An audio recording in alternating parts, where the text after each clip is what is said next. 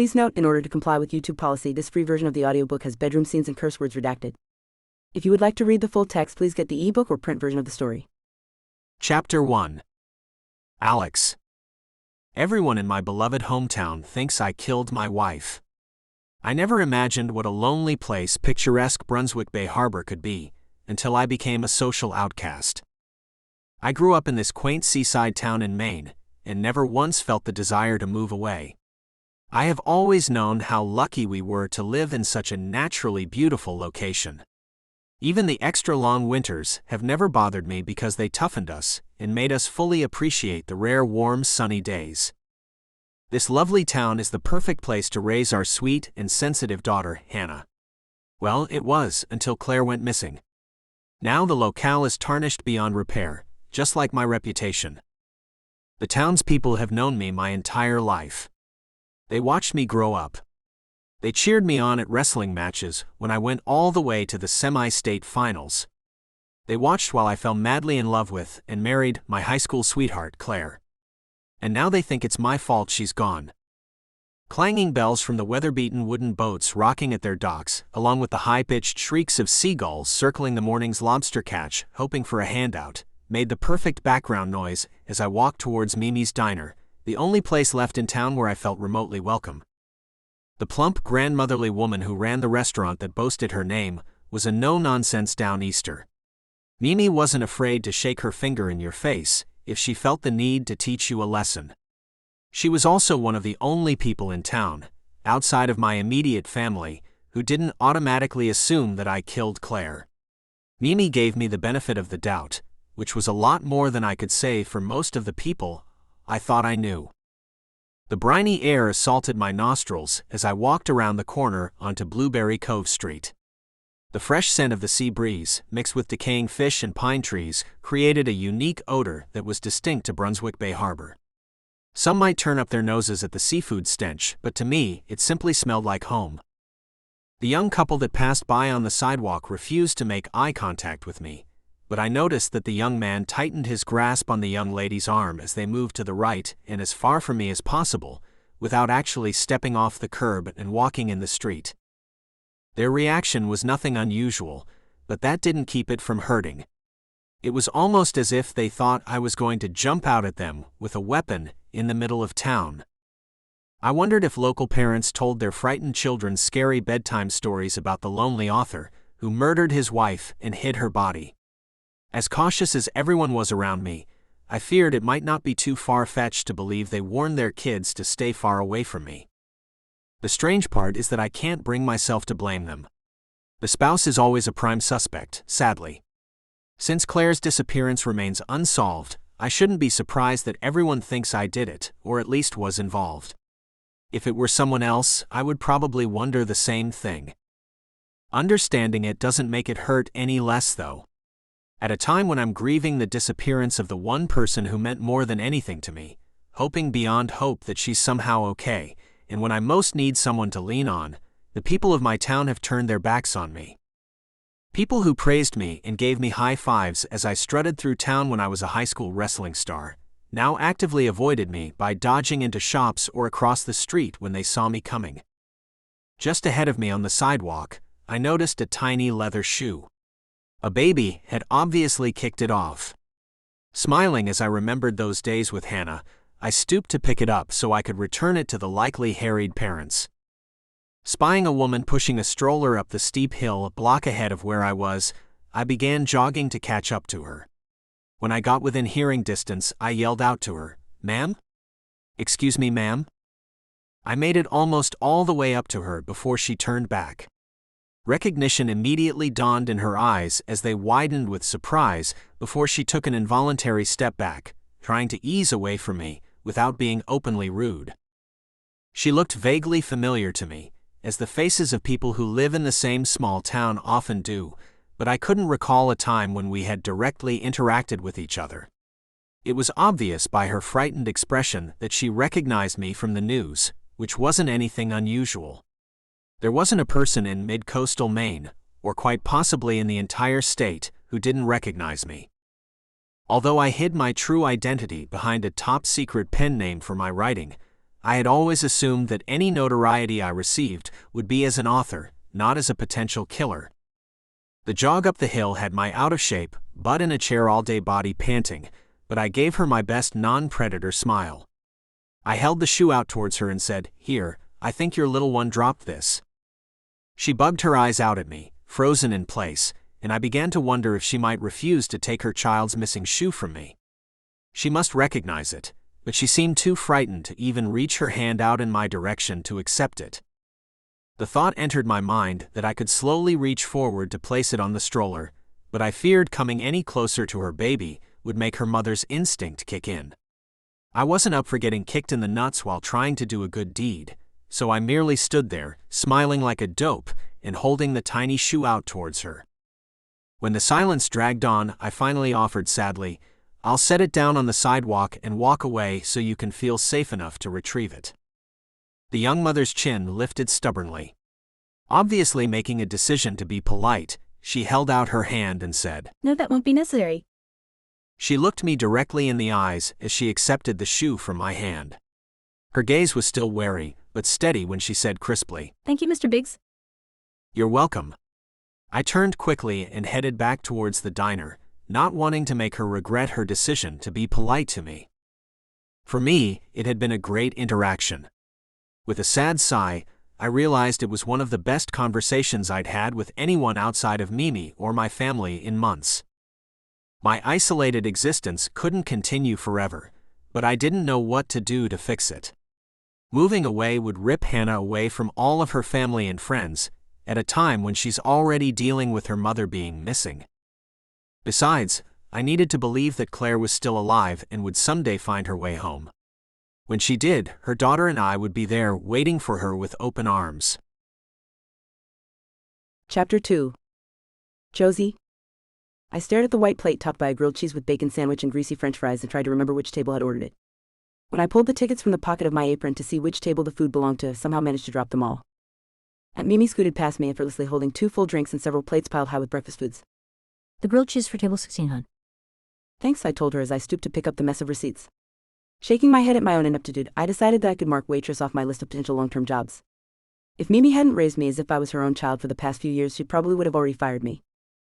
Apparently, spending practically my entire life training in the water made me good at gracefully slicing through the pool at a high rate of speed, but took away my ability to do ordinary things adeptly on land. I had never thought of myself as being particularly awkward or forgetful until I tried to take on this job that Aunt Mimi had offered me out of pity. My years of training for the Olympics had been grueling and all-consuming. My shoulder injury had been swift and irreparable. In an instant, I went from trying to be the best women's freestyle swimmer in the entire world to struggling to get the right food to the right people in a hometown diner. I didn't have anything against being a waitress, other than the fact that I was terrible at it.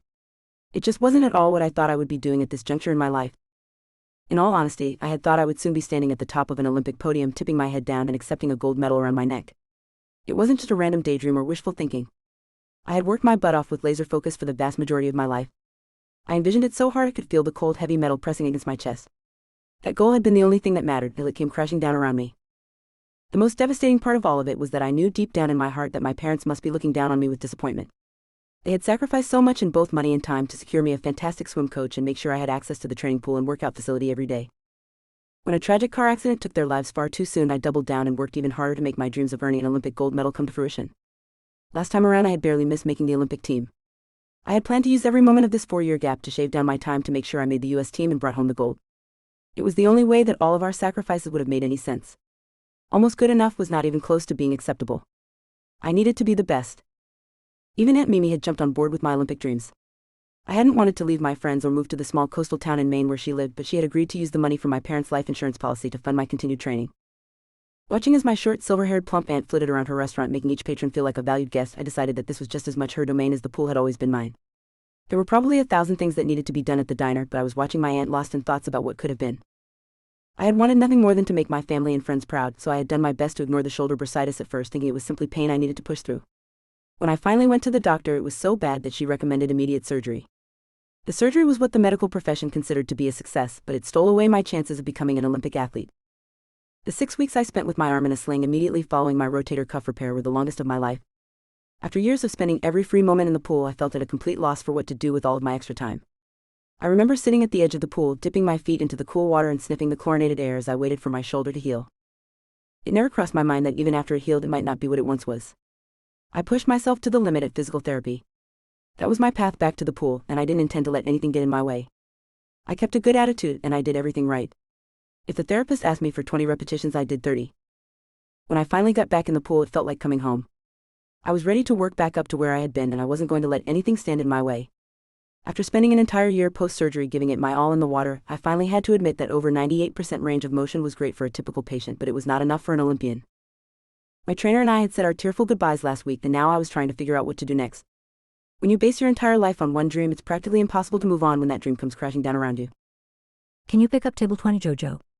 Aunt Mimi rushed past, gracefully filling up patrons' coffee mugs as she went. I shook my head to clear those thoughts, forcing myself back to reality. Sure thing, I answered the no-nonsense woman. Grabbing a pad of paper and a pencil, I turned to greet the table in question. A man with his back to the room was sitting alone at the booth. As I walked closer, I realized exactly who it was. Sealing my nerves, I walked boldly to his table. I tried to smile at him, even though my mind was screaming that the washed-up has-been Olympic hopeful swimmer was now waiting on the Brunswick Bay Harbor killer.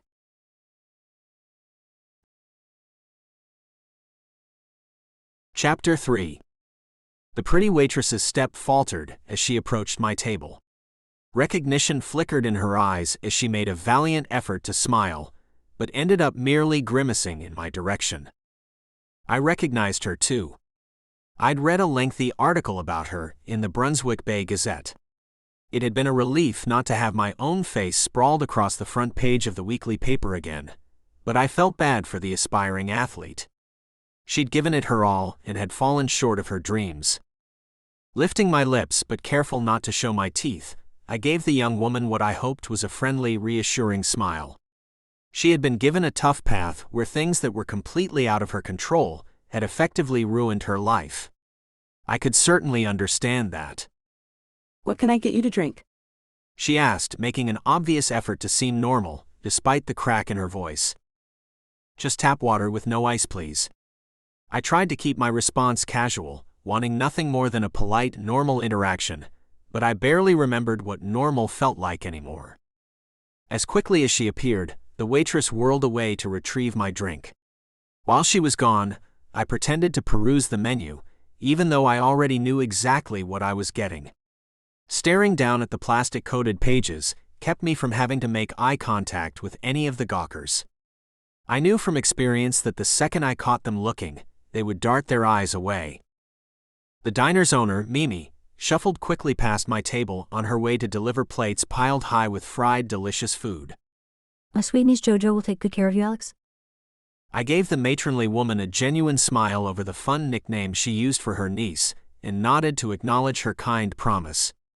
Mimi's ability to give me the benefit of the doubt was the main reason I came here to eat almost every day. It was the only place where I wasn't shunned. Mimi was a no-nonsense lifetime Mainer, and she firmly believed in the tenet of innocent until proven guilty. Right after Claire had gone missing, she shook her pointer finger at me and said, I truly don't think you had anything to do with this tragedy, but if I find out otherwise, I'll never forgive you. I'd been so thankful for her terse faith in me, I almost broke down into sobs. The last thing that I had ever expected when dealing with the sudden disappearance of my wife was for the townspeople to immediately turn on me.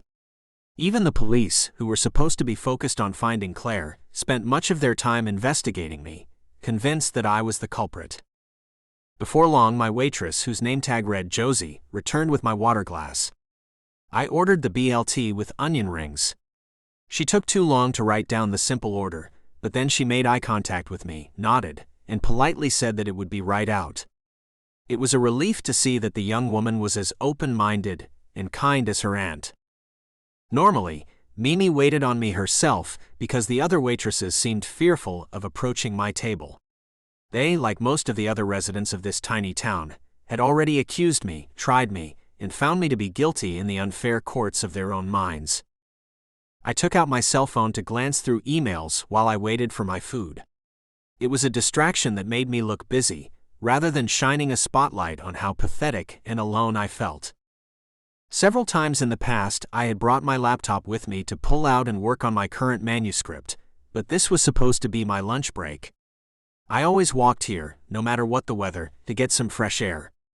It didn't feel right to interrupt my break with work, so lately I had been refusing to even bring my computer in order to eliminate the temptation to work.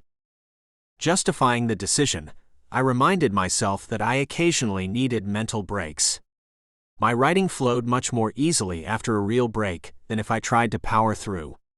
In fact, my daily word counts had almost doubled, since I had adopted a system of sprinting for 25 uninterrupted minutes at a time, followed by a short break. That had been before Claire went missing, though. Now the words refused to come at all. Right after I tapped my phone's notes application to remind myself to look into writing an article for my blog about my sprinting method for increasing productivity, Mimi plopped down on the bench directly across from me.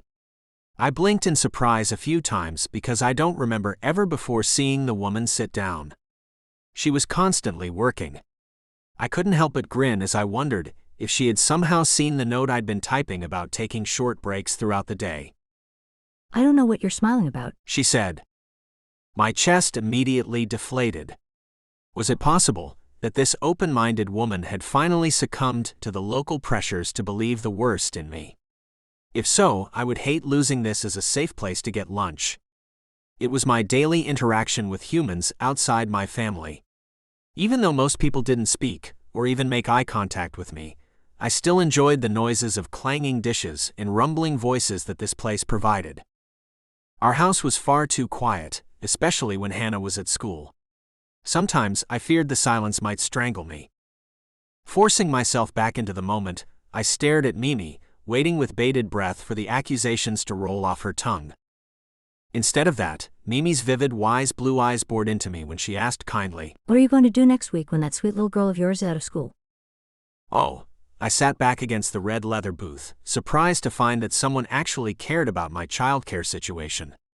"Well, I want to spend some extra time with her, just having fun, and letting her be a kid. She's had a really rough year." Mimi nodded. Her face had taken on a somber expression. "Sure has." The woman agreed sadly, before adding, "And she is sure to love some extra one-on-one time with her daddy, but what are you going to do with her while you are working?" It was a predicament I had given quite a bit of thought.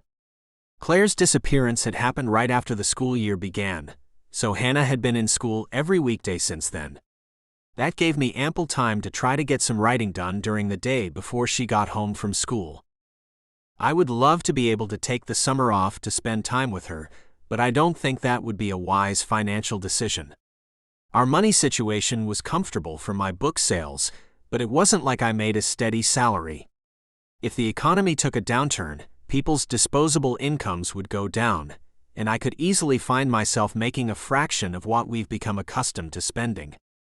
We had a decent amount of savings stored up, but Claire's income from her management position at the local bank had given us a backup plan if my book sales suddenly plummeted.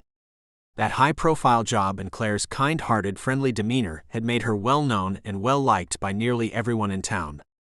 My solitary writing profession and natural introverted tendencies had led those same people to suspect and condemn me even more after their beloved Claire's disappearance.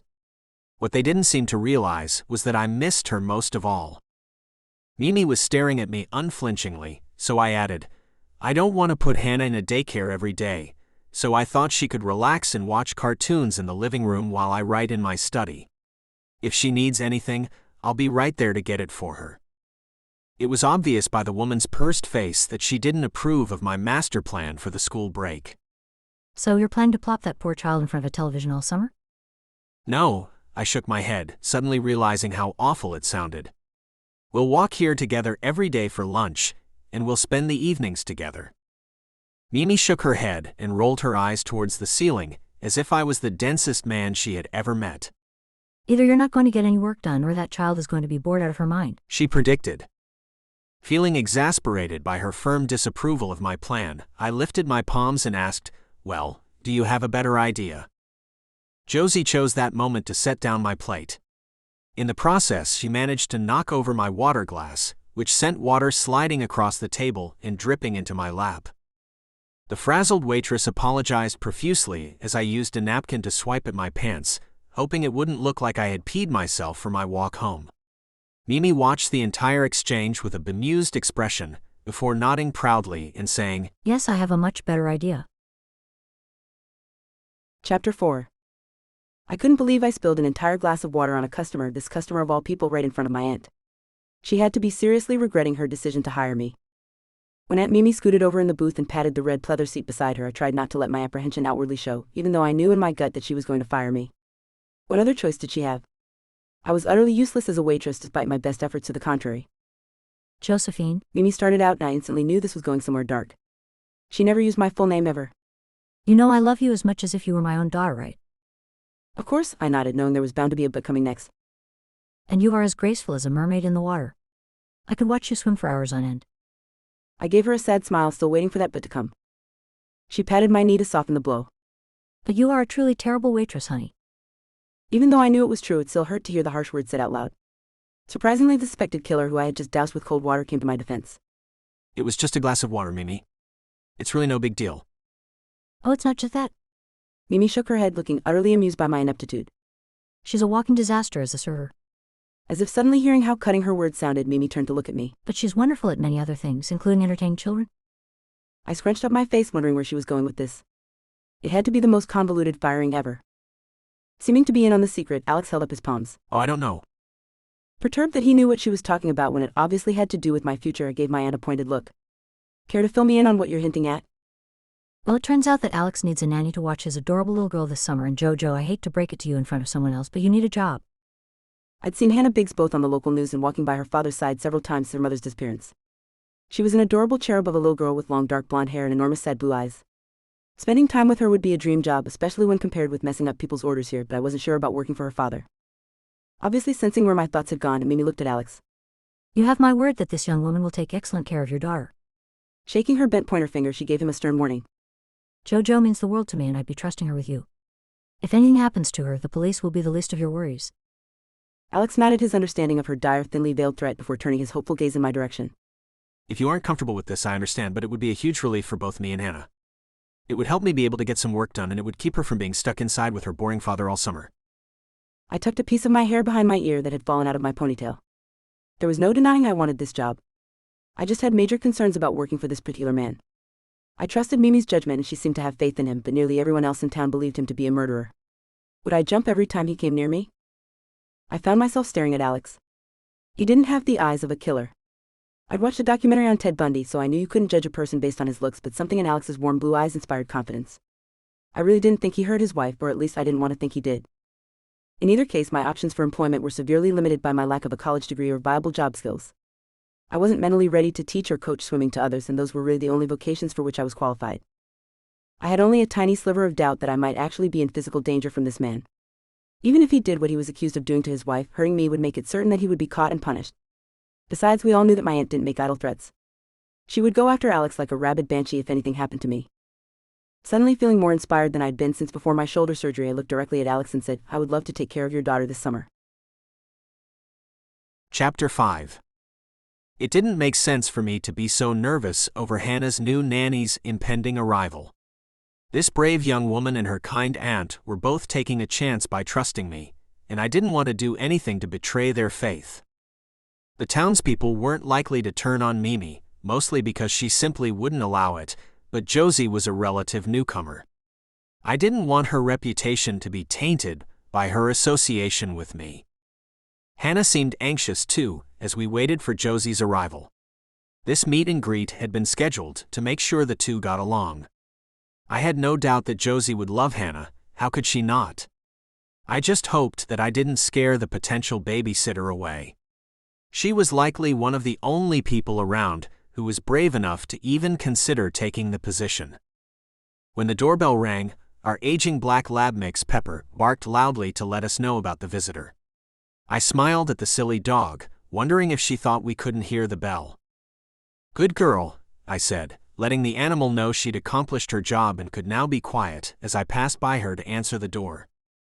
Although the dog sounded ferocious and tried to act tough, the moment I swung the front door open, Pepper was wagging her tail and greeting Josie like a long-lost friend, despite the fact that the two had never met before. Josie immediately stooped down to greet the delighted dog. She spoke in a high-pitched, friendly voice that had Pepper wagging her tail back and forth so hard she almost hit herself on the sides. I smiled down at the interaction, already impressed by the potential nanny's nurturing side. Hannah hung back behind me, shyly clinging to my leg. She had always been a fairly quiet little girl, especially with strangers, but her timidity had risen to a new level since Claire's disappearance. It wasn't the least bit surprising that she had climbed into a shell of safety, but I didn't want her to have to live a life of solitude because she was scared of trusting anyone new. I watched Josie's reaction to my daughter's shyness. Obviously not wanting to make the little girl uncomfortable, the young lady kept looking at and scratching Pepper as she spoke. This is a beautiful dog. How old is she? Knowing she was addressing the question to Hannah, I remained quiet, despite the long silence. It was tempting to jump in and cover for the little girl's bashfulness, but I knew that wouldn't be the best response.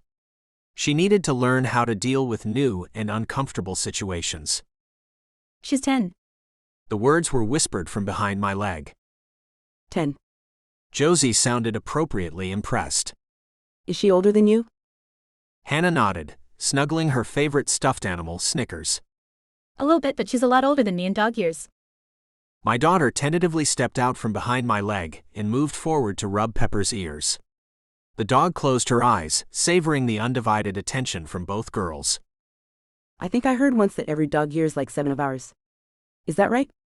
Josie turned questioning eyes at Hannah's, even though I was certain she already knew the answer. Hannah nodded in confirmation, so Josie pretended to mull over the calculation before announcing, That makes her 7 years old in human years? Well, Hannah's eyes were wide with excitement over that bit of information. Turning to me, she said, Pepper's almost the same age as Grandma Biggs. I nodded, smiling down at my innocent child. Holding a hand up to my mouth, I stage whispered, Pepper doesn't color her gray hair like Grandma does, though. Pretending to have a brilliant idea, I held up my pointer finger and asked, Do you think maybe Pepper wants us to color her white patches? No, Daddy. Hannah giggled as she responded to my silly question. No. Josie agreed, before turning to Hannah. She's proud of her grays, isn't she? I bet she has earned each and every one of them by worrying about you and making sure she keeps you safe, right? That's right. Hannah smiled at the young woman, already warming up to her. Josie dug around in the giant bag hanging from her shoulder as she said, I wasn't sure what you like to do, but since it's drizzling rain, I thought we should stay in. I brought a sketch pad and some markers. I was thinking maybe we could color some pictures. What do you think? Yes? Hannah squealed as she took Josie by the hand and led her to the kitchen table so they could get started with their drawings. I followed them and put a package of Nutter Butter cookies on the table, along with 2 glasses of chilled water. The duo was deeply focused on their first pieces of artwork, so I felt superfluous once I'd taken care of their snack. Well, I guess I'll go get a bit of work done, I told them, but they were both so engrossed happily coloring together that neither noticed my departure from the kitchen. Chapter 6.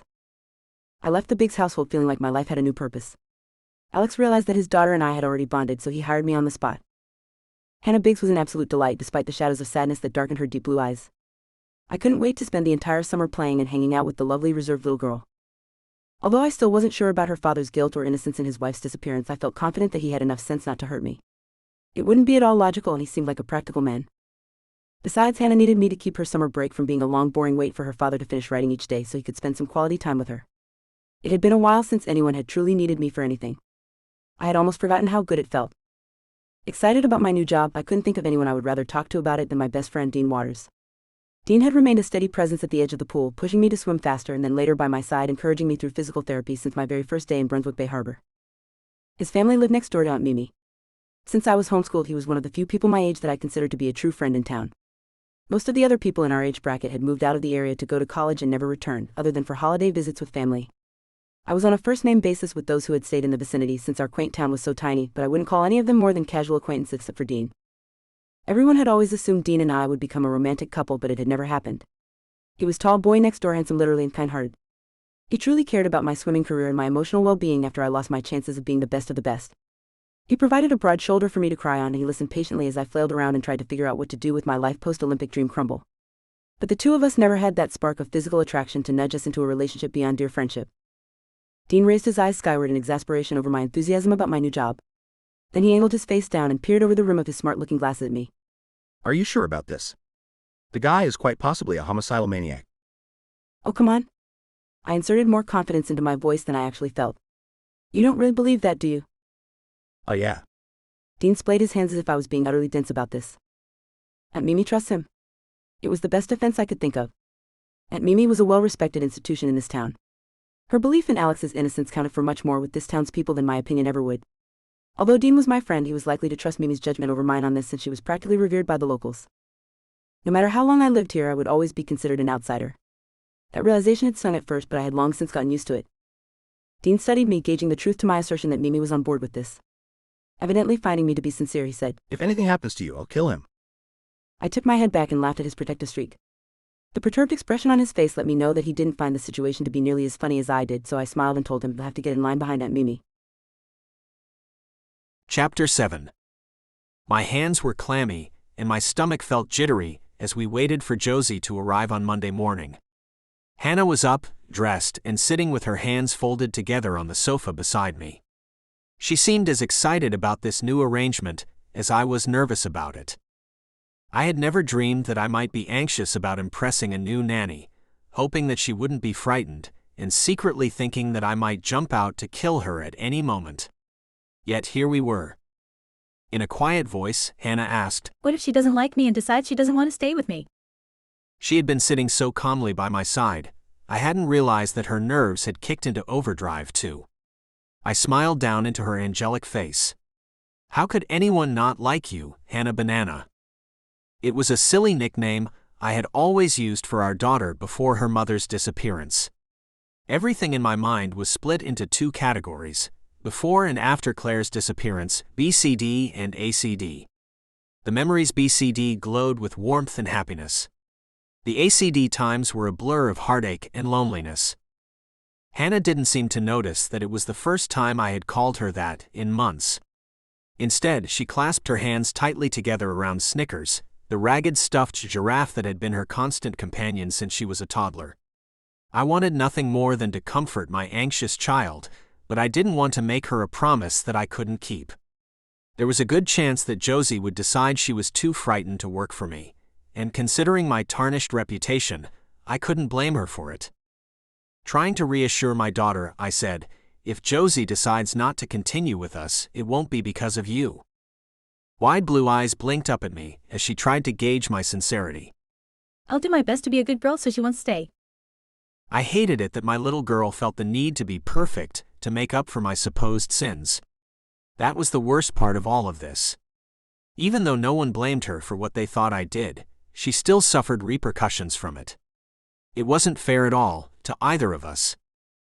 My heart ached for my child, who wanted nothing more than to fit in and be loved. People tended to distance themselves and their children from her simply because of her relationship with me, as if she was somehow tainted by my alleged sins. The injustice of it made me feel like screaming, but I had to contain it. Any show of emotion from me would only serve to strengthen the arguments of my accusers. We both jumped when the doorbell rang, even though we'd been expecting it. Pepper did her job of barking like a maniac as I scurried to answer it. Josie's fresh face sported a happy smile as she bent to pet Pepper and peeked around me to speak to Hannah.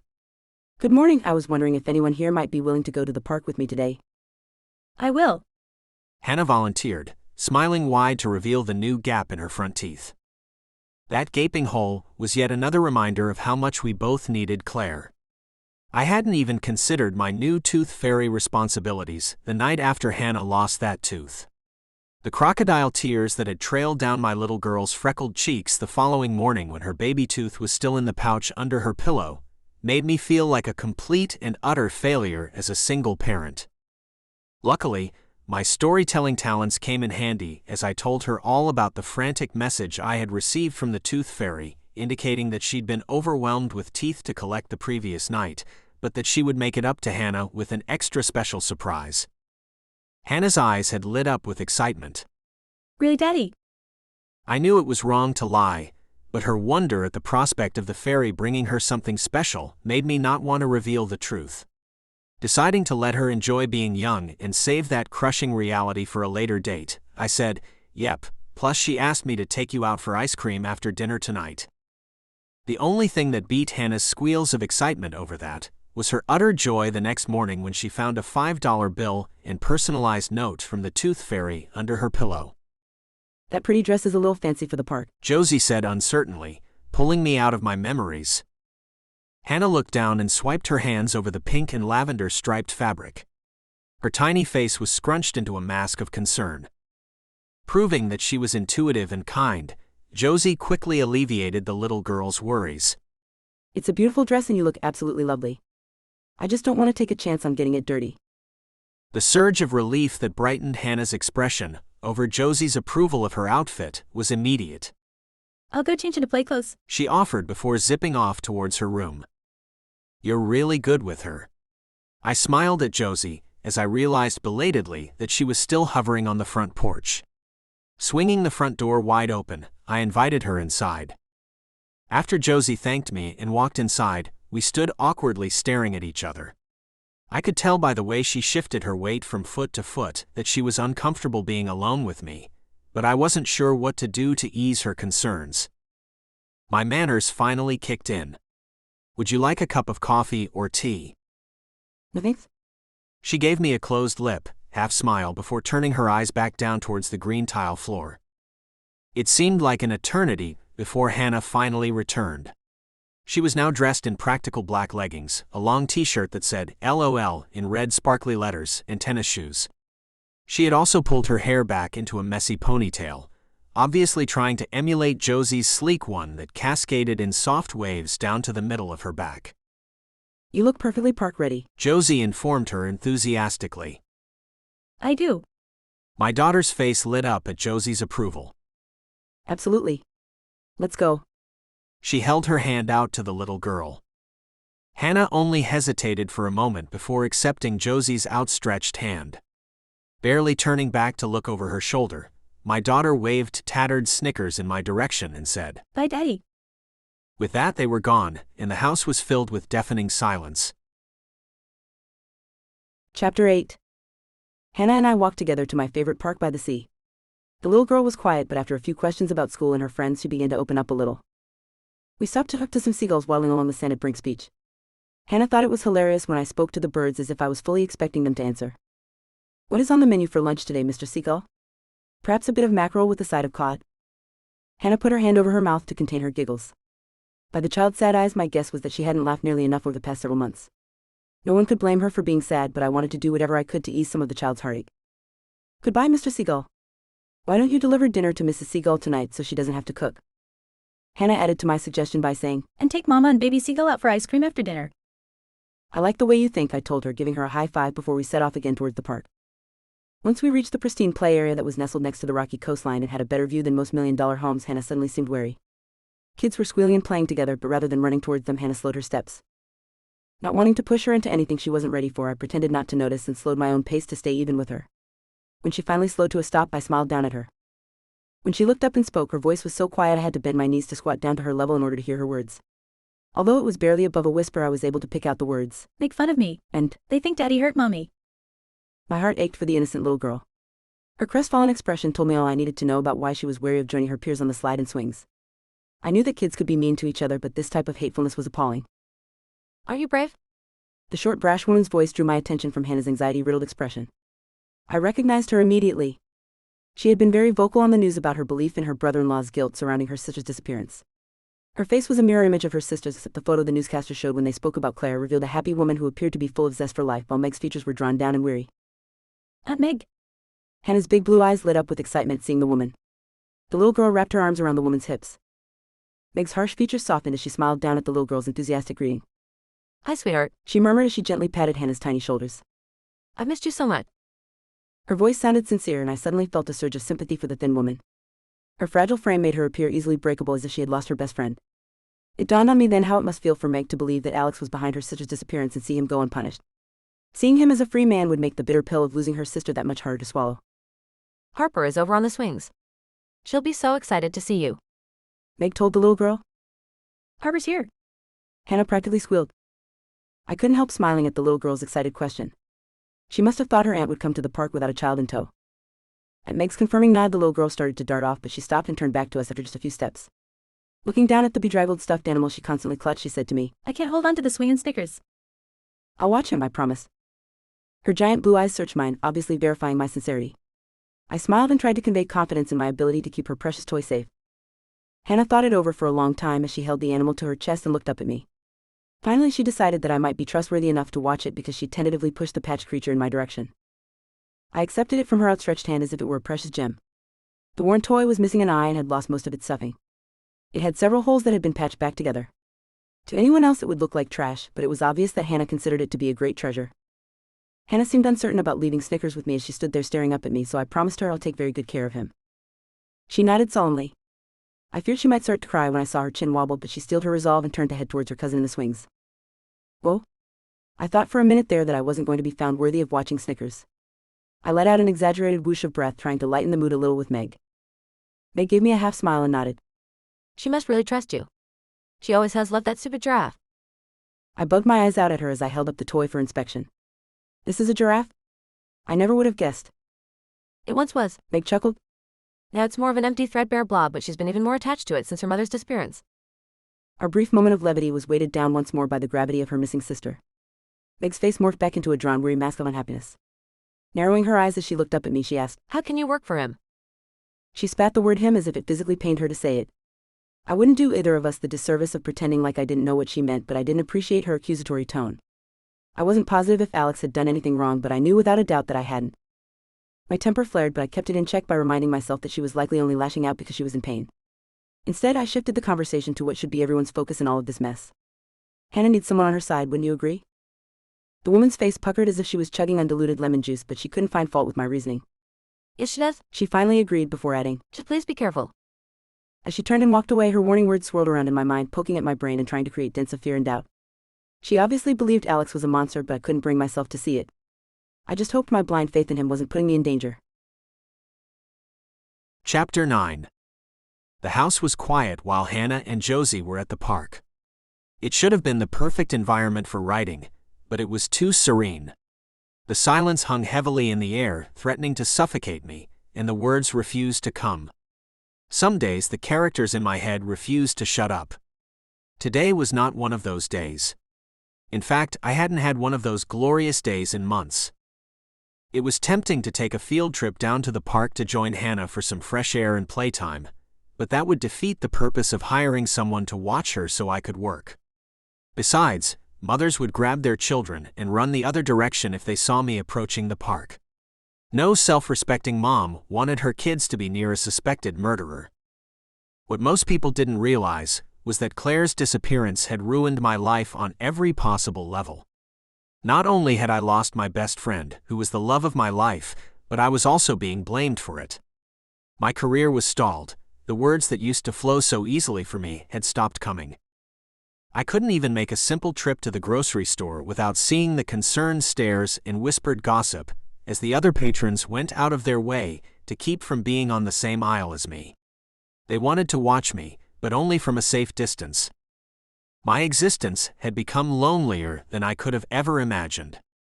My always judgmental parents now pretty much shunned me, even more than when I went against their wishes and married Claire.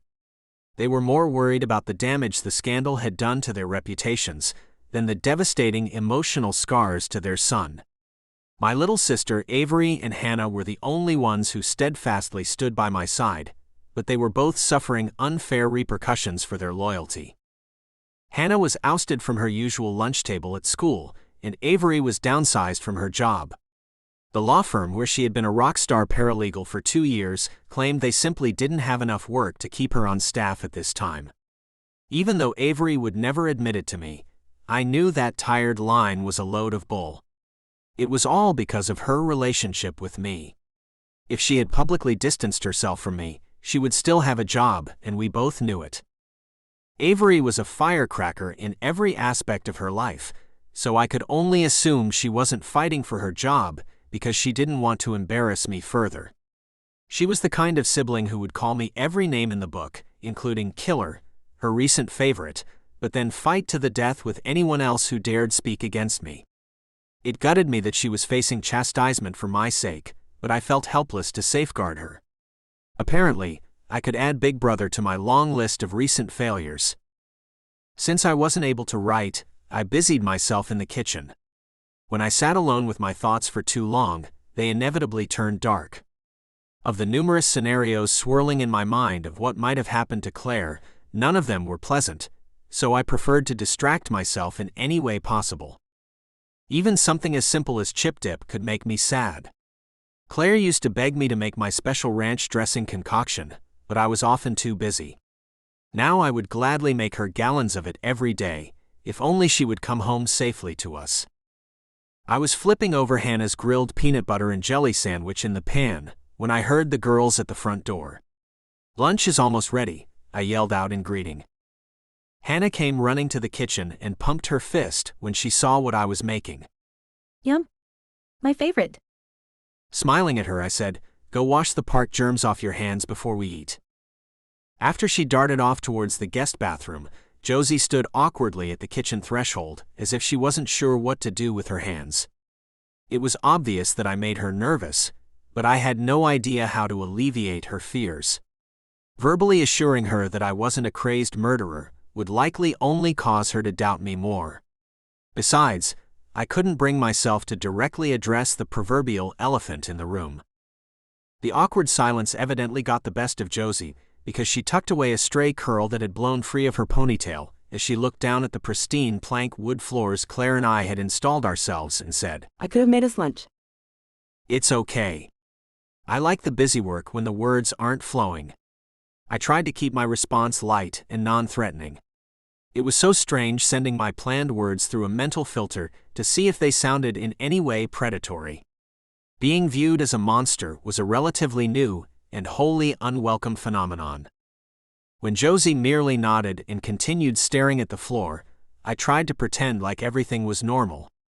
"I can make you a grilled PB&J if you like, or you can have turkey and provolone like me." Turkey sounds great. Josie answered, finally moving further into the kitchen.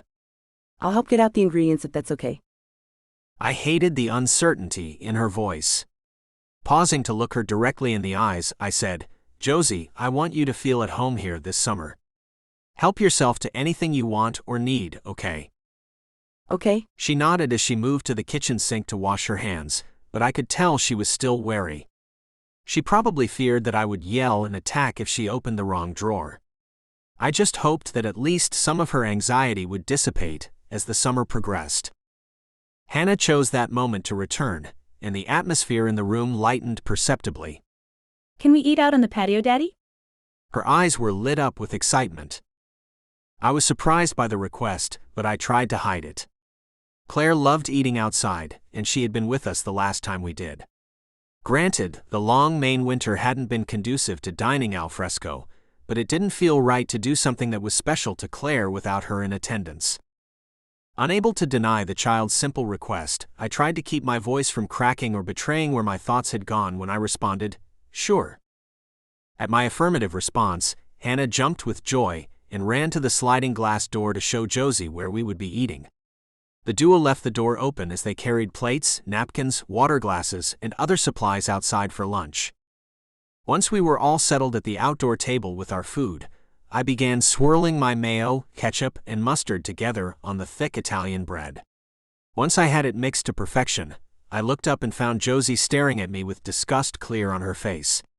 Since I'd had to defend my condiment choices my entire life, I already knew what was bothering her.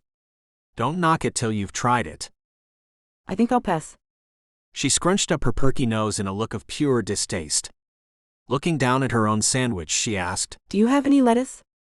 "No, I've never been a fan." "Sorry." For some reason, this young lady's approval meant the world to me, probably because I had so few people in my life that were willing to be alone with me. "I'll get some the next time I go to the grocery." No need. Josie said amiably, already amending her plan. When she lifted the top slice of bread on her sandwich and piled potato chips on top of the cheese, I stared at her with disbelief. Enthralled, I watched as she smashed the bread down onto the chips before taking a huge bite of the thick doctored sandwich. Even though we were outside, the loud crunch of the chips echoed around the glass-top table. When she noticed me staring, she asked around a mouthful, What? It's redneck lettuce. The laugh startled out of me. It had been so long since I found anything funny, laughing felt completely foreign. Hannah blinked up at me, as if she couldn't quite believe her ears. Before long, she too began giggling. The sound was magnificent music to my ears. I hadn't realized how much I'd missed her happy giggles. Josie looked back and forth between us as if we had both lost our minds. The fact that she didn't see what was so funny made it even funnier. Tilting her head to the side as if we were the crazy ones, she took another enormous bite of her sandwich. The loud crunch reverberated across the table. After peeling apart her 2 pieces of gooey peanut butter-covered bread, Hannah began stacking chips inside her sandwich. We gotta try it, Daddy. Nodding and truly smiling for what felt like the first time in nearly a year, I reached for the chips. Chapter 10. As far as first days on the job went, today had to be one of the best. Hannah was an absolute joy and her father wasn't too bad either. I was about 90% sure he wasn't going to murder me, and I actually found him to be rather charming in the brief moments when I managed to forget that he might have killed his wife. Hannah had wanted me to spend the night with her, but I didn't need to get the town's rumor mill churning with that juicy tidbit of news. I was already noticing sideways glances and hushed whispers when I came near. Working for the only suspect in Claire's disappearance evidently made me hot gossip fodder. I wasn't normally one to worry about such trivial things, but I also didn't see any reason to fan their flames. As soon as I walked up the sidewalk to Aunt Mimi's house, Dean ambled over. It was fairly obvious that he'd been waiting on his parents' wide front porch for me to get home. Although it was a tiny bit annoying that he felt the need to do that, I decided to focus on the chivalry of the gesture. Dean was a gentleman to his core, and he had been a steady friend by my side since I had arrived in Brunswick Bay Harbor as a heartbroken, newly orphaned teen with bold dreams of Olympic gold. He was one of the few people who would still look me directly in the eyes after those Olympic dreams were shattered. I see you survived. He tried to make light of the situation, but I saw the worry shadowing his brown puppy dog eyes. I did, I confirmed unnecessarily, trying to infuse my own gaze with confidence and kindness. Dean reached over the white picket fence to clasp one of my hands within his much bigger one. It wasn't an unusual gesture coming from him, even though we had always been just friends. His voice sounded fervent when he said, I don't like you working for him, Jojo. He was the only person other than Aunt Mimi and my late parents who called me Jojo. It made me feel somehow closer to them that this nickname was reserved solely for their usage. He's not going to hurt me, I said with more conviction than I felt. Dean rolled his eyes. That's probably what his wife thought too. For some reason, strong suspicions of Alex raised my hackles. Dean was normally level-headed and fair, so hearing him jump to conclusions about my new employer's guilt felt overly small-town and unjust. Lifting one brow at him, I asked, ever hear of innocent until proven guilty? Of course, and I'm a firm believer in it. But I'm also big on common sense and making sure my loved ones stay safe. I care about you, Jojo, and I can't stand the idea of anything happening to you. His fervent proclamation was endearing, and it made me feel like a cherished friend. Wanting to ease his worries, I made light of the situation. He can't do anything to me. Aunt Mimi would skin him alive. As if saying her name had summoned her, my batty, lovable aunt bustled up the sidewalk in our direction. Her hurried gait and pronounced frown made it obvious she was in a snit about something. Proving that point, she yelled towards us. There's a new restaurant on the outskirts of town claiming to have the best blueberry pie on the coast of Maine. Get ready, we're going to check it out and then we're going to dispute that outlandish claim. There's no way their pie is better than mine. I use Great Nana's Blue Ribbon Award-winning secret recipe. When we both simply gawked at her, she waved her hand for us to get a move on. Time's a-wasting, kids. I ain't getting any younger. Her words kicked us into gear, and we both moved to follow her to her shiny black 1957 Cadillac DeVille that she'd bought used when she was still just a teenager and now only drove on special occasions. Since we lived on one of the main streets in town, she was able to walk to work and just about anywhere else she needed to go.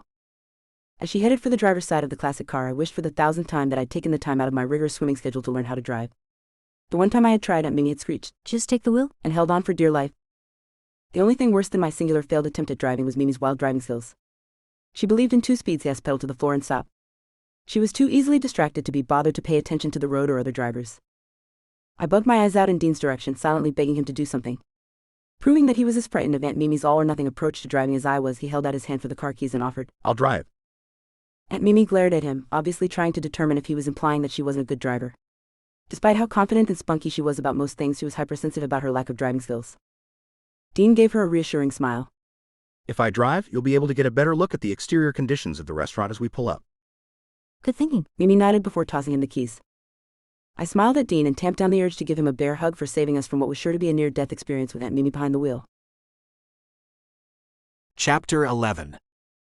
It was in line with my rotten luck of late that Josie was on time for work this morning. I'd been hoping to have my Subaru cleaned off, or at least hidden before she got here. For some reason, the tentative faith she had placed in me made me feel even more humiliated to have her see the words scrawled so viciously in red paint on my car's doors. Oh. Her steps faltered when she saw the ugly, capitalized lettering spelling out, "Killer," on the passenger side of my car. Trying to put a false positive spin on it, I said, "They changed it up and wrote murderer on the driver's side." The sad, empathetic expression on her face told me that she saw right through my lame attempt to make light of the vandalism. When she walked over, lowered her small backpack that served as a purse to the concrete driveway, and picked up the washcloth hanging from the side of the bucket full of sudsy water, I felt an uncomfortable clog in my throat. It was embarrassing to have her see this, but more than that, it tugged at my heart that she was willing to help me clean it off.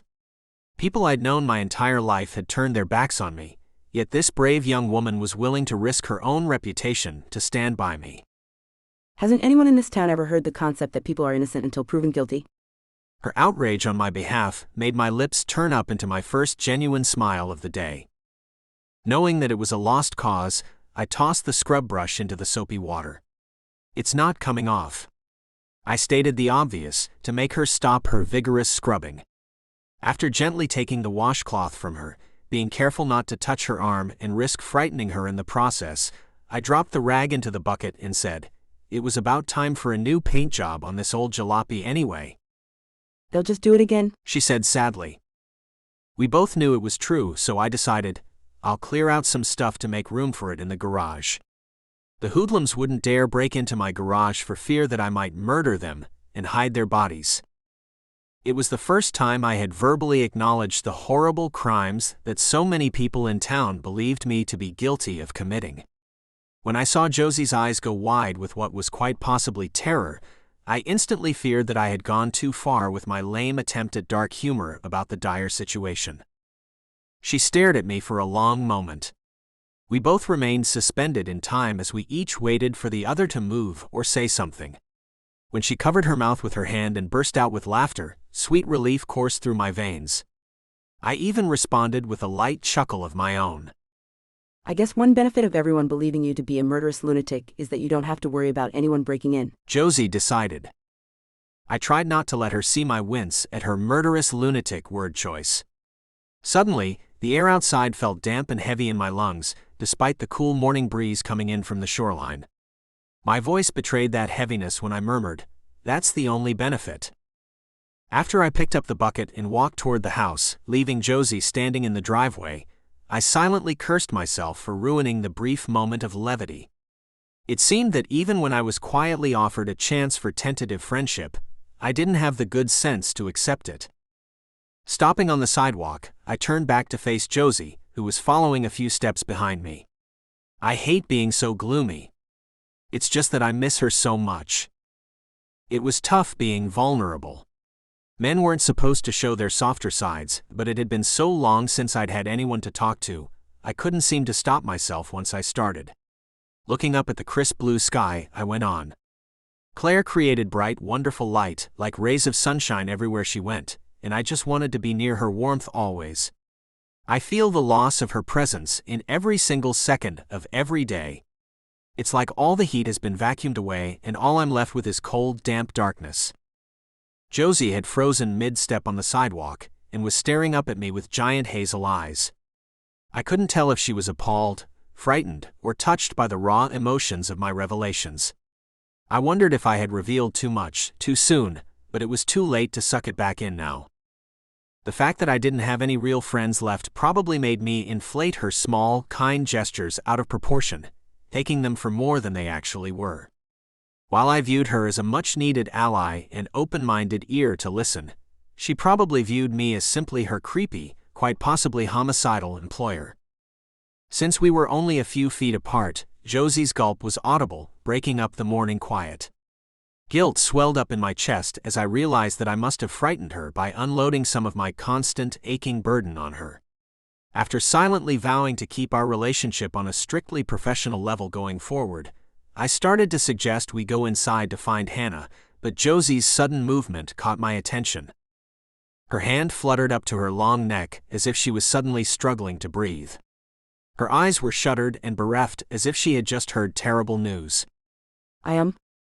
When her voice faltered, I silently cursed myself for opening up to her. Before I could apologize, she found her words and continued. I never thought about it from your perspective before. I'm sorry. This must be so difficult for you. She moved forward and reached her arms up around my neck to pull me into a tentative, friendly hug. I wasn't at all sure about accepting the simple, kind gesture. The last thing I wanted was for any of the nosy neighbors to see and think I was somehow taking advantage of the young woman. My mind screamed at my body to back away, but her reassuring touch felt so good, I couldn't comply with my logical side's demand. It had been so long since anyone had reached out to provide me with emotional comfort that I gave in to the need for supportive human contact. Wrapping my arms around her, but careful not to bring our lower halves together, I tilted my head down and rested my cheek on her shoulder. She was only a few inches shorter than me, so my neck wasn't at an awkward angle. I kept my face turned away from her, so I could squeeze my eyes tightly shut and keep the tears at bay. Even though I knew it was a silly macho tradition to pretend not to have real feelings, I refused to make things even more awkward by crying in front of this woman. All too soon, she pulled back and smiled up at me. I immediately took a step backwards, even though I craved more of her sweet touch. Her warm hug had been the first time I had felt a bit of a reprieve from the bitter cold that had constantly iced my veins since Claire had been gone. Feeling awkward, I said, "We better get inside." She nodded and followed me up the winding sidewalk, as I tried not to think about the gold flecks that had sparkled in her lovely hazel eyes when she tilted her head back to look up at me. I'd only seen that anticipatory look from one other woman. It was the precise gaze Claire gave me when she wanted a kiss. Shaking my head to clear it, I told myself I must have misread the situation. There was no way that lovely, gentle young woman wanted anything more from me than amicable, light friendship and a paycheck, so I needed to remember that going forward. Chapter 12. I silently berated myself as I followed Alex inside his house. There was no denying that I felt bad for the man. He had been dealt a terrible hand. But that didn't mean I needed to get emotionally involved. No matter what the truth was about Claire, it didn't make sense for me to become attached to Alex. Either he was involved in her disappearance and was a frightening criminal, or he had nothing to do with it and was a lonely, broken-hearted shell of a man who ached for his wife. Neither of those scenarios was conducive to a romance, but that didn't stop my heart from nearly beating out of my chest when I tried to give him a comforting hug. My traitorous body tried to turn what should have been simply a friendly, kind gesture into a sensual moment. Looking down at the sidewalk, I gritted my teeth together over my own stupidity. What the heck was wrong with me? The best-case scenario here was that I might fall for a lovesick man who was pining away for his missing wife. I didn't even want to contemplate the other alternative. Deciding I needed to put a stop to this right now, I made a plan to focus my attention solely on Hannah from now on. After all, the little girl was the reason I was here. Her father was nothing more than my employer, and I needed to keep it that way. He could find someone else to lean on emotionally because my stupid heart apparently wasn't smart enough to keep a professional distance. With that decision solidified in my mind, I plastered on a smile and bent down after crossing the threshold of their front door to greet Hannah and Pepper. Both were overjoyed to see me. A glance up at Alex's face told me he was grinning down at my loving interactions with his girls. I was delighted to discover that his eyes had adorable crinkles on the edges when he smiled, which he did far too rarely. As soon as it registered in my mind where my thoughts had immediately gone, I darted my eyes down to the wood floor. I could and would resist being attracted to this handsome man, but it might be a tad bit harder than I had originally thought. Professional distance was going to be my new mantra.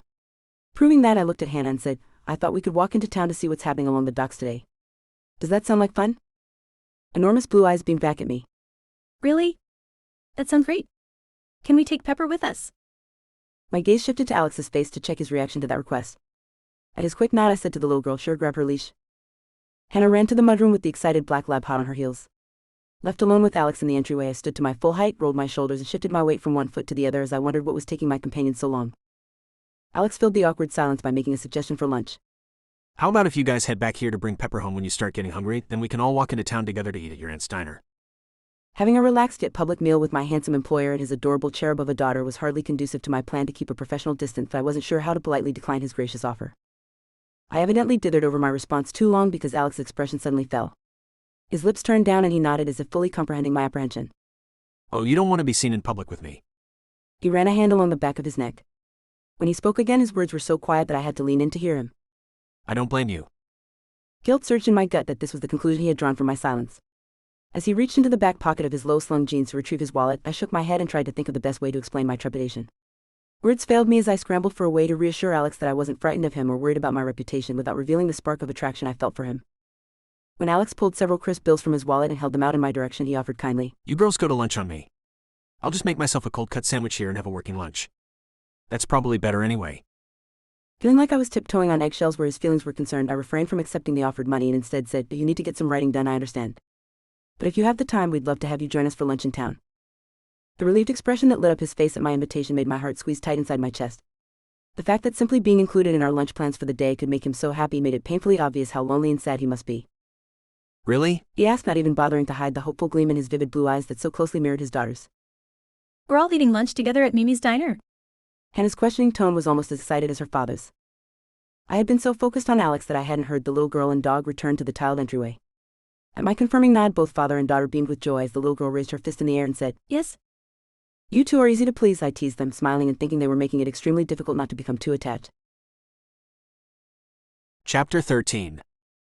The hours crawled by as I stared at the blinking cursor on the blank Word document on my computer screen and impatiently waited for the time for lunch to roll around. It had been so long since I had truly looked forward to anything that feeling a bit of anticipation was a foreign phenomenon.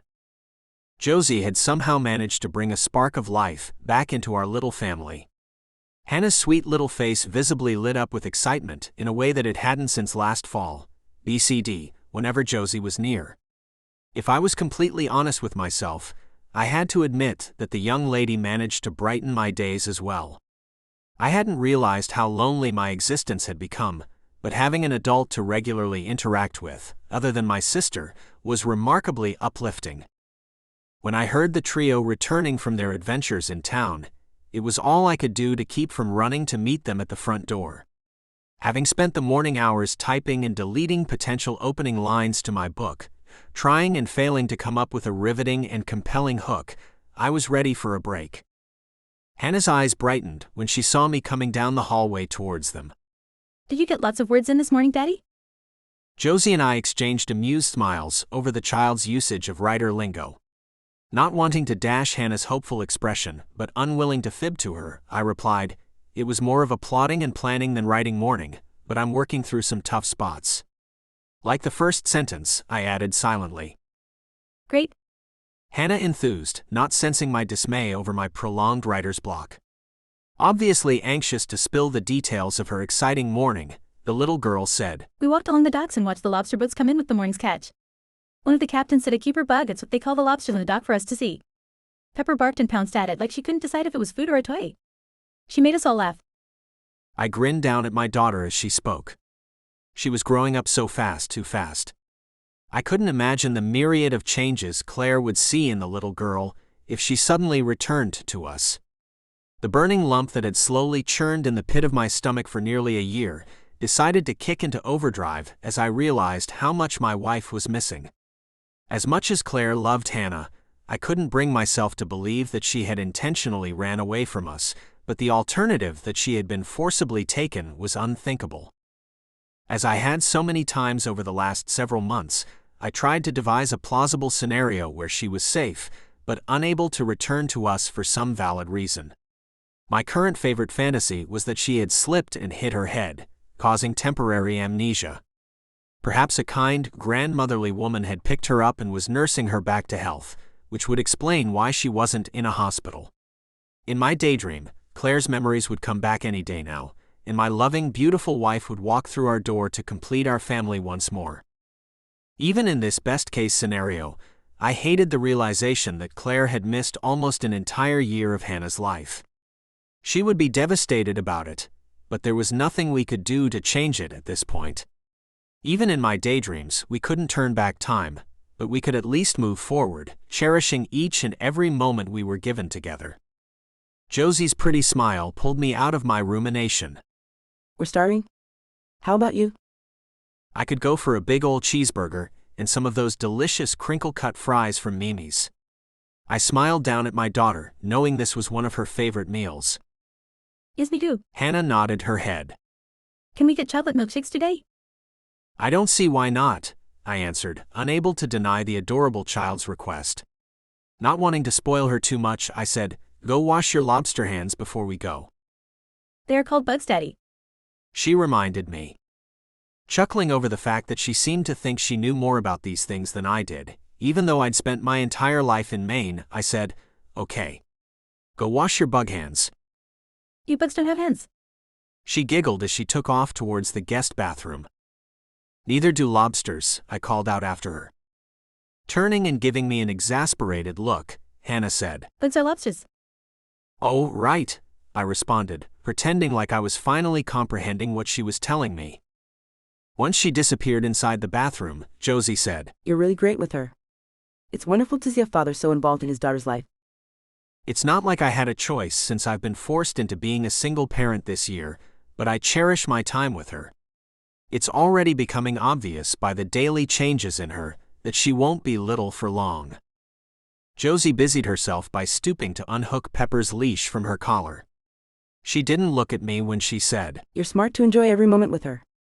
My dad was like that, and I'm so thankful for the fun times I had fishing with him on crisp Sunday mornings or being him in races in the pool. I couldn't help but smile at that.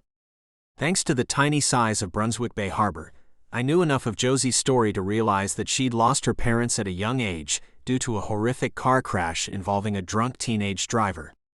Having her share such a heartfelt memory with me made me feel like we could become tentative friends. Realizing the silence had turned heavy, I tried to make light of the situation by saying, "I can't imagine going up against you in the water." He probably let me win, she said, humbly looking down at the floor. "Perhaps when you were younger," I admitted, before reaching out and using the tip of my index finger to gently lift her chin. "But after you had a few years of Olympic training, you must have been unbeatable." Her mouth was hanging slightly open, making her appear startled that I knew so much about her swimming career.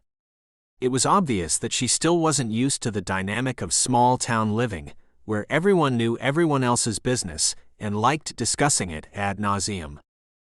Obviously uncomfortable with this topic, Josie snapped her mouth closed before saying, Well, those days are over. Hannah sprinted back into the room, effectively closing the window on my opportunity to find something uplifting to say about Josie's dashed Olympic dreams. I wasn't at all sure what encouraging words I could give her anyway, but I hated to see so much hard work and unwavering dedication go to waste. Let's go to lunch. Hannah suggested, reaching up her tiny hands to tug at us. I made quick work of locking the front door behind us, and we set off as a happy-looking little trio, with Hannah in the middle with her tiny hands tucked into each of ours. As we walked together, Hannah counted down several times for us to swing her high in the air by her arms. Josie quickly caught on to the fun game that we hadn't enjoyed since before Claire's disappearance. I was surprised that Hannah remembered it, and stunned that she was willing to let Josie substitute for her mother's role, but the little girl was whooping with glee, so I wouldn't say anything that might risk ruining that. The two of us had far too little joy in our lives lately to mess up any glimpses of happiness that decided to make an appearance. I forced myself to put on a smile, but the only thought that kept rolling around in my mind was, what would Claire think if she saw the three of us acting like a happy little family without her? Chapter 14. We all pretended not to notice the hushed whispers and open gawking that transpired as the three of us walked hand in hand down Mimi's diner. If it had only involved me, I would have confronted the gossip mongers, but I didn't want to risk embarrassing Alex further by drawing any more attention to it. Hannah squealed with delight as we sailed her little body high over the sidewalk, and the sound was music to my ears. The child normally had a quiet somberness to her expression that was heartbreaking to witness on someone so young. From Alex's lighthearted chuckle, it was obvious that he was savoring seeing his child sound so carefree as well. The small diner was bustling with lunch rush activity, but Aunt Mimi still managed to yell a friendly greeting to us. There's a booth almost ready in the back. Go ahead and have a seat and I'll get Matt to finish clearing it. Angling her head towards the back, she screeched. Maddie. The shy young man scurried out from the kitchen carrying his supplies to bust the table in question. He quietly and efficiently removed the soiled dishes and wiped down the table before shuffling back to the kitchen. Once we were seated, I passed out the laminated menus to my table mates, even though we were all most likely getting Aunt Mimi's hand-patted cheeseburgers and crispy fries. Before we even had a chance to peruse the menus, Aunt Mimi appeared and shoved a white dessert plate with a piece of pie on it to the center of our table. Handing a fork out to each of us, she demanded, "'Tis that." Alex tried to politely decline by saying, I'm not much of a pie person. But Aunt Mimi was having no part of that. "Taste it." She ordered again, and all three of us complied. I didn't want to hurt my aunt's feelings, but this blueberry pie wasn't up to her normal standards. The crust left a thick, greasy coating on the roof of my mouth, and the blueberry filling was almost all goo with very few tiny blueberries. I chewed slowly and tried to think of a way to break it to her without being too harsh. Does that taste fresh to you? she demanded, snapping her sky blue eyes to look at each of us. Sweet little Hannah was the first to break under the pressure. Setting her fork down on the plate, she admitted. It's not my favorite. At her father's surprised expression, she quickly added, But I don't really like pie that much anyway. I'm more of an ice cream girl. Alex beamed with pride over his daughter's smooth recovery. Jumping onto her diplomatic answer, he said, Same. When Aunt Mimi's eyes darted in my direction, I wished I'd had the sense to go first. They'd already taken the good answer. Mimi most likely wouldn't let me get by with simply saying ditto. Her intense gaze was unrelenting, so I cleared my throat and asked her a question, hoping to divert her attention from my lack of an answer. Are the blueberries from Hayes Farm stand? It doesn't taste like their best batch. I purposely furrowed my brow, even though I was proud of myself for effectively diverting the blame away from my aunt for the subpar pie. Mimi plopped down in the red leather booth beside me, so I scooted towards the wall from my spot in the middle in order to make room for her. Waggling her index finger, Mimi said, You know, I think you're right. There's no way those are from the Hayes blueberry bugs. Howard Hayes would rather destroy the entire crop than sell these piddly puny little berries. She lifted one of the forks and scrunched up her face as she poked at the slice of pie. Seeing my opening to be honest yet still kind, I said maybe the blueberry crop just isn't very good this year. It would be impossible to make an award-worthy pie with wimpy blueberries. Aunt Mimi shook her head and mumbled, Those blueberries don't even taste like they're from Maine. She bugged her eyes out at us after she said it, as if she was personally affronted and scandalized. Without another word, she bolted out of the booth to retrieve a piece of pie from the rotating shelf inside the glass counter. Bustling back over, she set the plate and 3 fresh forks in front of us. Try this one. It was tempting to tell her we really just wanted cheeseburgers, not more pie, but this seemed important to her, so we all complied with her request by taking a bite of the new slice. Yum. Alex nodded his head with approval as he chewed. As soon as he swallowed the bite, he added, Now that could convert me into a pie lover. Yummy. Hannah weighed in. All eyes at the table turned to me for my verdict. Rather than stating it, I scooted the delicious dessert towards me and dug in for a second bite. The plump blueberries burst in my mouth, and the crust was so flaky and mouth-wateringly good I feared I might lick the plate for crumbs after I finished. I'll take that as a thumbs up. Aunt Mimi beamed over my approval of the second slice. Shoving at the uneaten first slice, she said, Can you believe those nimrods on the outskirts of town have the audacity to call this rubbish the best blueberry pie on the coast of Maine? It's not even fresh, and I'm pretty sure that pie filling is from a can. Her outrage over the competition's pie was obvious as she bugged her eyes out and ranted. Knowing that what she wanted was reassurance and outrage on her behalf, I said, How dare they? This pie isn't even in the same category as yours. Mimi was nodding her agreement with my assessment, so I decided to get her really fired up. Turning to her with a shocked expression, I added, You know, I think that crust might even be store-bought. I whispered the last bit as if the scandal was too much to utter aloud. Quickly catching on, Alex added, I was afraid to say it when I thought it was yours, but that's exactly what I thought too. Mimi lifted a hand to cover her mouth as she blinked at us, looking stunned by our accusation.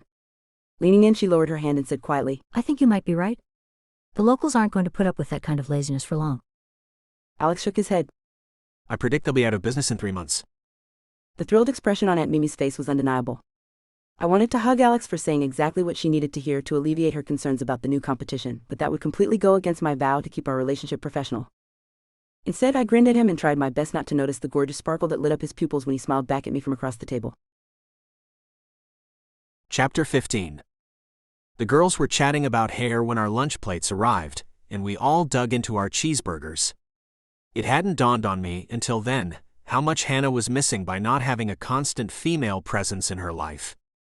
My mother was prim and standoffish on a good day, and my sister was busy with her own life, which now included finding a job, thanks to her relationship with me. So that left poor Hannah with just me to help guide her. Listening to their girl talk made me realize that there were simply some roles that I would never be able to fill in my daughter's life. I spent countless hours trying to straighten these stubborn curls away. Josie pointed at a thick lock of her hair before picking up her cheeseburger for a giant bite. What? Hannah seemed astounded. I've always wanted perked beach waves like you have. Josie scrunched up her nose. Really? I guess we always want what we can't have because I'd trade you for those stick-straight locks any day. No way. Hannah shook her head as she munched a long fry into her mouth, like a fry-eating machine. Mom used to try to curl my hair on school picture days, but it always fell flat before the picture were taken. I noticed that Hannah hadn't swallowed her French fry before speaking, but this didn't seem like the time to nitpick her manners, so I remained quiet. It was wonderful to hear her speak about Claire. I was never quite sure whether to bring her up or not. Our daughter deserved to be a little girl and to have fun without moping about her missing mother all the time. On the other hand, the last thing I wanted was for her to begin to forget Claire. That would be an additional tragedy. Josie leaned in and spoke directly to Hannah. I know a secret that will give you curls that will last all day. Really? Hannah's one-word question was brimming with excitement, and her always big blue eyes looked enormous. At Josie's confirming nod, Hannah bounced on the booth's bench next to me. Will you show me? You bet. Josie said. Hannah set her ragged stuffed giraffe on the table to speak directly to it. You hear that, Snickers? I'm going to learn the secret for curly hair. Sucking in a breath and lifting her gaze to Josie, she asked, Will my hair be as pretty as yours? Prettier. Josie promised, giving the excited child a warm smile. Gratitude for this young woman nearly overwhelmed me. This was the happiest and most excited I had seen my little girl in months, and it was all thanks to Josie's fun, positive influence. Clearing my throat to keep my emotions from showing, I leaned in and asked, Could you show me too? Hannah misunderstood the question and scoffed at me. Your hair is too short for curls, Daddy. At this we all laughed. I tried my best not to let the startled looks we received from several of the other patrons in the diner intrude on my enjoyment of the moment. If they weren't so aware of our situation, they might think we were just a happy little family eating a relaxing lunch together. Too bad that was so far from the truth. Chapter 16. Hannah sat perfectly still on the floor in front of me while I combed her long, freshly washed hair until it was smooth and tangle-free. Now how wavy do you want it? Just like yours. She answered simply. Okay, I think 2 braids should do the trick, but we can always try different numbers and styles of braids each night until we find the perfect curl factor. I told her as I carefully parted her hair down the middle into 2 even sections. Alex was sitting with his legs crossed on the floor beside us, intently watching my every move. It was tempting to ask if he wanted to take notes, but sarcasm didn't feel like the right response to his obvious desire to learn this for his daughter. Instead, I held the right side of her damp locks out to him and asked, Do you want to do this one? It's the best way to learn? Oh, sure. He wiped his hands on his pants before reaching out to tentatively hold his half of Hannah's hair. I tried my best not to notice how endearing it was that he was nervous and trying so hard to succeed at this. He obviously cared very much about his daughter's happiness. Tonight we'll do just a basic braid, so divide the hair into 3 sections. I performed the action as I spoke as an example of what I meant. Alex rolled his lips inward as he focused intently on his task. Once he finished, he awkwardly held the uneven sections and asked hopefully, Like this? I didn't have the heart to point out that one was much larger than the other 2, so instead I gave him an encouraging nod. When he sagged with relief, I was glad I hadn't been at all critical of his effort. Okay, bring the piece on the right into the middle and pull it tight like this. I demonstrated what I wanted him to do. He studied my movements and mimicked what I had done. Good. Now take the left section to the middle and pull it tight. He followed my instructions to a T as we lengthened the braids. His full focus was on doing a good job with his side. I could have finished my braid in seconds, but I moved in super slow motion so he could keep up. Frowning as he tried to fix a loose loop, he said, Your fingers are so long and adept, it makes my fumbling seem even more awkward. Trying to make him feel better, I said, I started braiding my doll's hair when I was in preschool and I've been braiding my own for years, so I've had lots of practice. That seemed to make him feel better. He nodded and said, It would be so much easier if I had one more hand. Hannah giggled at that. You look funny with 3 hands, Daddy. I suppose so. Alex admitted. Her cute face brightening with an idea, Hannah lifted her hand up and said, I could be your 3rd hand, Daddy. Just tell me what to do. Okay, take this piece. He handed her a section of her own hair, which she clutched as if the world was depending on her ability to keep it separated from the rest. Her father gently took it from her and handed her another. Now take this one. They slipped into an easy rhythm, and before long both braids were weaved down almost all the way to the ends of Hannah's hair. Grabbing an elastic, I said, Now we just need to tie them off. Alex stared as I twisted the ponytail holder around the end of the braid to hold it in place, then he attempted to duplicate my movements. After the 3rd try, he sighed with frustration. Want me to do it? I offered. No, I need to learn. He said with renewed determination. After his next try, the braid looked moderately secure. The side Alex and Hannah had worked on was awkward and uneven, but they had put forth a valiant effort. To Hannah I said, While you sleep tonight, your hair is going to dry and those braids will work their magic. In the morning when we take the braids out, your hair will be curly. Hannah's eyes lit up with excitement. Turning to her father, she asked, Can I go to bed to start the magic trick now, Daddy? We chuckled at her enthusiasm. It's still a bit early for bedtime, sweetheart. Her expression fell, but only for a moment before her eyes lit up with a new idea. Can Joe spend the night here so she can see the magic first thing in the morning? My heart seemed to swell in my chest over the nickname she used for me. Apparently, this precious little girl was starting to feel more comfortable with me. I smiled down at her even as I realized that the idea of spending the night here with the 2 of them made me uncomfortable on numerous levels. Seeming to sense my discomfort, Alex jumped in to save me from having to play the bad guy. That's not a good idea, honey. Why not? Hannah whined. It was the first glimpse of even slight misbehavior I had witnessed from the sweet child. Wanting to erase that sad look from her eyes and take a little of the pressure off Alex, I said, I have plans tonight, but maybe one evening next week we can do a special game night if your dad says it's okay. I looked up at him to gauge his reaction and to make sure I hadn't overstepped my bounds. He gave me a single nod of his head to let me know he was on board with the plan. Hannah's eyes were open wide with obvious excitement. Not wanting her to misunderstand and think that I would sleep over, I clarified, "Your dad can go out for the evening and you and I will play games, watch movies, and eat pizza and popcorn. I won't go home until after you go to bed. How does that sound?" Really? Hannah looked like I had just said we were having hot fudge sundaes for breakfast. Turning to her father, her voice was filled with excitement when she asked, Can we? Alex nodded as he agreed. That sounds like a great plan. Hannah squealed with glee and lobbed herself into first her father's arms and then mine. It was refreshing to see the child so exuberant, especially over something that seemed so simple. Her big blue eyes sparkled as if all of her dreams had just come true. Barely 2 seconds passed before she tried to pin us down by asking, When? Alex chuckled and rubbed his hand lightly down one of her braids. Looking to me, he asked, How about Wednesday? Wednesday it is? I nodded as I spoke. I can't wait till Wednesday. Hannah shouted before darting off towards her room. She yelled back at us as she bounded down the hallway. I'm going to mark it on my calendar and count the days. Alex and I shared an amused look over the child's enthusiasm. Guess I'm locked in now. Yes, please don't back out. She would be devastated. Alex's brow furrowed into a look of true concern. Oh, I would never do that, I reassured him, touched by how concerned he was for his daughter's feelings. His relief was clear by the soft expression on his face. Quickly becoming uncomfortable with the warm gaze he was giving me, I yelled down the hallway, "See you tomorrow, Hannah?" Bye, Joe, was her swift reply. Thank you for everything. I don't know what we would do without you. Alex's voice was infused with warmth. Uncomfortable with his praise, I looked at my feet as I hefted my messenger bag onto my shoulder and said, "You don't have to worry about that. I enjoy spending time with..." I paused awkwardly because I had almost said both of you. I quickly amended that planned revelation and finished with "your little girl." If Alex noticed me fumbling for words, he didn't let on. Instead, he said, And she obviously loves being with you. I nodded, said goodbye, and scurried outside. As soon as I heard him close and lock the front door behind me, I stopped to lean on the white front porch railing. Looking up at the pale gray sky, I blew out a deep breath and wondered how I could possibly be developing such warm, gooey feelings for the town's only murder suspect. Chapter 17. To say Hannah was delighted by the wavy curls she had when she woke up and we removed her braids would be the understatement of the year. She refused to let us anywhere near her hair with a brush for fear it would ruin her beachy waves, so Josie used her fingers to gently style it. We incorporated hair braiding into her nightly bath and bed routine, and I had even managed braids over the weekend without Josie's help.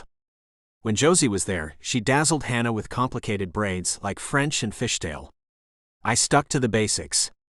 Although I wasn't nearly as adept as Josie, there was no denying that I was getting better at it.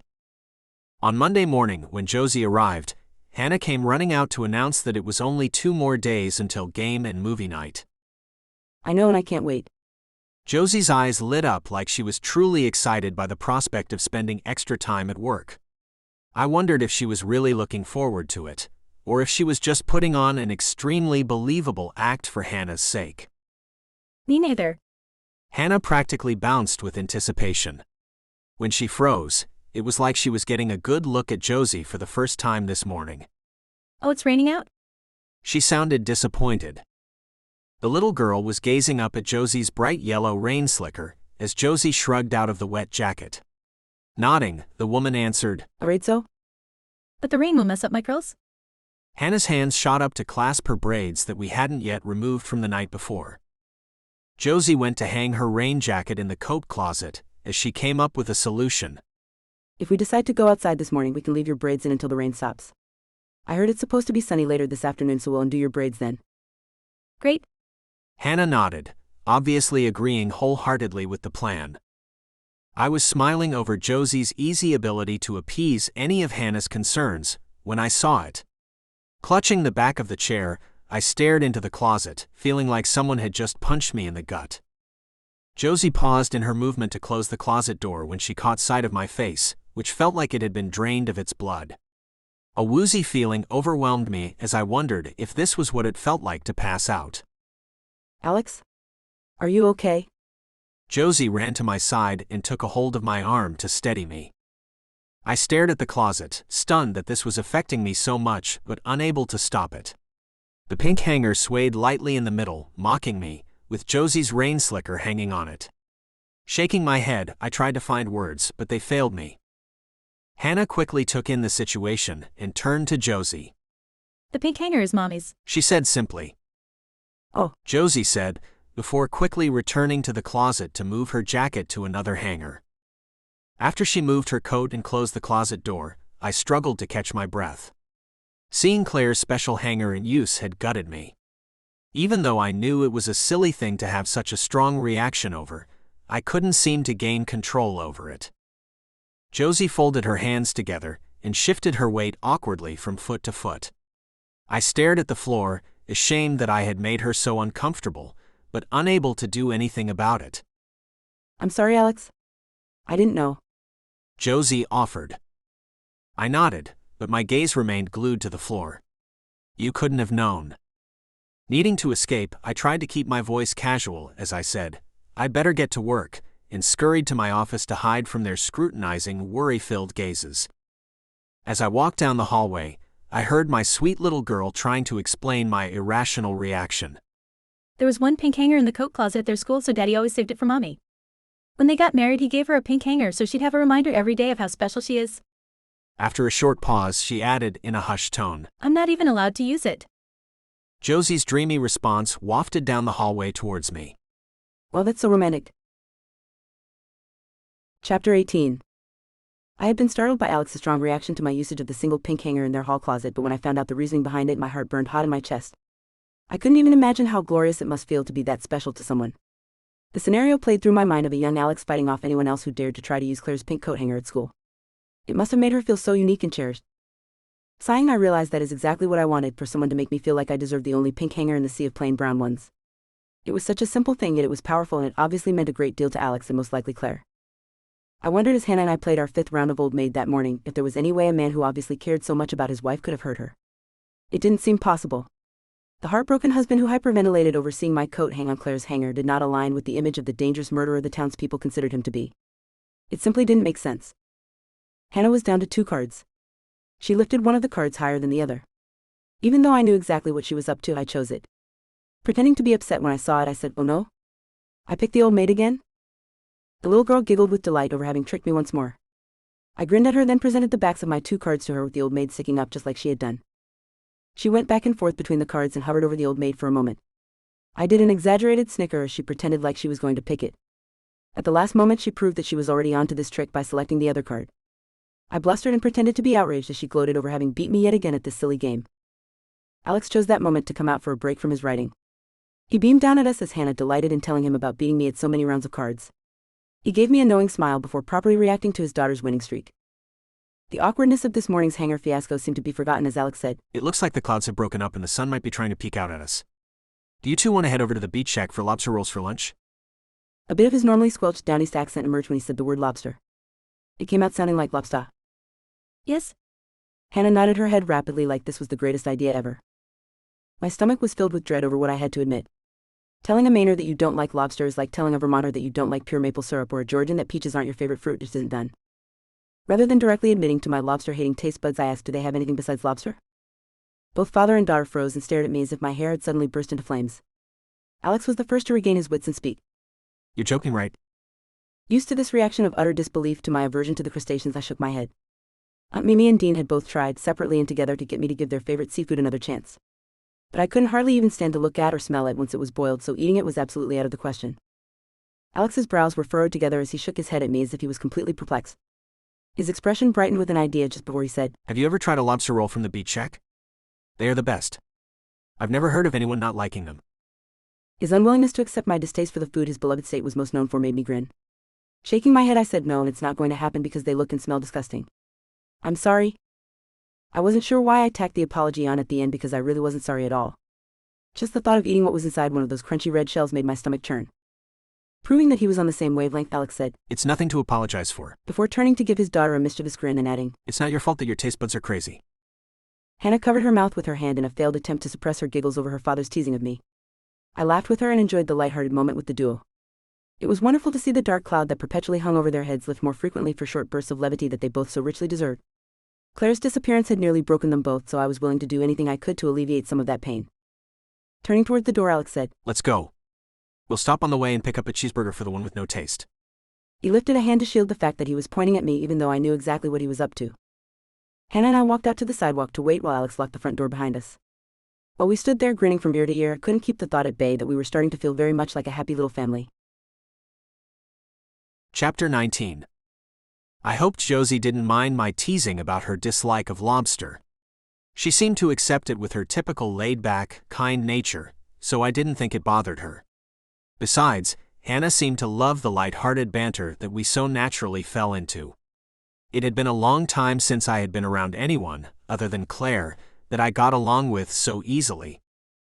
As we walked to the diner to get Josie's cheeseburger, we chatted about Josie's odd eating habits. She revealed to us that she had always been a hearty eater. She even joked that she didn't think they would have put a light inside the refrigerator if we weren't intended to get late-night snacks.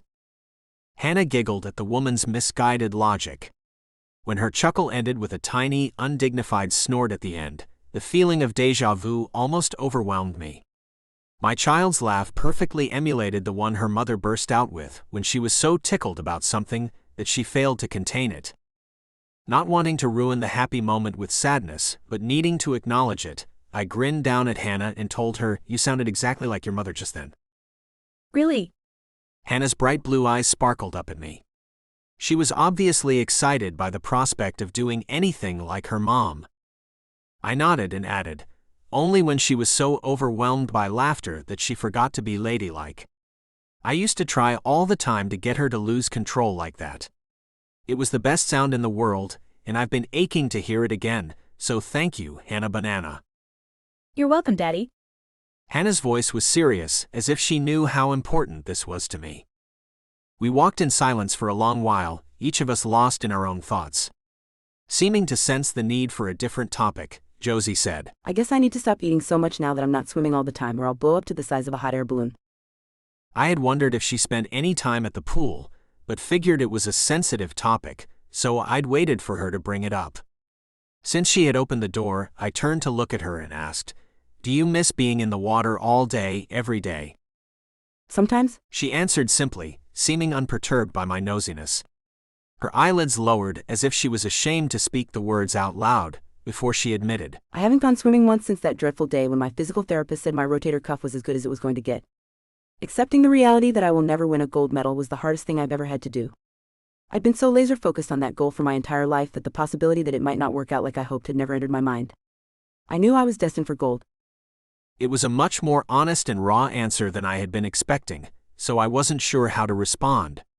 Hannah filled the void by admitting, My mommy hates the water, so I've never learned how to swim. Josie gave her a surprised look, as if she couldn't quite comprehend someone not being a natural in the water. Turning to frown in my direction, she said, With all of the water around here, it's dangerous for her to not at least be able to float. I nodded my agreement, but before I could speak, Hannah said, I want to learn how to swim because all of my friends already can. Ty called me a baby when he found out I couldn't. My daughter's admission surprised me. I hadn't realized that she was facing ridicule for her inability to swim, and I had no idea that she wanted to learn. Just as I was getting ready to suggest we sign her up for lessons, Hannah's face brightened with an idea. Looking up at Josie, she said, Maybe you could teach me how to swim this summer. I would love to learn from the best. When I saw Josie's concerned expression, my instinct was to jump in and save her.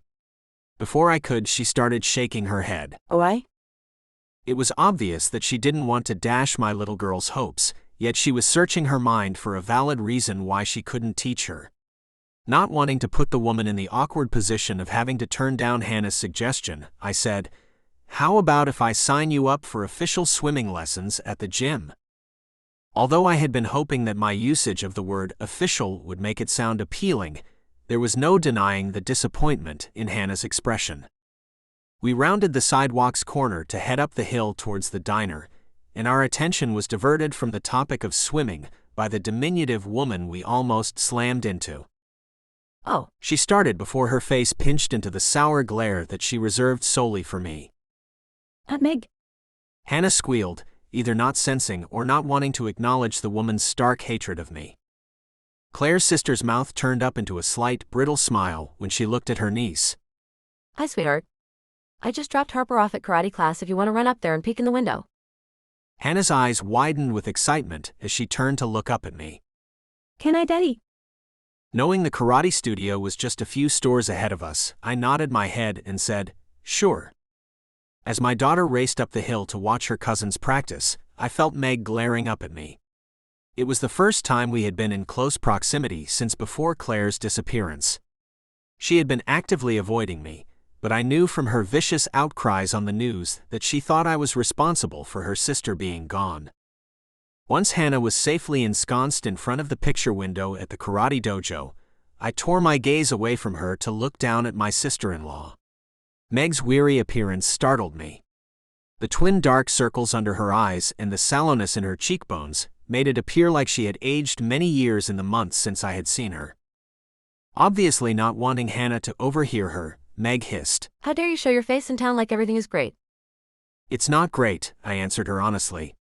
"Nothing will ever be great again until Claire is back with us, but I have to go through the motions of living for Hannah's sake. She needs a parent." She needs her mother. Meg sneered at me. "I know," I nodded, wholeheartedly agreeing with her, but unable to make Claire reappear. And why did you take her from us? Meg screeched loudly enough that I feared Hannah might hear her. When the small woman began pounding her fists into my chest, I stood there and let her do it. She obviously needed someone to take her frustrations out on, and I must seem like the perfect target. My only concern was that Hannah would witness her aunt beating me, but one glance up the hill to where she was standing confirmed that she was completely engrossed in her cousin's practice session. It was Josie, who quickly had enough of Meg's physical abuse of me and stepped between us. Her voice was firm and calm as she grabbed Meg's wrists and said, Stop it. Stop. The small woman half-heartedly tried to continue fighting, but quickly petered out. Josie kept a light grasp on her forearms, as if she feared the woman might attack me again. Josie spoke in a quiet, soothing voice. I know you're angry and you have every right to be, but you know he didn't do this. I was fairly certain that Meg didn't know that at all. In fact, she firmly believed that I was the reason behind her sister being gone. But Josie's faith in me made my heart feel like it was going to swell right out of my chest. Deep down you know he's not why Claire's gone. I know no such thing. Meg spat, but her voice had lost its venom. She sounded more exhausted than angry. Josie ignored her outburst. You miss your sister as you should. Meg was nodding as she stared blankly at Josie's neck. I used to talk to her several times every single day. Now there's just a big aching hole of darkness and sadness where Claire used to be in my heart. It was tempting to tell her that I knew exactly how that felt, but I instinctively knew that she wasn't ready to hear that from me. Josie was doing a great job of being an empathetic ear, so I remained quiet. After a prolonged stretch of silence, Josie said, You're hurting and your heart is broken, but so is Alex's. Meg turned to look up into my eyes. It was as if she was truly seeing me for the first time. Her expression was blank as she studied me. I knew she was noticing the same drawn, tired, and sad features as I saw on her. Without another word, Meg moved past us and turned the corner on the sidewalk. It hadn't been anywhere near forgiveness, but at least her eyes had stopped firing hate-filled darts in my direction.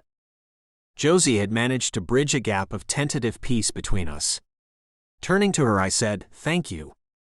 Brushing off her roll, she said, No biggie? By silent agreement, the two of us started up the hill towards the karate dojo where Hannah was intently watching Harper's practice. Before we got there, I turned to say to Josie, "You can't even imagine how much your defense of me means." Needing to reconfirm, I asked, "So you believe I'm innocent?" I didn't want to admit, even to myself, how rapidly my heart was beating in my chest in anticipation of her answer. I was desperate for her to have faith in me. I needed someone to believe in me. Josie stopped walking to turn and face me, so I followed suit. She seemed to be weighing her answer carefully, which made my palms feel even more clammy as I awaited her verdict. I'm like 95% sure you didn't do it. She blinked up at me, looking utterly sincere. I couldn't stop the relieved chuckle that burst out of me before I resumed walking back up the hill and said, "Well, I guess that's the best I could ask for under the circumstances." Chapter 20. I'd been somewhat nervous about revealing to Alex that 5% of me still thought he might be a murderer, but he had handled it remarkably well. His question had seemed so sincere I didn't have the heart to lie to him. Besides, I prided myself on being direct and honest. There was no point in giving up on those two attributes at this point in my life. The diner was busy, but it didn't take Aunt Mimi long to secure me a cheeseburger to go. She, Alex, and Hannah shared a bonding moment over the shocking nature of my distaste for lobster. I shrugged my shoulders, Frenched up my nose, and told them they were the ones eating bugs. It was a short walk to the beach shack, so before long we were settled with our sandwiches at a wooden picnic table that overlooked the bay. Alex sat with his back to the water so that Hannah and I could have the bench with the view. Seagulls squawked and circled begging for a handout, but we ignored them. The lunch crowd hadn't arrived yet since we were dining before noon. A few tourists milled around at two of the other picnic tables, but we were blessedly free of the scrutiny of the townspeople for a bit. Not wanting to discuss the encounter with Meg in front of Hannah, I decided that Alex's career would be a safe topic to cover. "So what do you write all day while we're out playing and enjoying ourselves?" Not much lately. He admitted sadly before perking up and adding, But normally I'm a fiction novelist. "Oh?" I was honestly intrigued. When he merely nodded, I probed further. "Anything I might have read?" I doubt it. He said simply before stuffing the enormous lobster and mayo-laden toasted and split hot dog bun into his mouth for another bite. I was surprised he was so tight-lipped about his work. I would have thought he would enjoy talking about it. Deciding that perhaps he thought I wouldn't enjoy his chosen genre, I tried to set his mind at ease about that by saying, "I like reading mysteries, suspense, and even some thrillers." He said noncommittally. His secretiveness about his writing made me even more curious. Unwilling to just give up, I grabbed my phone out of my purse and pulled up Amazon's website. I searched for his name as an author under Kindle Books, but it didn't return any results. When I frowned and told him this news, he said, That's because I use a pen name. I waited with my thumbs hovering over my phone's keyboard for him to reveal it, but he remained frustratingly quiet. Deciding he needed a prompt, I said, "You have a paying customer sitting right here wanting to buy your books, but she needs to know how to find them." I don't write what you probably think I do. His cryptic responses were starting to irk me, so I let out a huff of frustration. Slaying his palms out towards me, he said, Look, I have an incredibly successful pen name, but it makes me uncomfortable when people I know read my work.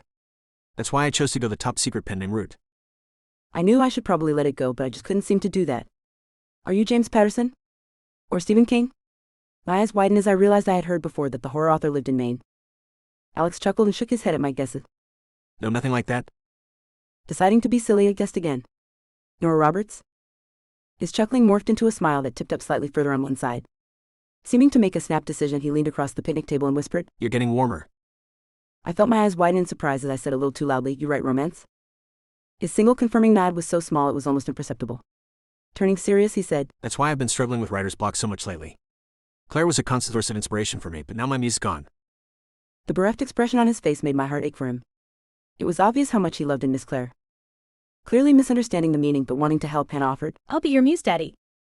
Thanks, sweetie. Alex said softly, giving her a warm smile.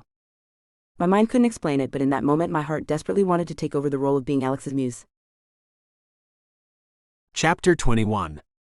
Once we finished our food, Hannah asked excitedly if she could go out on the pier to feed the fish the end of her bun. Unable to deny the sweet child anything she wanted, I quickly agreed and she darted off. Josie's face was buried in her phone as she perused the wide selection of romance novels I had for sale in the Kindle store. My cheeks burned hot in a rare physical show of embarrassment as she read some of the more risque titles in one click to purchase a few. I was already regretting my decision to share my secret pen name with her. The idea of her reading those stories, many of them sharing details of real and intimate moments I've shared with Claire, made me physically cringe. They're fiction, I reminded her, even though many parts of them weren't. I know, She responded quickly before adding, I can't wait to start reading. The sound of the splash barely registered in my mind before Josie reacted. My back was to the water, but as soon as I saw the flash of panic in Josie's eyes right before she sprang into action, I instinctively knew what had happened. Josie didn't hesitate in the slightest. She dropped her phone on the table, jumped up, and sprinted with impossibly long strides across the distance to the edge of the dock and dove headfirst into the murky salt water. I was right behind her. My lungs felt like they might burst by the time I surfaced, but I was frantic to find my little girl. I gulped in air and prepared to dive back down, but Josie clamped her hand around one of my arms. In my panic, I started to yank it out of her grasp, until I saw why she was trying to stop me. In her other arm she was holding a wet, coughing, and wide-eyed Hannah. Oh, thank heavens! The air whooshed out of me in a relieved burst.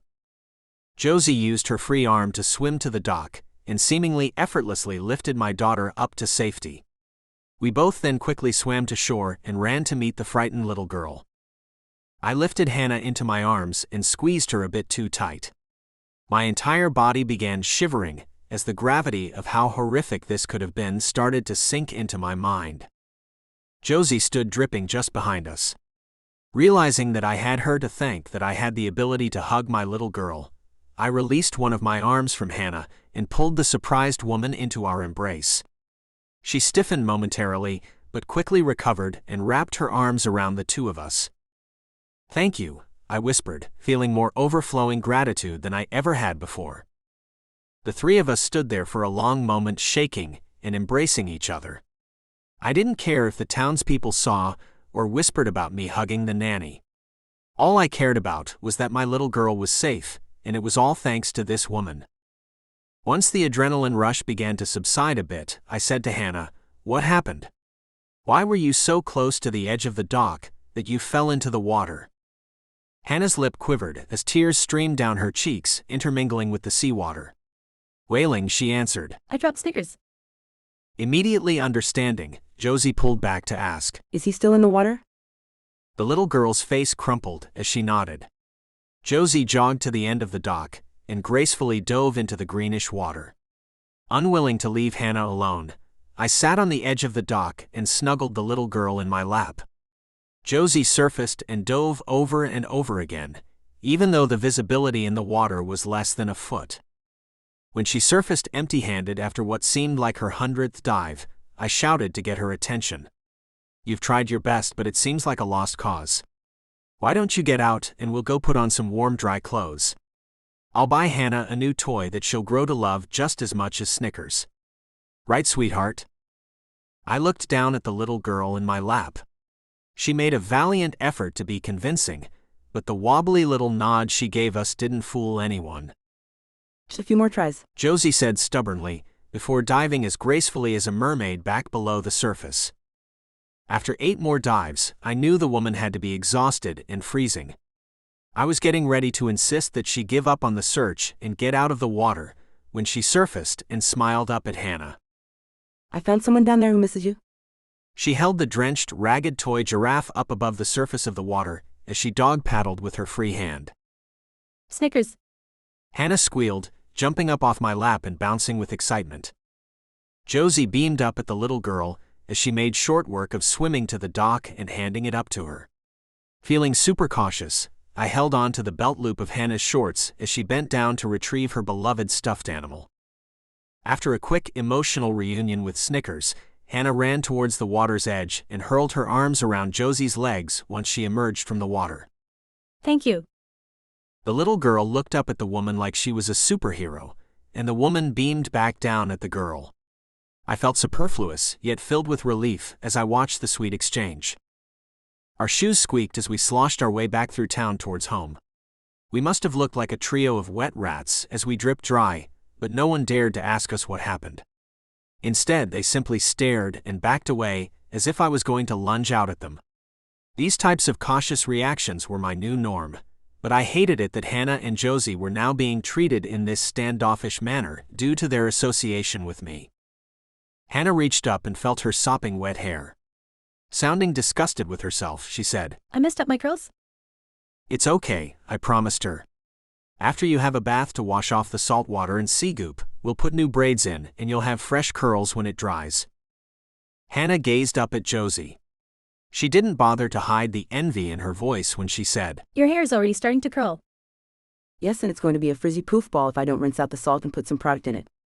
We were in front of Mimi's house when Josie stopped at the gate and added, I think I'll go home, shower off, and change in some dry clothes. Meet you two back at your place in a little while.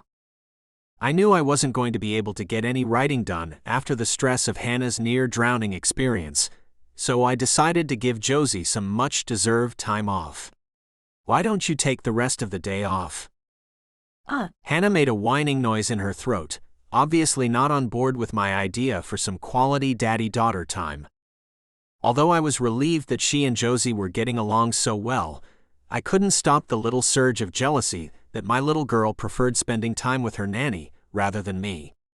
Although neither female would admit it out loud, we all knew she had always preferred being with Claire over me too. Resorting to bribery, I kneeled down to Hannah's level and said, I was thinking about taking the rest of the day off and doing whatever you want. Anything I want? Hannah's already large eyes grew to the size of small saucers when I nodded in confirmation. Like fishing. Yep, I confirmed. Shopping. Sure, if that's what you want to do. I would have much preferred the fishing option over shopping, but it was her choice, so I didn't want to unduly influence her decision. Hannah's eyes lit up with a new idea. Can we go to the park? I couldn't help but chuckle at her enthusiasm. She seemed overwhelmed by the possibilities of having her choice of activities. We can do whatever you want, sweetheart. Yes. Hannah jumped in the air and did an excited fist pump. Realizing that she was now on board with spending some alone time with me, I waved to Josie and turned to leave. Hannah gave her a hug before saying, See you tomorrow. Can't wait. Josie promised her, sounding sincere. I loved it that Josie seemed to truly enjoy her time with my daughter so much, even though it was her job. Turning back, I smiled at the kind young woman who had just a little while ago saved me from even more unimaginable heartache. Wanting to properly thank her, but uncertain how to sufficiently show her my gratitude, I settled for saying, "Enjoy your evening off." Oh, I will, she assured me. She sounded too confident, so my curiosity was instantly piqued. Did she have a boyfriend? Had she been hoping for some extra time off to spend with someone special? Was I expecting her to work too much? It dawned on me then that I knew very little about her personal life. My concerns must have shown on my face because she answered my unasked question. With a mischievous grin, she said, I have lots of reading to do. With that, she turned and sauntered up the sidewalk to her aunt's sprawling front porch, and I was left to stress about the fact that she was most definitely getting ready to read some of my work.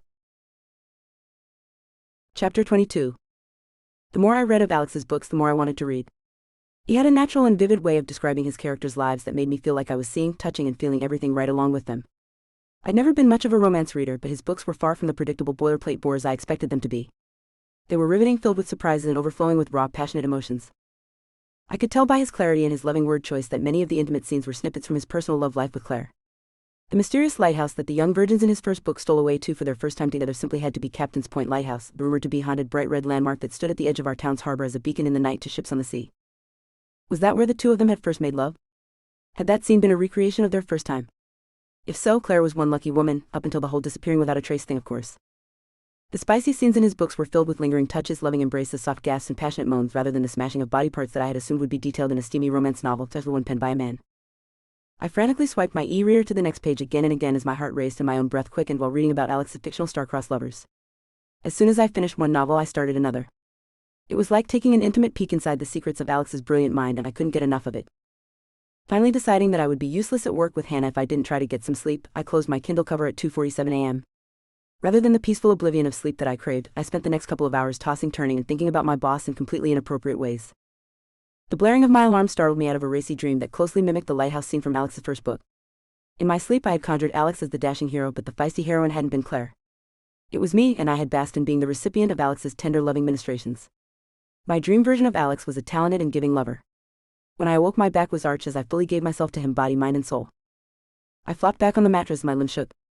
The sheets were wound around me in a heated, twisted mess. I stared up at my ceiling for several long minutes and tried to convince myself that it hadn't been real. The images and feelings had been so vivid and realistic it took me a while to comprehend that I wasn't actually at the lighthouse in Alex's arms. I was in my room and I was all alone. As much as I tried to convince myself that I was relieved that nothing had actually happened with my boss, every cell in my body ached with disappointment. I brought a hand up to my forehead and tried to steady my frantic breathing. Reminding myself over and over that it had just been a dream, I forced myself to get up and go into the bathroom for a shower. I almost had myself convinced that the real-life version of Alex couldn't possibly be as tantalizing as my dream version was, but my stubborn mind reminded me of the glorious prose in his books. An awkward or selfish lover wouldn't be able to pen the earth-shattering, awe-inspiring love scenes that flowed so naturally and easily in Alex's writing. It was obvious that he spoke from first-hand experience and knowledge, which made jealousy spear through me, aimed at what was quite possibly a dead woman. What the heck was wrong with me? After vowing to ignore my blossoming curiosity and undeniable lust for my boss, I walked to work and tried to focus on other things. Unfortunately, my plan didn't quite succeed. I purposely avoided looking at the lighthouse that anchored the town, but still managed to see a small rocking rowboat that reminded me of the scene where Alex's characters went skinny dipping during a fishing excursion. Shaking my head, I took in a deep breath. Inhaling the fresh, briny air served as another reminder of Alex's descriptive prose.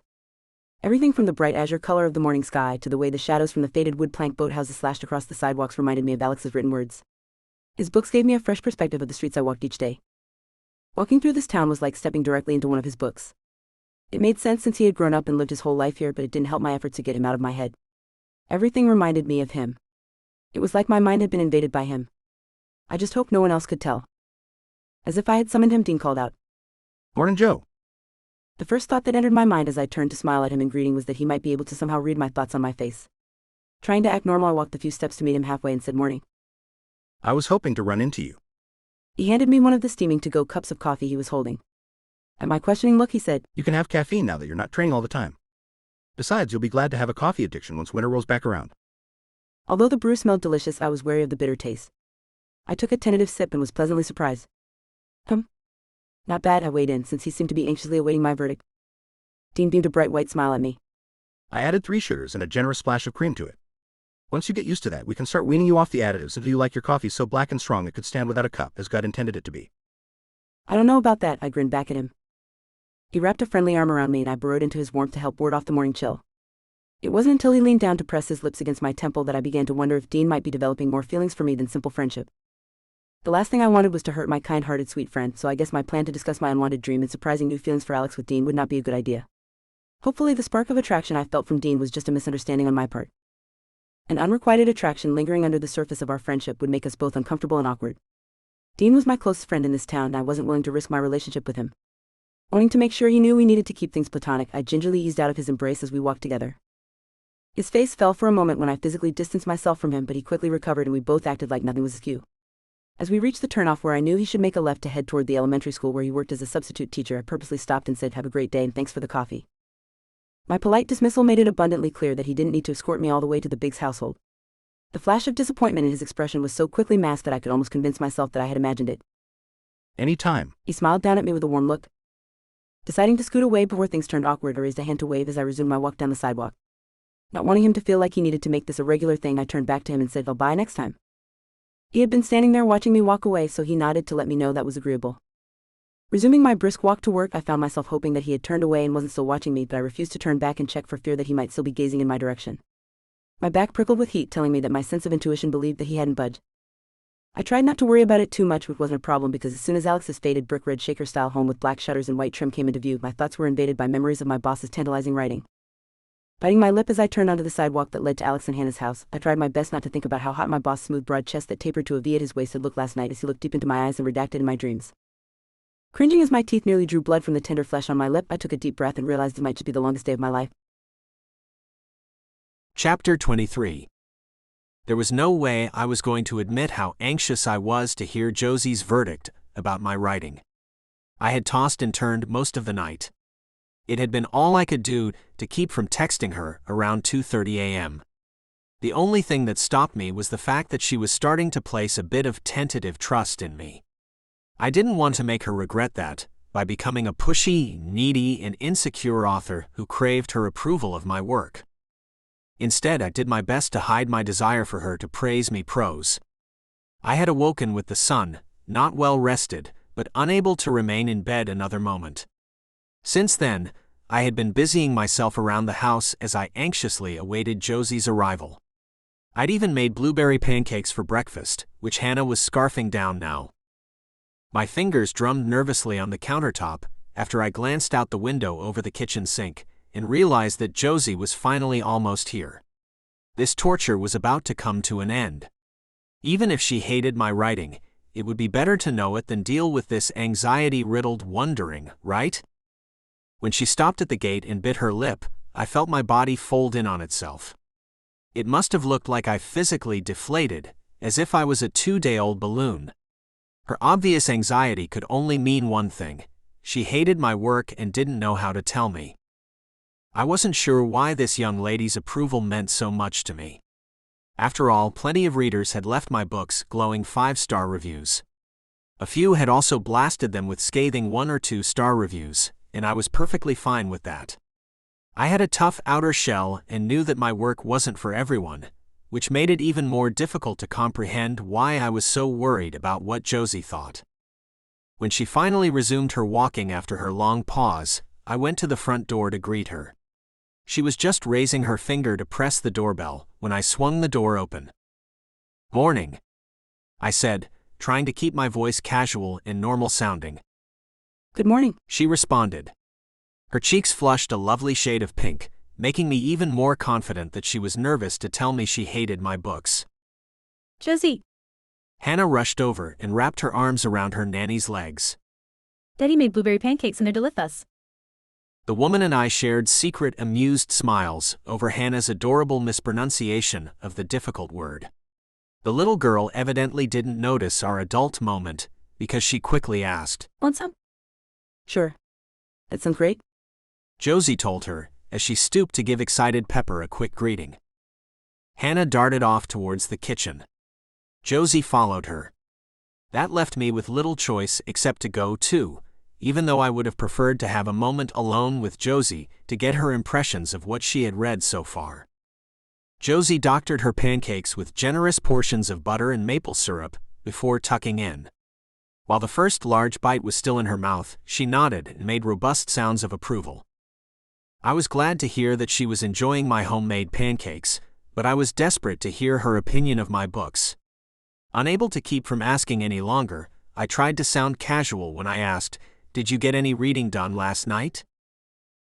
She nodded as she stuffed another big bite of hotcakes into her mouth. She wasn't looking at me, but I knew without a doubt that she had hated my books. Why else would she be so cagey with her response? Not trusting my facial expression to remain neutral and refusing to let her see how crushed I was, I busied myself with rinsing the dishes and loading the dishwasher. That activity allowed me to keep my hands occupied as I looked out the window, unable to face her. It was obvious that I was too sensitive to be an author if I couldn't handle one person's dislike of my work, but for some reason, Josie's approval had been super important to me. She was far too polite to blast my work to my face, but her sense of honesty wouldn't allow her to lie about it, so her silence on the topic spoke volumes. Although it took every ounce of restraint I could muster not to ask her specifics about what she didn't like, I held back. She obviously didn't want to hurt my feelings, but her opinions and input were important to me. I sensed that her thoughtful, constructive criticism would help me hone my craft, but she wasn't forthcoming with any details. Proving that she was more intuitive than I would have ever believed a child so young could be, Hannah asked Josie, What did you like about my daddy's writing? I wanted to kiss the little girl, but instead, I waited with bated breath for Josie's answer. As I had suspected she might, she put a great deal of thought into her response. The wait seemed interminable as she mulled over the question. When she finally spoke, the breath whooshed out of me in a relieved sigh. I liked how it made me feel like I was right there with his characters, almost like I was inside their head seeing what they were seeing and feeling what they were feeling. I also enjoyed that the fictional town his series is set in seemed so similar to Brunswick Bay Harbor. It was like seeing our town from inside another person's head. What I liked the best, though, was the fact that the sweet little girls who kept popping up in the books all reminded me so much of you. She reached out to tweak Hannah's nose. Really? Hannah turned her excited gaze up in my direction. Am I in your books, Daddy? Absolutely, I answered her, smiling. You serve as the biggest source of inspiration for all of the kids in my books. I'm famous. Hannah exclaimed, before her eyes opened even wider with an idea. Will you read them to me, please? I couldn't help but chuckle at her excitement, but there were some parts in each of my books that were definitely not suitable for Hannah's innocent ears. Deciding it wouldn't hurt to share some of the family-friendly portions with her, I said, I think that's a great idea. Hannah was bouncing with excitement over that prospect at the same time as Josie was bugging her eyes out at me. I knew what she was concerned about, so I clarified for her sake. I'll pick out certain chapters to read to you.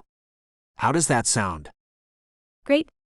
My daughter answered, obviously thrilled by the prospect of hearing a bedtime story about herself. With that settled, Hannah darted off to her room to get dressed so she would be ready for today's adventures with Josie.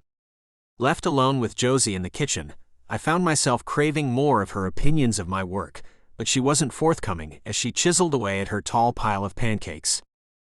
I didn't want to seem like I was fishing for compliments, but I needed more from her. The extreme value I placed in this young woman's opinion still surprised me. Turning one of the kitchen table's chairs backwards and sitting down on it, I tried to sound casual as I prompted her. So, reading my books didn't bore you to sleep? No, I stayed up reading until the wee hours this morning. Sweet relief surged through me. She must have enjoyed them, to have kept turning the pages through the night, right? I wanted to ask her more about what specifically she had liked, but I couldn't bring myself to let my insecurities show. My books were financially successful, and I had raving fans who emailed me almost daily. It didn't make sense for me to care so much about what this particular woman thought.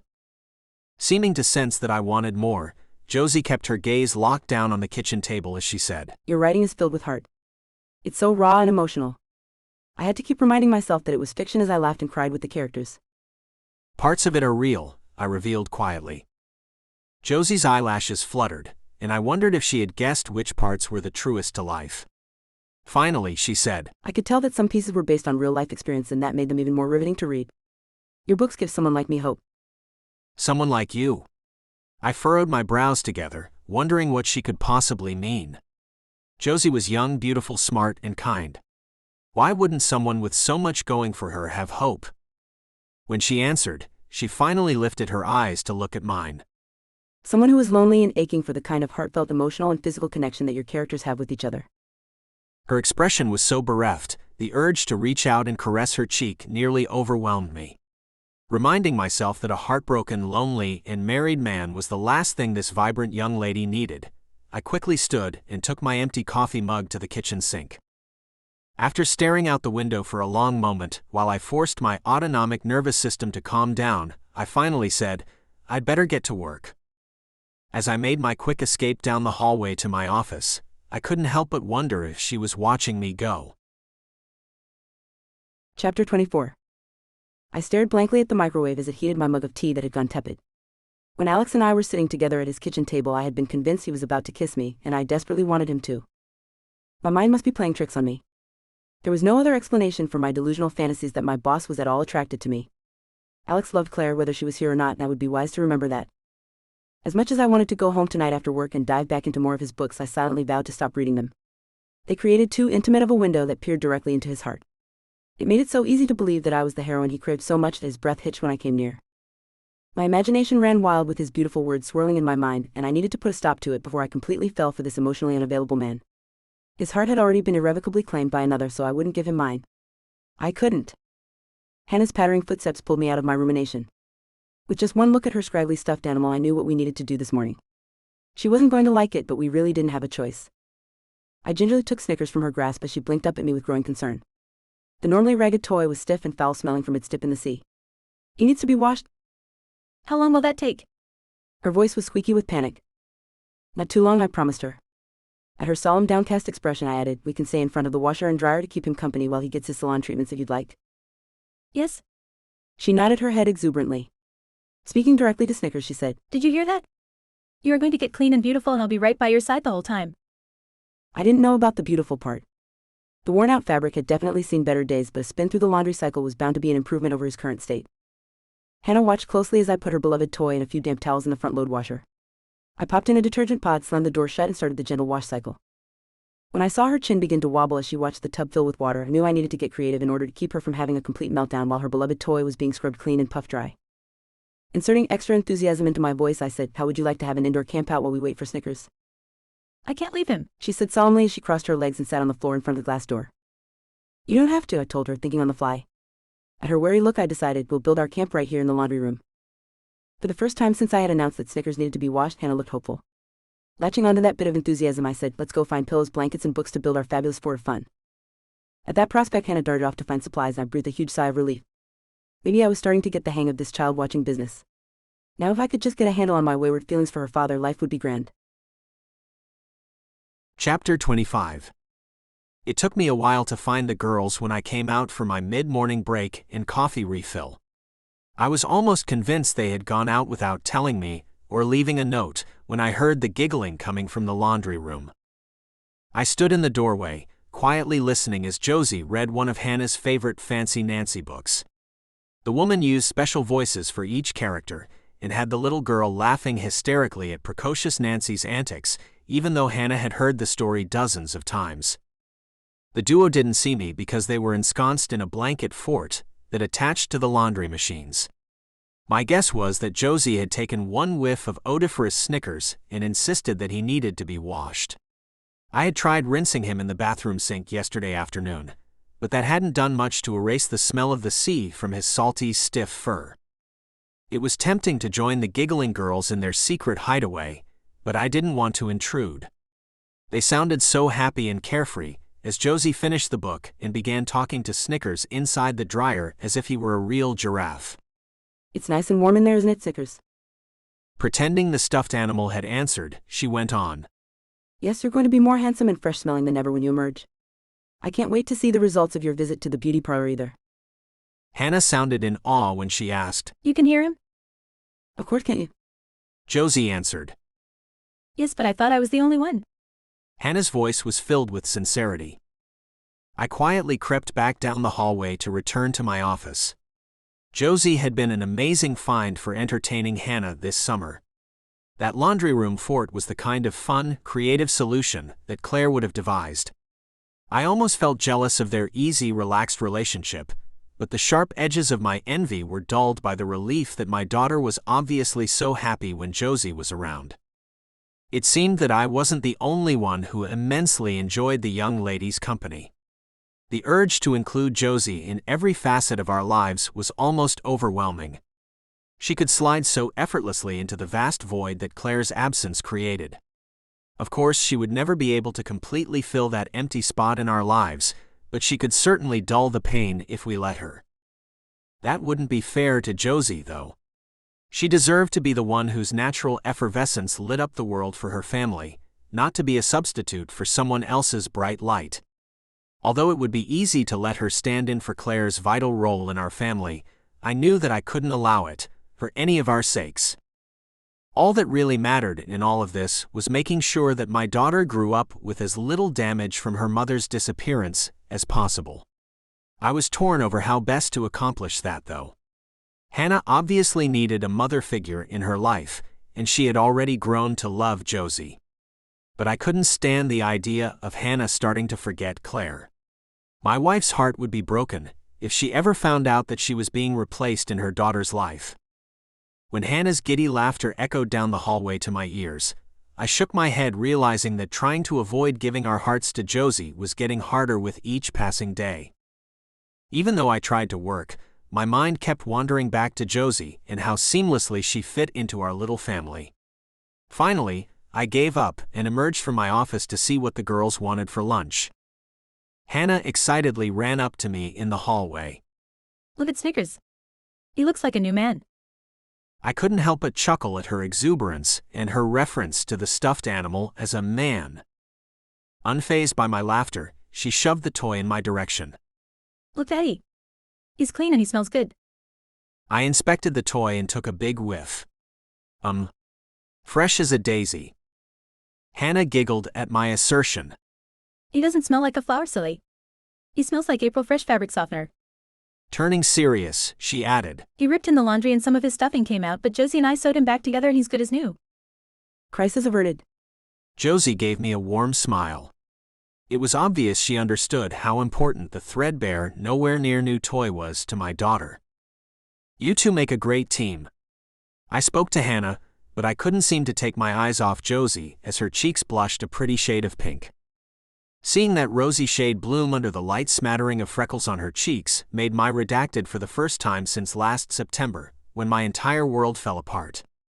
I shifted my hips back and turned away to make sure the embarrassing redacted didn't show. My body suddenly had as little control as a redacted teenager. So much for my plan to keep a professional distance from Josie.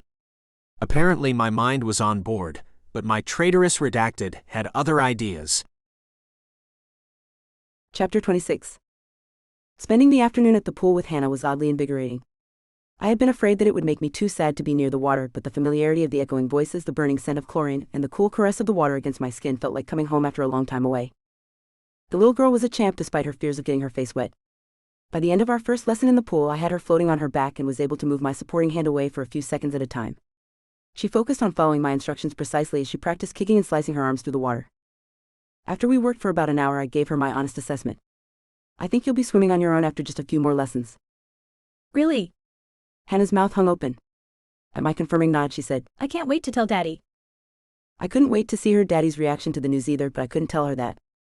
The more I tried to banish Alex from my mind and heart, the more he dug his heels in and refused to budge. When I said it was time to get out of the pool, Hannah whined and asked to stay just a few minutes longer. The negotiator in me came out, and I promised the little girl that if she got out now, we could come back for another lesson in a few days. Proving to be a tough negotiator herself, Hannah said, I'll get out if you'll spend the night at my house after game night. The mere idea of spending an entire night under the same roof as Alex made my body tingle in all kinds of dangerous places. The little girl stared up at me, obviously expecting an answer. Hedging, I said, we need to check with your dad about that. Hannah clapped her hands together in premature celebration. If he says yes, then you will? I didn't want to throw Alex under the bus and make him the bad guy if he'd rather I didn't stay over. I was fairly sure he would be concerned about the optics of what a sleepover would look like to his neighbors. Deciding that I needed to get the little girl out of the water before she turned into a prune and that I could always devise an excuse if Alex seemed hesitant, I said vaguely, we'll see. Hannah took my maybe as a win and clambered up the concrete pool steps and out of the water. She wrapped her mermaid towel around her shoulders and plopped down on the bench that ran alongside the pool. I wrapped my own towel around my chest and sat down beside her. When she shivered, I wrapped an arm around her tiny body and pulled her closer to my side. She burrowed into my warmth and we sat there snuggled together for a long moment. When Hannah finally spoke, her words walloped me. I miss my mommy so much, but if she can't be here with me, I'm glad you are. The words clogged in my throat as I tried to respond. This sweet, adorable little girl had opened her heart to me, and I desperately wanted to be worthy of her faith in me. My voice sounded croaky, but I finally managed to say, I'm glad I'm able to be here with you too. She looked up at me and said, You could be with me all the time if you married Daddy. It was obvious that the child had given this idea some serious thought. I knew I needed to step lightly with my response in order to keep from crushing her dreams while still not giving her a false sense of hope.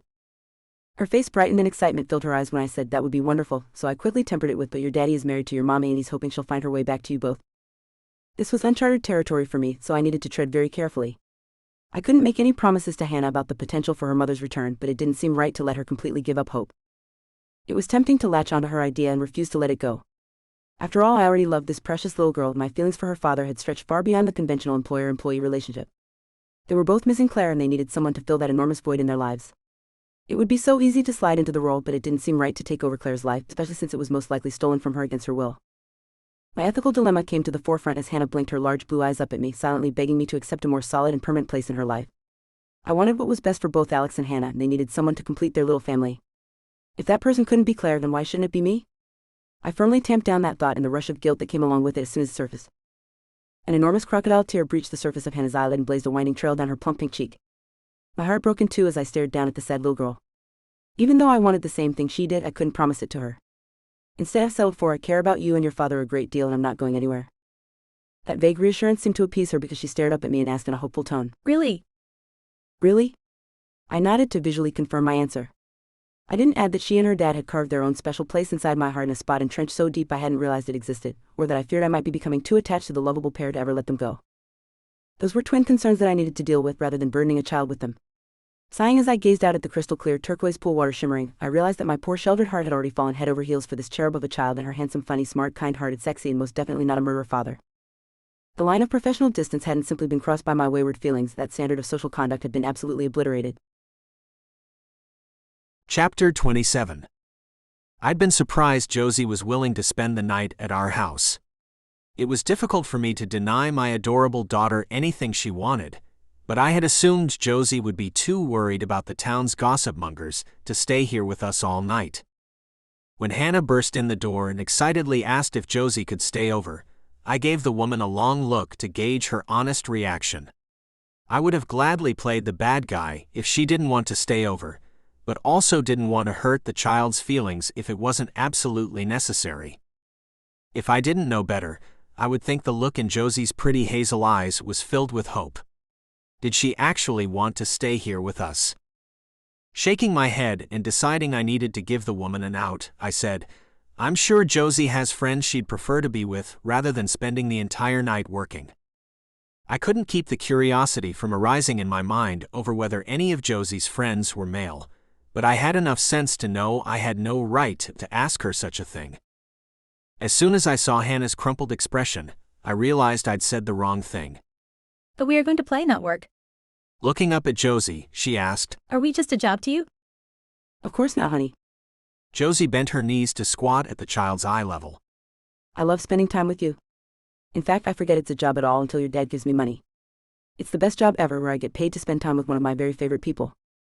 Hannah's relieved expression made it obvious Josie had smoothed over my verbal faux pas. Apparently, my wordsmithing skills didn't translate very well from paper into real life. I smiled at Josie to silently thank her for digging me out of that hole at the same time as Hannah asked her. So you'll stay over? Josie's eyes remained glued to mine as she answered. Your dad might not want me intruding on your quality father-daughter time. Oh, we get plenty of that. Hannah grinned, before adding in a lower tone. Now. Since Josie seemed to be searching my face for an honest answer, I said, "We would love to have you, but if you have other plans, please say so." Josie tapped her lip dramatically as she pretended to think it over. Can we have pizza for dinner? Hannah turned pleading eyes up at me. Chuckling and realizing I didn't stand a chance at denying these two anything they wanted, I said, "That sounds like a great idea."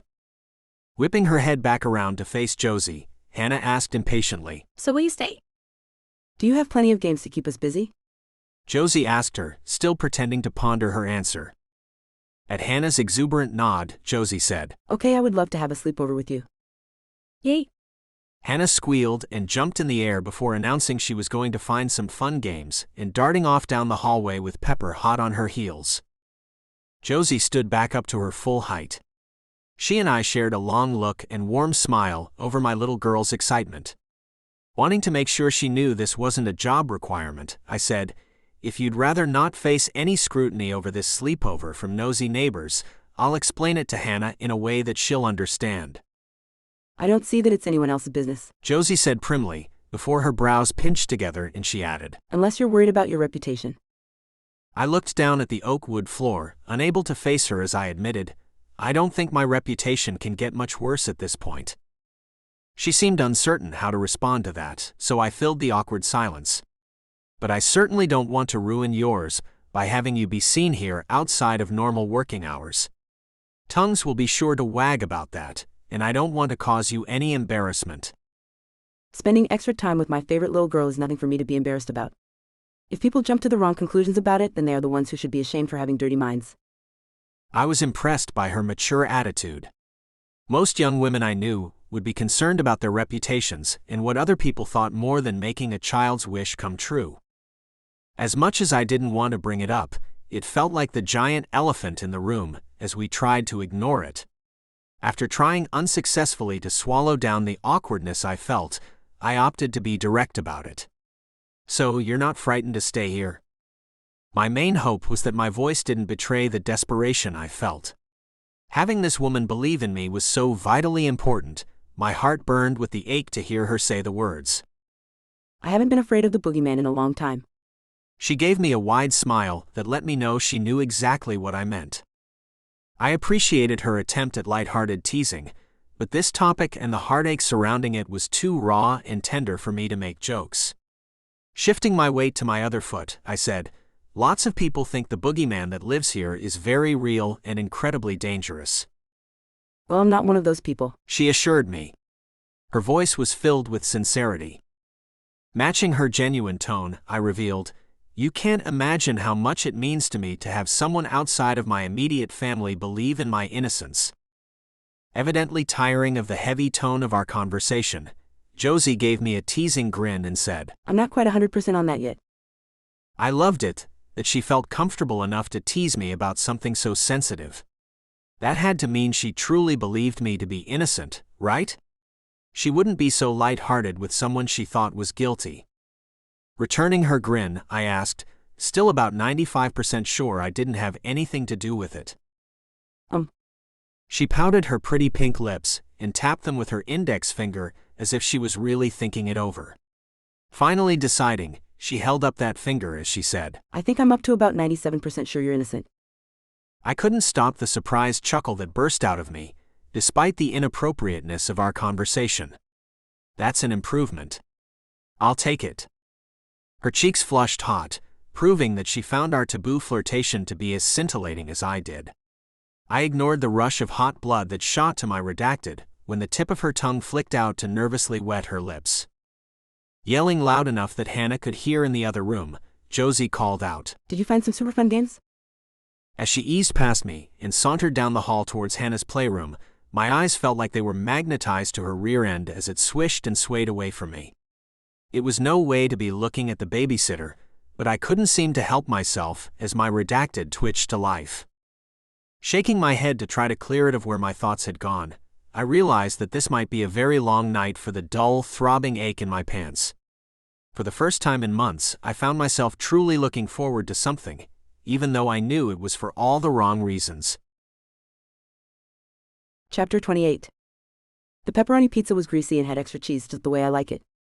Alex allowed Hannah to have a Pepsi since it was a special occasion. They were both stunned and then laughed together over the fact that I hadn't had one of the sugary carbonated beverages in over a decade due to my training. Announcing that it was high time I splurged, Alex poured some Pepsi for me into a tall glass full of crushed ice. I made a big production of taking the first sip as they both watched for my reaction. I closed my eyes as the hissing bubbles tickled my nose. After the burning sweet liquid made its way down my throat, I smiled and let out a satisfied ah. Father and daughter high-fived each other as if they had just won a race, rather than simply watch me take my first drink of a cola in over 10 years. She likes it, Hannah yelled. I couldn't help but chuckle at her exuberance. It was such a heady feeling to have my opinion be so important to someone else. I didn't want this vital connection with Hannah to ever end. Alex and I looked each other in the eyes over the little girl's braids, which were still damp from her bath. My breath caught in my throat as I realized my emotional connection to him felt just as crucial to my existence as my attachment to his daughter did.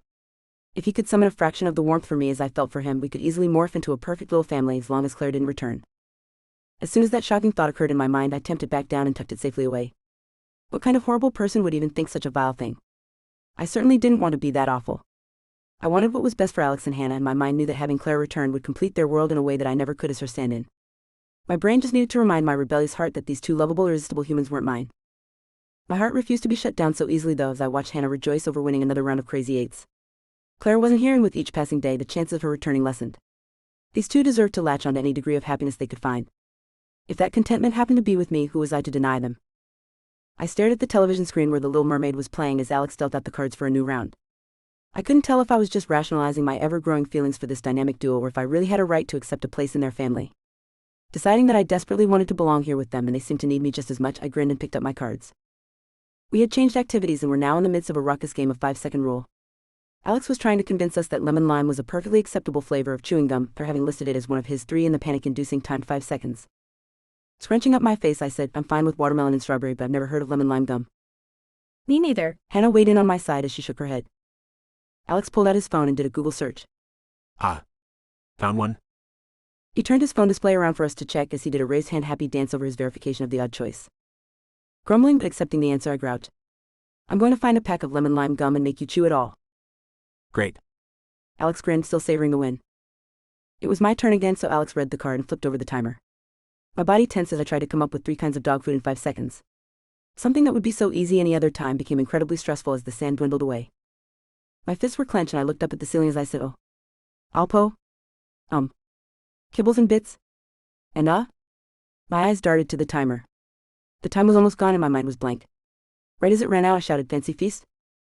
Hannah tipped her head back and guffawed with laughter. Fancy feast of cat food. I giggled with her at my silly answer, not bothering to point out that she had claimed that taco was an ice cream flavor. We had let it slide and gave her the point, but had a really good laugh over it. Now that the pressure was off, I could easily name several valid brands of dog food, but my mind seemed to stop working when that timer was dwindling and mocking me. The sharp rap at the door startled us all. I frowned at the giant clock hanging in the entryway. It was nearly 10 p.m., so it was much too late for a social visit or sales call. Alex tensed at my side. I could practically feel the nervous energy coming off him in waves. He gave me a long, pleading look before rising to answer the door. I was desperate to know what he was trying to tell me with that intense stare. He obviously thought the visitor had something to do with Claire, but what did he want from me? Deciding that he probably wanted me to keep Hannah distracted, I tried to make my voice sound casual despite my ragged nerves as I said to the little girl, it's bedtime. No, I want to see who's here. The little girl announced firmly, sticking out her chin. I knew that I should insist that we head to her bedroom so I could tuck her in for the night, but in all honesty, I wanted to know who was here too. Deciding that at the first hint of bad news I would shuffle the little girl quickly away, I turned to stare at the door. After peering out the peephole, Alex paused for a long moment with his hand hovering over the lock. He tipped his head down towards the floor and I wondered if he was praying for good news about Claire. When the second sharp rap sounded, Pepper's frantic barking pulled him out of his rumination. He made quick work of unlocking the door and flinging it open. 2 uniformed police officers stood on the other side of the threshold. Rather than giving them a proper greeting, Alex's voice croaked as he held onto the door for support and asked, Claire. No, we don't have any new information on your wife. One of the officers said. Alex's entire body sagged. I couldn't tell for sure if it was with relief or renewed grief. The officer that hadn't yet spoken lifted a hand to rub along the back of his neck, seeming uncomfortable with Alex's emotional reaction. Can we come in? Alex gave one slow nod and shifted aside to give them entry to the house. Once the officers were in the entryway, both of their eyes roamed the interior of the house before landing on me and Hannah in the open-concept living room. We must have both looked frightened because one of them asked, Is everything okay in here? I nodded before finally finding my voice. Yes, we're fine. Hannah remained silent by my side with her big blue eyes gawking at the officers. I reached my arm around to pat the child's back. Her experiences from police officers thus far probably hadn't been positive, considering her mother's disappearance and the subsequent investigation of her father. Alex seemed too despondent to speak, so I stepped in. What can we do for you, officers? This more familiar territory for them seemed to put the cops at ease. They both looked directly at me as the taller one answered. We received a noise complaint from one of the neighbors. They heard yelling coming from inside this house. I felt my nostrils flare out as my temper spiked. We were playing a game and laughing, I half-shouted, suddenly shaking with fury. The shorter officer stepped forward. Are you okay, ma'am? His eyes darted to Alex before landing back on me. If you're frightened, you can come with us. I'm fine. We're all fine? I snapped, more annoyed with the situation than with the concerned man. The rational part of me knew that he was just doing his job and that I should be grateful, but my emotions roiled at the injustice over how people treated Alex. Ignoring my answer, the lanky officer turned to Alex. Is it okay if we take a look around? Alex nodded, but his eyes remained locked on the floor. I wanted nothing more than to hug and comfort him, but since I couldn't do that, the urge to lash out at the officers nearly overwhelmed me. After the officers made a quick search of the house and came back empty-handed, I glared at them. Are you satisfied? Everyone here is still alive. Everything appears to be in order. One of them confirmed as if it was news to me. Like I said, I snapped before adding, if you're done invading our privacy, feel free to go find what our neighbor called this in and tell them to mind their own business. I knew I was overreacting and being irrational, but the dejected expression on Alex's face made my heart feel like it was being torn from my chest. I needed to take it out on someone. For their parts, the officers did have the decency to look sheepish about their intrusion into our evening. Tipping his cap, the tall one said, Sorry to have bothered you, ma'am. as he followed the other one outside. Once the door was closed behind them, Alex stood as if frozen. I was the first to regain my wits. Time for bed, I said to Hannah, who was so thrown by our late-night visit that she didn't even put up a fight. As we walked past Alex in the entryway, I saw the tears glistening on his cheeks. Even though every cell in my body ached to reach out to comfort him, I forced myself to follow his daughter down the hallway to her room to tuck her into bed for the night. After I shut Hannah's door behind me and walked back towards the living room, I realized that one good thing had arisen from our after-hours visit from the police. Having seen Alex's desperate and hopeful expression over their arrival, it was obvious that he had been longing for positive news about his wife. I was now completely sure that he had nothing to do with Claire's disappearance. Chapter 29. I fell onto the couch, unsure of how much longer my wobbly legs could support my weight.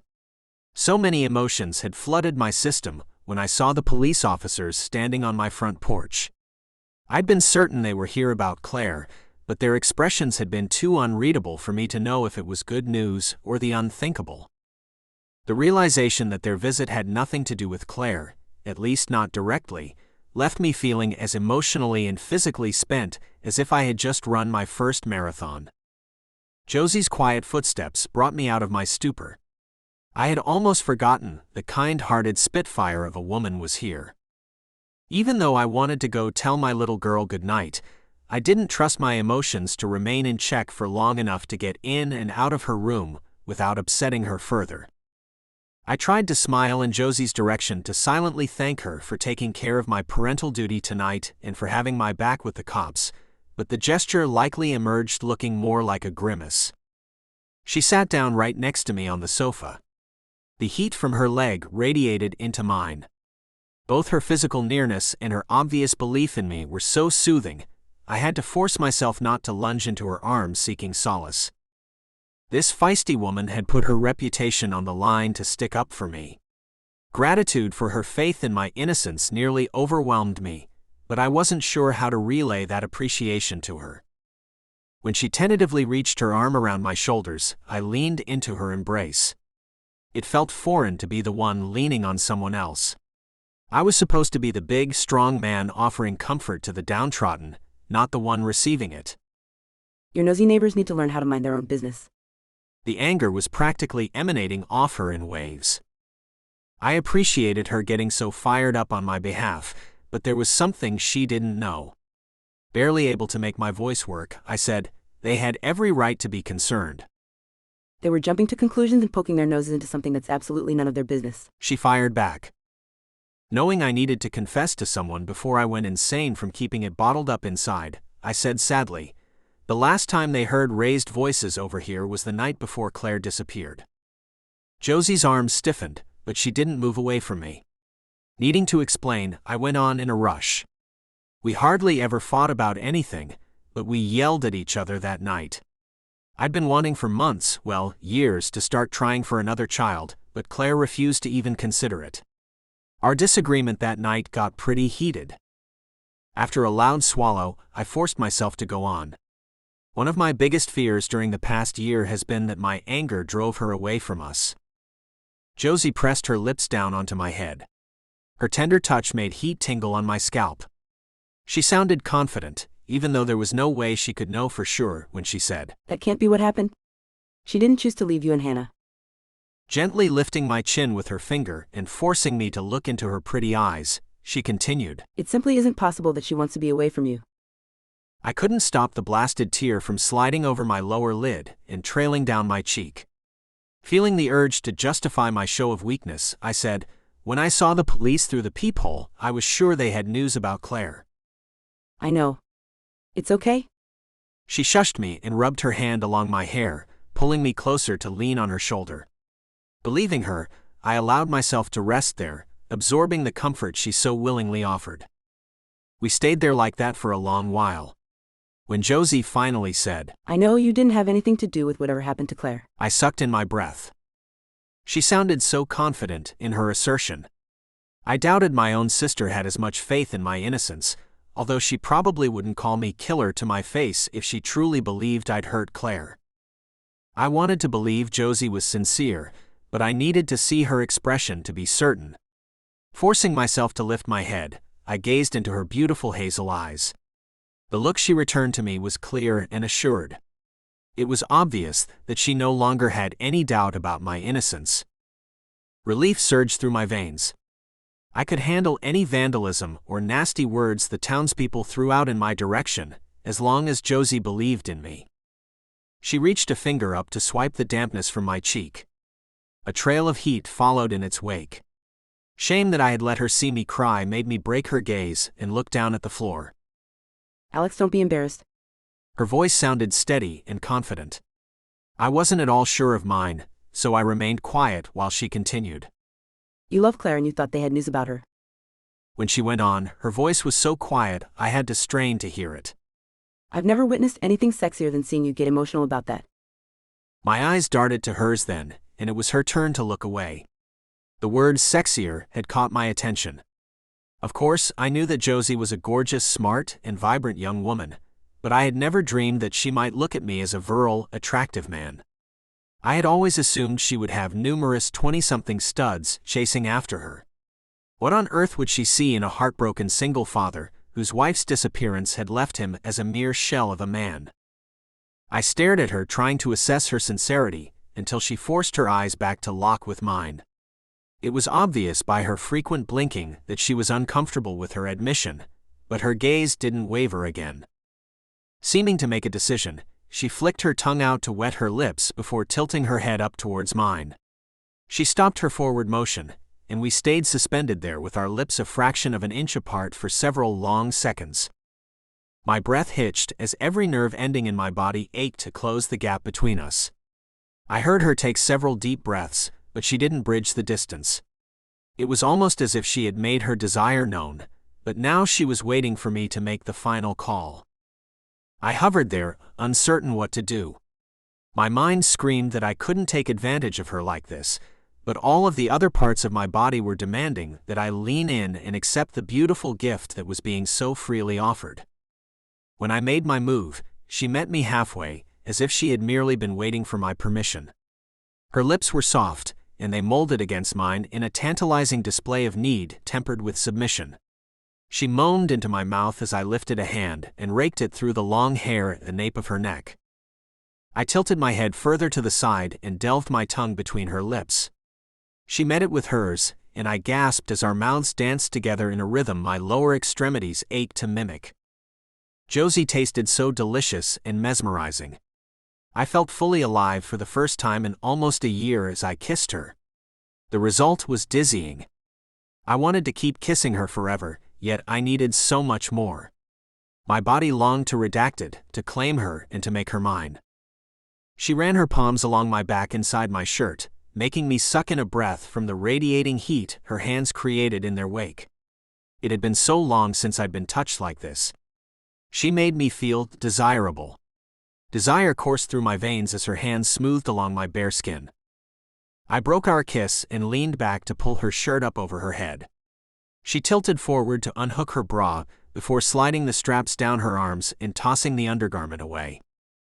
The single lamp and the bluish glare flickering from the television playing the now-forgotten Disney movie illuminated her redacted. They were perky and beautiful. I wanted nothing more than to redacted, but I couldn't. I saw the moment the hurt look registered on her face. Swallowing audibly, I said, "You're perfect." Nodding her understanding, she covered her redacted with her hands and said sadly, But I'm not Claire. Chapter 30. I made short work of pulling my shirt over my head and retrieving my discarded bra from the floor. Wadding it into a ball, I decided to stuff it in my purse rather than bothering with trying to work my way back into it. Struggling to keep the tears at bay until I could make my escape, I said to Alex, "Please make up an excuse to Hannah about why I had to leave." "Of course." He promised before adding, "Josie, please don't think it's anything to do with you." Holding my palm up to stop him from going any further, I glared and said, "It's not me, it's you, right?" "It's not like that." He looked so desperate for me to believe him. My urge was to take him in my arms and comfort him, but I now knew without a doubt that wasn't what he wanted. Needing to get away from him before I made an even bigger fool of myself, I snatched my small overnight bag from the dining room chair where it was hanging and said, "See you tomorrow," on my way out. "Text me when you get home so I know you made it safely." I could feel him watching me walk away, so I struggled to keep the sobs at bay until I was out of earshot. Shame overwhelmed my senses. I walked along the deserted sidewalks. I had practically thrown myself at my boss and he had politely declined my offer. How could I have been so stupid? How would I ever face him again? I shook my head over my own idiocy as I let myself into Aunt Mimi's house and snuck upstairs. She wasn't expecting me to come home tonight, so I sure didn't want to awaken her and be greeted with the Glock handgun she kept in her bedside table in case of intruders. Flopping onto my bed fully clothed, I put my pillow over my head to help muffle the sound of my tears. The buzzing of my phone finally pulled me out of my sob fest. When I retrieved it, I discovered a string of missed calls and panicked texts from Alex over the last few minutes. "Did you make it home safely? Josie? I just Googled the walking distance and you've had plenty of time to make it. Should I call the police? Come on, Josie, I don't want to get Hannah out of bed if I don't have to. Are you okay?" The phone began vibrating with an incoming call as I was reading the text. I pushed the button to ignore the call from Alex but sent him a texted response. "I'm fine." The dots immediately arose, indicating he was responding. I wanted to toss the phone away but couldn't bring myself to do it. I was too curious about what he would say. The dots flashed for an inordinate amount of time, so I knew it was either a very long text or he was rethinking what to say, deleting and retyping the message. When the phone finally vibrated, I read his words as fast as my eyes would travel. "I'm so sorry for what happened earlier. Please don't give up on me. You're the only one who believes in me." His words made me feel even more guilty for making a move on him. I was his only friend, yet I had jeopardized that friendship by trying to turn our relationship into something it wasn't. Now the best we could hope for was stilted, awkward conversations where we both thought about how I had brazenly bared my redacted to him. "Josie? Don't turn your back on me. I need you." Not wanting to torture him with silence, I forced myself to type a response. "I won't."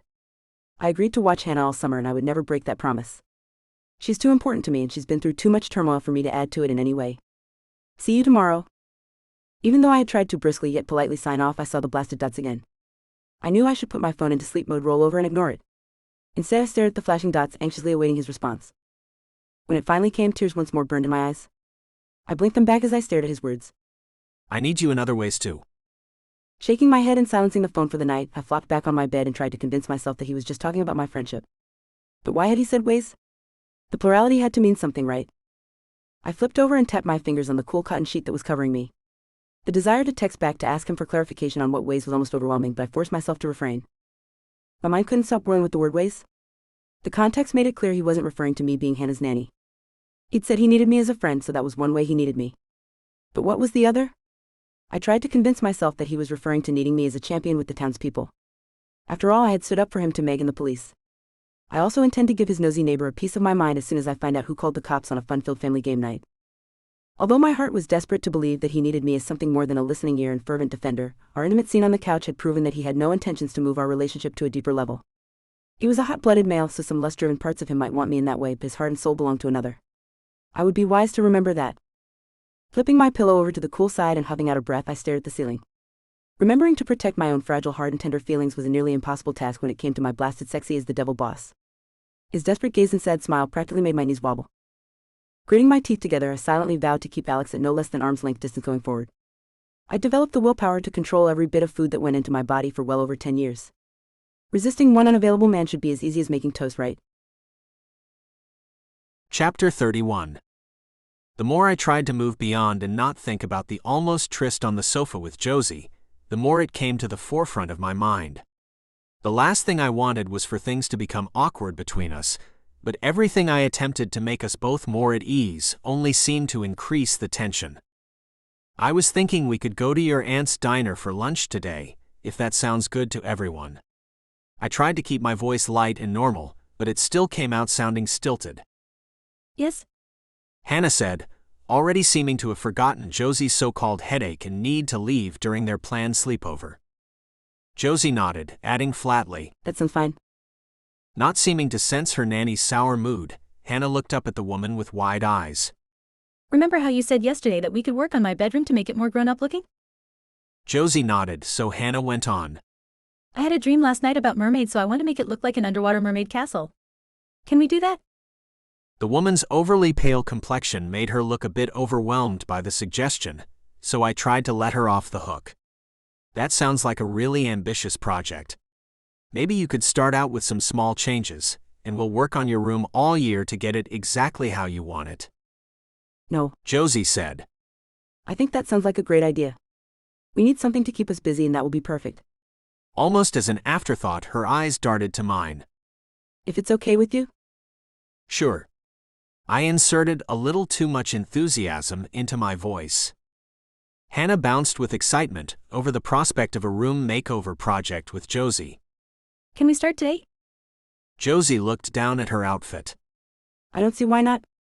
We just need to pop by my place so I can change into some old painting clothes. We're going to paint? Hannah's eyes looked like they might pop right out of their sockets. I don't think we can make a proper mermaid castle room without some vibrant paint. Josie grinned down at her before adding, But we'll need to ask my friend Dean to come over to sketch the outline of the castle, marine life, and mermaids on the walls for us to fill in. He's a terrific artist, so he can probably make it look just like the underwater kingdom from last night's movie. Even though I knew I didn't have any right, I couldn't stop the surge of jealousy that pulsed hot in my veins as Josie spoke so highly about Dean, the artist. I had seen the man around town. He was tall, lean, and wore glasses that straddled the line between nerdy and hip.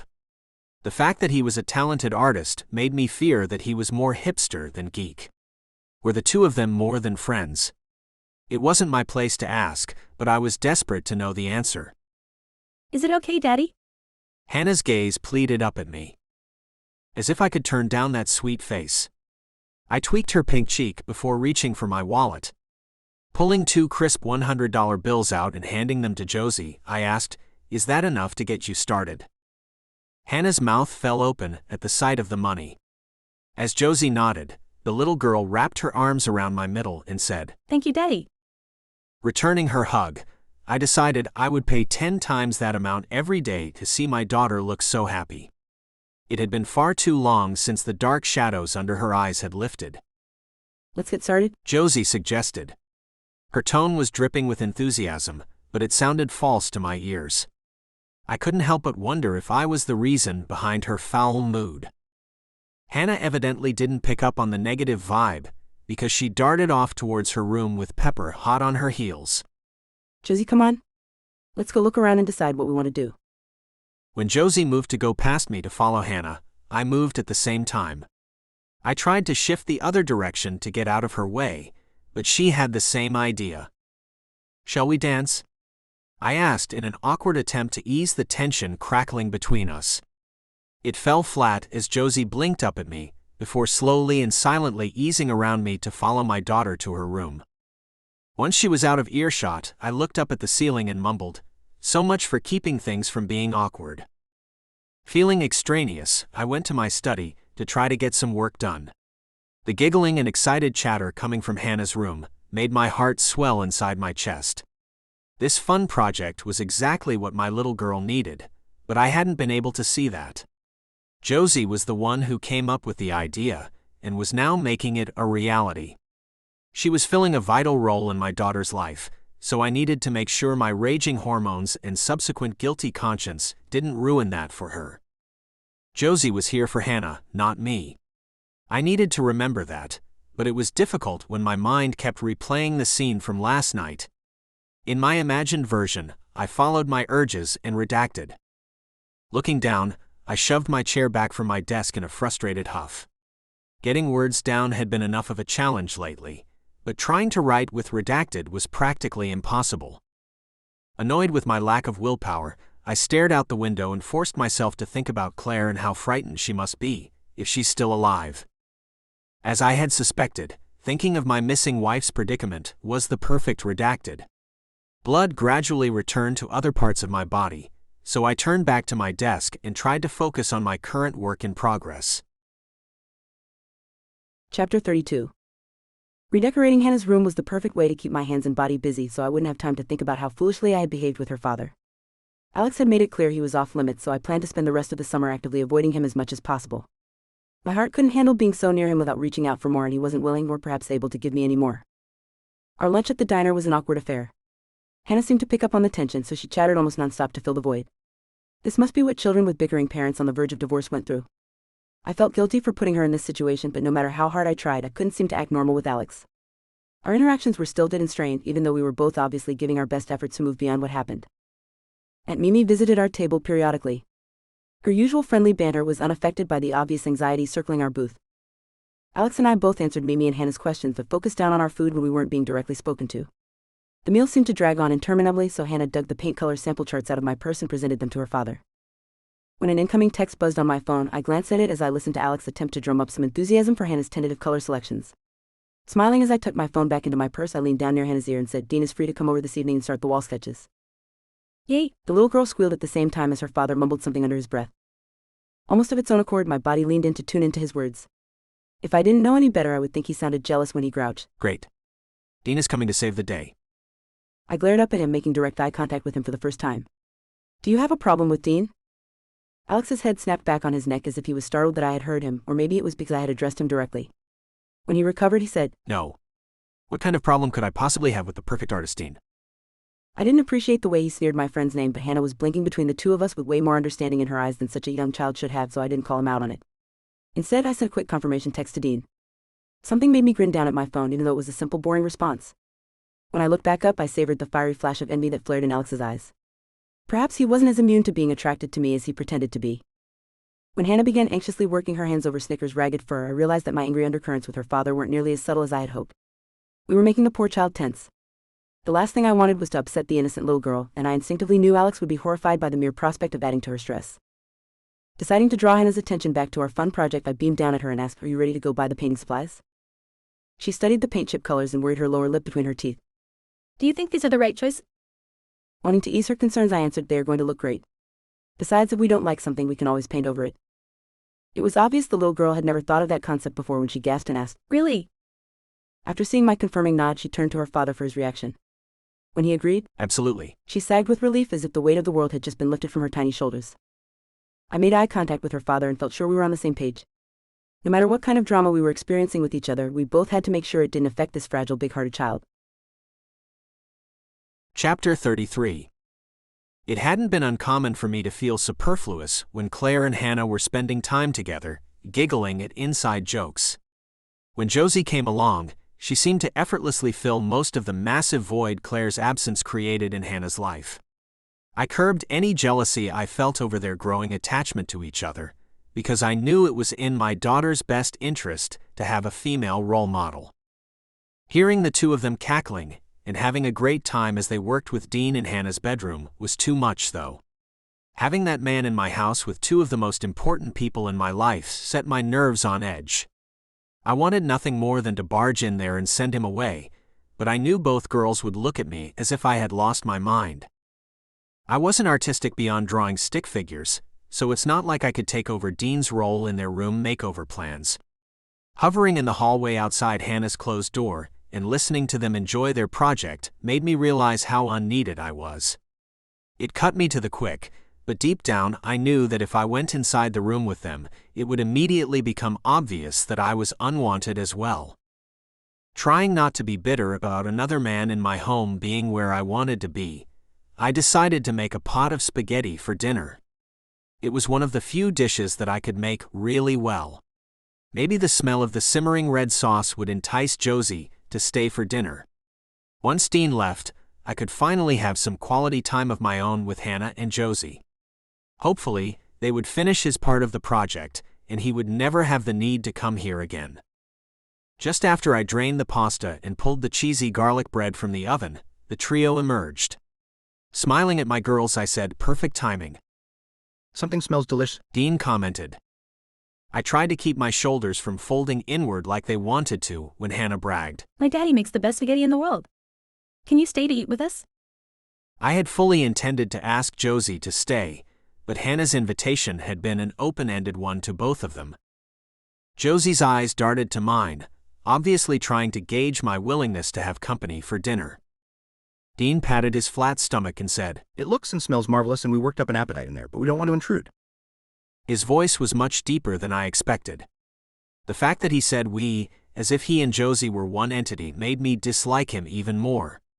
While his heavy-handed hint had implied that he was being polite, it left me very little wiggle room with my answer, especially with Hannah gazing up at me with pleading eyes. "We'd love to have you both stay." I tried not to let my tone betray how resentful I felt about Dean's intrusion on my planned evening.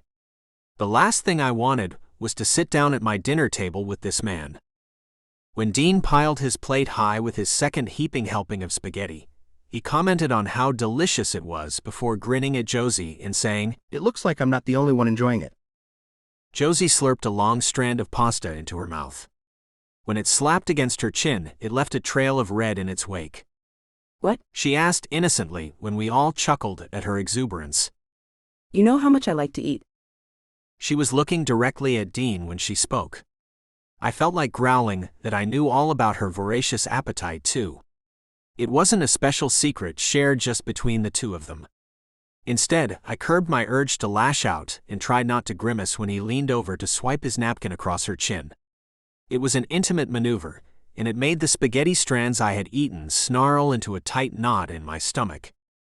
I had no right to be jealous, but I was desperate to know if these two were more than friends.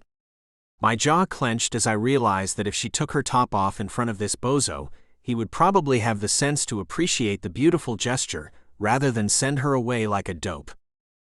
As much as I wanted to know the exact status of their relationship with each other, it wasn't my place as Josie's employer to inquire about it. That's why I felt like kissing Hannah's forehead when she scrunched up her button nose and asked them, Do you guys like each other or something? My breath hitched as I waited for the answer.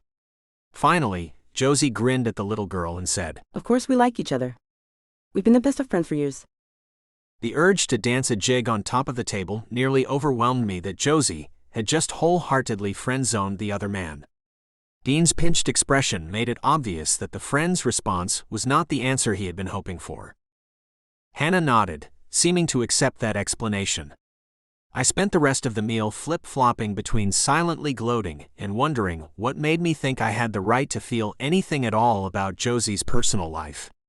The harder I tried to keep a professional distance and remain just her employer, the more attached to her I seemed to become. After dinner, the two friends insisted on cleaning up, since I had cooked. Hannah made a big production of revealing the progress on her room to me, as she flung the door open with a loud Ta-da! I didn't want to be impressed by the man's creative handiwork, but there was no denying that his sketches were fantastic. He had laid the groundwork for the girls to fill in the colors to transform Hannah's bedroom walls into an undersea oasis, complete with marine life, a beautiful mermaid princess, and a magnificent castle. Isn't Dean talented? Hannah gushed, obviously proud of the way it had turned out. Yeah, he's the best. I was unable to keep the sarcasm out of my voice, but luckily Hannah didn't pick up on it, and the other two adults couldn't hear us over there laughing together in the kitchen as they washed the dishes. He had worked fast, so that was encouraging. All four walls had completed pencil sketches, so perhaps there wouldn't be any need for him to come back, ever. When we returned to the kitchen, my hope that Dean would make a quick exit and leave Josie behind to spend the rest of the evening with us was dashed when the man hung the damp dish towel on the edge of the sink and asked, "Shall I walk you home, Jojo?" I had to tamp down the urge to kick him in the shin over his uttering of the nickname that I thought only Josie's aunt had permission to use. Had Josie told him he could call her that, or had he just assumed they were so close that he had the right? Weren't Hannah and I close enough to her to be included in the nickname club? The string of thoughts made me feel like a jealous, petulant child, but that didn't negate how strongly they affected me. I couldn't believe Dean felt comfortable using her cute nickname, while I didn't. I wanted to be closer to her than he was, in every way. My redacted, silently reminding me that it had recently come back to life, thanks to Josie. Josie and Dean both bent to give Hannah sweet goodbye hugs. They each patted Pepper and flashed quick, polite waves in my direction. Then Josie gladly accepted the formal gesture of Dean's extended elbow, and the two set off together. After I shut the door behind them, I watched through the window shears as they walked arm in arm down the sidewalk. My legs ached to run after them and kiss Josie's lips to claim her as mine. But she wasn't mine, and she never would be because I was a married man. I just hoped she wouldn't be perfect Dean's either, or my brand new, raging jealous streak would likely set my broken heart on fire. Chapter 34. I loved Dean and valued his friendship more than anything, but the last thing I wanted to do was walk out of that house and away from Alex and Hannah. The little girl had wormed her way into my heart a long time ago, but apparently her father had managed to find a prime place to tuck himself away deep inside my chest too. Dean meant well, and I sensed that he had a bit of a crush on me. My mind knew it would be smart to try to grow and intensify the low-heat glimmer of attraction I felt towards my friend, but my heart and soul ached to explore the searing flash of white-hot passion that surged through my veins when Alex was nearby. The simplest brush of Alex's arm against mine sent delightful tingles along my overheated skin, raising chill bumps in its wake. When he had let down his carefully held guard and kissed me, I thought I might implode from the dazzling chemistry firing molten lava between us. He had to have felt something too. Right? That kind of reaction couldn't possibly be completely one-sided. But if he'd experienced even a tiny fraction of the sizzling magnetic attraction that I felt constantly pulling me towards him, how had he been able to stop and turn me away? Sighing, I stopped walking and turned to face Dean when we reached my aunt's front porch steps. The hopeful expression on his face left no doubt that he wanted me to invite him inside, but I didn't have the mental energy to chat. I wanted to go inside and daydream about creating a happy little family with my boss and his daughter. Thanks for your help and for seeing me safely home. Good night. I tried not to notice the look of disappointment that flashed across Dean's face over my effective brush-off. He quickly recovered and bent down to give me a sweet kiss on the cheek. Good night, Jojo. My cheek felt warm where his lips had pressed against it. It was a nice, reassuring feeling, but it was nothing compared to the blazing heat that trailed in the wake of Alex's lips. My boss's touch set my skin on fire, while Dean's gave it a pleasant tingle. I felt Dean's eyes on my back as I unlocked the door and walked inside, so I turned back to give him a finger wave. As soon as I closed the door behind me, I leaned back on it, feeling frustrated with myself. Dean was a perfect gentleman, and he obviously truly cared about me. Why couldn't I nurture that instead of focusing my energy on a man who could never be completely mine? There wasn't a scenario I could devise in my mind where Alex and I enjoyed a happily ever after ending together. If Claire returned, I would be ousted from their lives and she would resume her rightful place as matriarch of her family. If her body was found, Alex and Hannah would both be heartbroken and feel guilty about trying to move on with their lives with me. Even if things stayed as they are and the questions about Claire's disappearance remained unanswered, I would always wonder if she was going to show up and topple the fragile house of cards that was my newfound family. Every time someone came to the door, I would hold my breath in a distasteful mixture of anxiety, hope, and fear. It wasn't fair of me to not want her to come home, but her return would mean the loss of my happiness. Aunt Mimi interrupted my thoughts as she ambled into the entryway. Rather than a traditional greeting, she jumped right in with, Saw out the window when Dean leaned in for a kiss just then and got presented with your cheek. Bet Alex would have gotten some lip action. She cackled as she walked away, sounding completely unperturbed that I didn't respond. Sighing to myself, I realized that even my crazy aunt seemed to see right through me. I had to try to build a wall around my heart to protect it from being further invaded by Alex and Hannah. The only problem with that scenario was that they had already delved deep inside, so any protection I built only served to trap them inside there. This summer needed to end before I tumbled down after them so far that I would never be able to crawl out. Perhaps staying busy was the key. Hannah and I could focus on finishing her room makeover and continuing her swimming lessons. Maybe if we stayed active enough, I wouldn't have time to think about how much I wanted to redact it. For the most part, my plan worked. Hannah and I worked from morning until early evening, day after day, perfecting her room. We stayed so busy with that and daily visits to the pool that we were too exhausted for much interaction with her dad. Due to our hectic schedule, we started staying in for lunch rather than venturing out as a trio. Alex made hot dogs or hamburgers on the grill, or I heated up chicken fingers or frozen pizza in the oven. We ate quickly and in silence, and we all returned to our work for the day. We fell into an easy rhythm that seemed to be agreeable to all of us. I was perfectly content until I fell into my bed each night and dreamed of Alex's hands grazing along my heated skin. I spent my nights tossing and turning before waking up in a damp tangle of sheets, frustrated and alone. Then I got up and went to work and started the cycle all over again. I curled my lips together as I swiped the tiny brush dipped in bright orange paint slowly around the inside edge of the clownfish that Dean had sketched on Hannah's wall. Hannah was using a roller to cover the castle I had painted yesterday with a thin layer of clear sparkly glaze. A kid-friendly playlist of songs by popular teen music artists was giving us music to bop our heads to as we worked. The knock at her bedroom door startled us both. I barely managed to keep from making a smudge of orange outside the fine pencil line. Our eyes darted towards each other. We'd already had lunch, so it was very out of the ordinary for Alex to interrupt us. Anyone working behind the door? He asked politely before slowly opening it.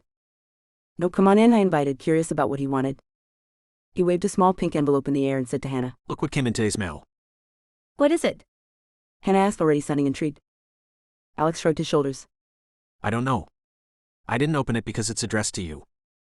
Hannah set her roller down in the paint tray and bounded over to her father before asking excitedly, It's to me and it came in the mailbox? Yep. He grinned down at her as he handed it over for her to open. The little girl ripped the envelope and pulled the card out. Her eyes were wide with excitement. She stared at the pink princess card. It's from Harper and it's about her birthday. She squealed, recognizing her cousin's name and able to read enough of the words to get the gist of what it was. Alex scanned the card over her shoulder. It looks like Harper is having a slumber party and you're invited. Hannah's bright blue eyes bulged and her mouth fell open. An all-night party at Harper's house? At Alex's confirming nod, Hannah began racing around her bedroom. Pepper, who had snuck into the room right after Alex, picked up on her glee and ran after Hannah, jumping and barking. I was concerned that paint might get knocked over in all the excitement, so I quickly went to rescue the trays we had been working with. Good call. That sexy crinkle emerged at the corners of Alex's eyes as he gave me an approving smile for successfully averting a paint spillage disaster. Hannah whirled around to look at me. Josie, will you help me figure out what to pack in the perk present to get her? I've never been to an overnight birthday party before. I grinned over her enthusiasm and nodded my head to agree to help her. In all honesty, I hadn't been to a lot of slumber parties either. But I'd been to enough of them in my early years before my grueling daily training schedule began that I was confident I could help guide her through the process. Alex whipped out his wallet, but after glancing inside said that he would need to get some money for us. Daddy, just give Josie the magic cash card so we can go to the money honey machine. I had never before heard the adorable way the child referred to the ATM machine, so I chuckled before holding my hand out in Alex's direction. Yes, please give me the magical card. I wish I'd known long ago that there was a machine that spewed out endless amounts of money on demand. If only. Alex muttered as he retrieved the requested card from his wallet. He revealed how much he trusted me by rattling off his PIN number. Let's go shopping right now, Josie. Hannah bounced up and down. Alex glanced down at the glittery invitation. The party's not until next week. Next week? We have to start planning. Hannah seemed panicked about the lack of time to get ready.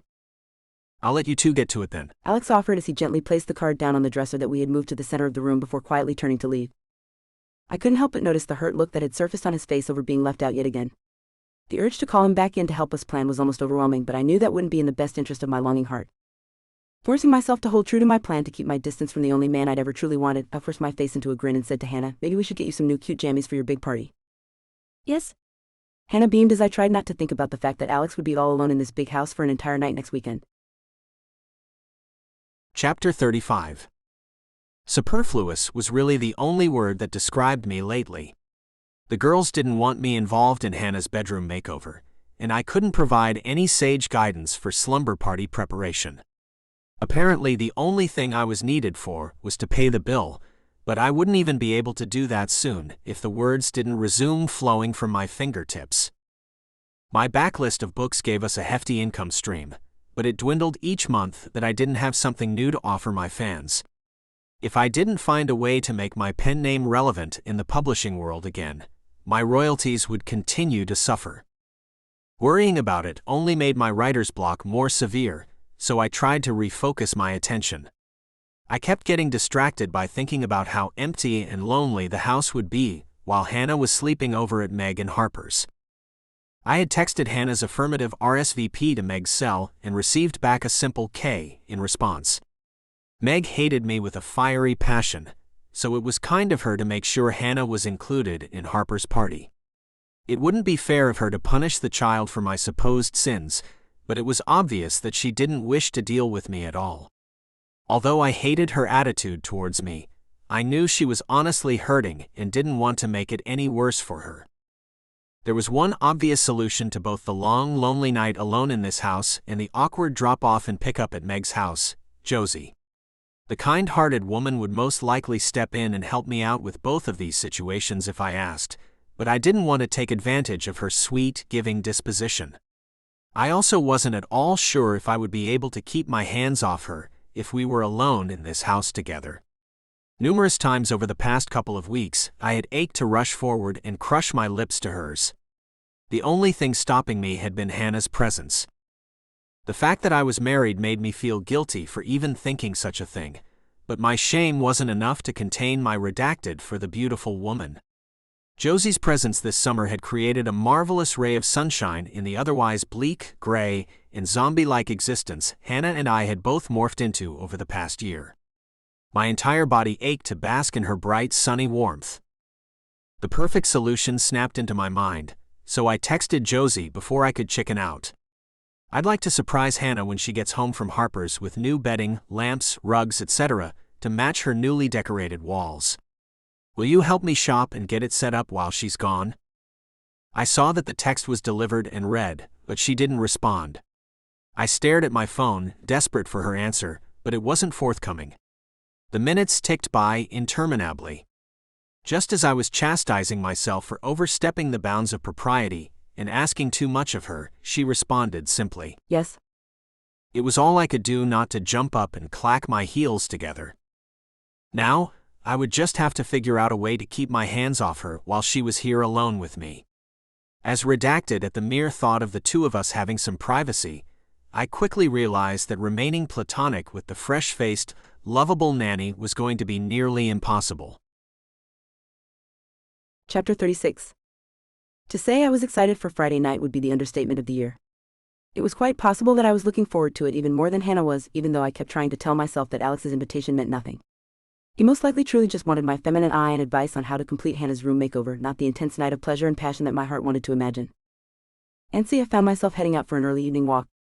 I told myself that I hoped the fresh air might help clear my mind, but I knew as soon as my feet steered me towards the lighthouse exactly what my subconscious wanted.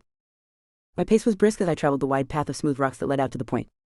The beacon light circled regularly, illuminating the walkway in the growing darkness. I passed a few tourists on my way out, but most were heading toward shore since the sun had recently set, making daylight quickly wane. When I reached the red structure, I ran my fingers along the rough exterior. As I suspected when I tried the door, it was locked. It made me wonder if that part of Alex's story had been true. Had he and Claire discovered a way in and snuck inside to redact it for the first time inside this landmark building? Tipping my head back, I looked up towards the top and pictured the spiraling stairs Alex had described his characters climbing as they held hands and giggled with anticipation over what they both knew they were about to do.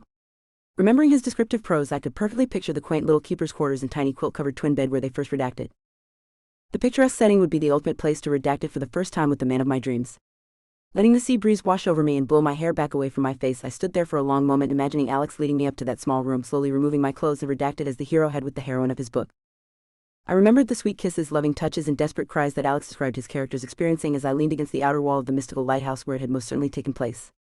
From my one makeout session with him, I knew that redacted with Alex would be more powerful and explosive than the massive ocean waves crashing into the rocks below, sending salty spray high into the air. Redacted as I remembered Alex's wonderful prose about his first time. The cool wind whispered against my arms, making chill bumps arise. I hugged myself, wishing that I'd thought to grab a jacket before making the walk out here. If Alex and I redacted, would he write it into a scene in one of his books? I couldn't imagine how glorious it would be to relive the exquisite moment over and over by reading about it from his perspective. Claire must have felt so special and treasured when she read his words that recreated his memories of their loving. I ached to have that kind of experience in my life, for Alex to view me as his queen and feel the need to share our intimate connection with the world. But even if we redacted and Alex wrote a love scene about it, how would I ever know if he was truly thinking of me or his wife? Shivering with that thought, I turned back toward shore and made the lonely walk home. It wasn't right for me to lust after another woman's husband. I had managed to step into Claire's life, and now I wanted it as my own. But Alex and Hannah weren't mine.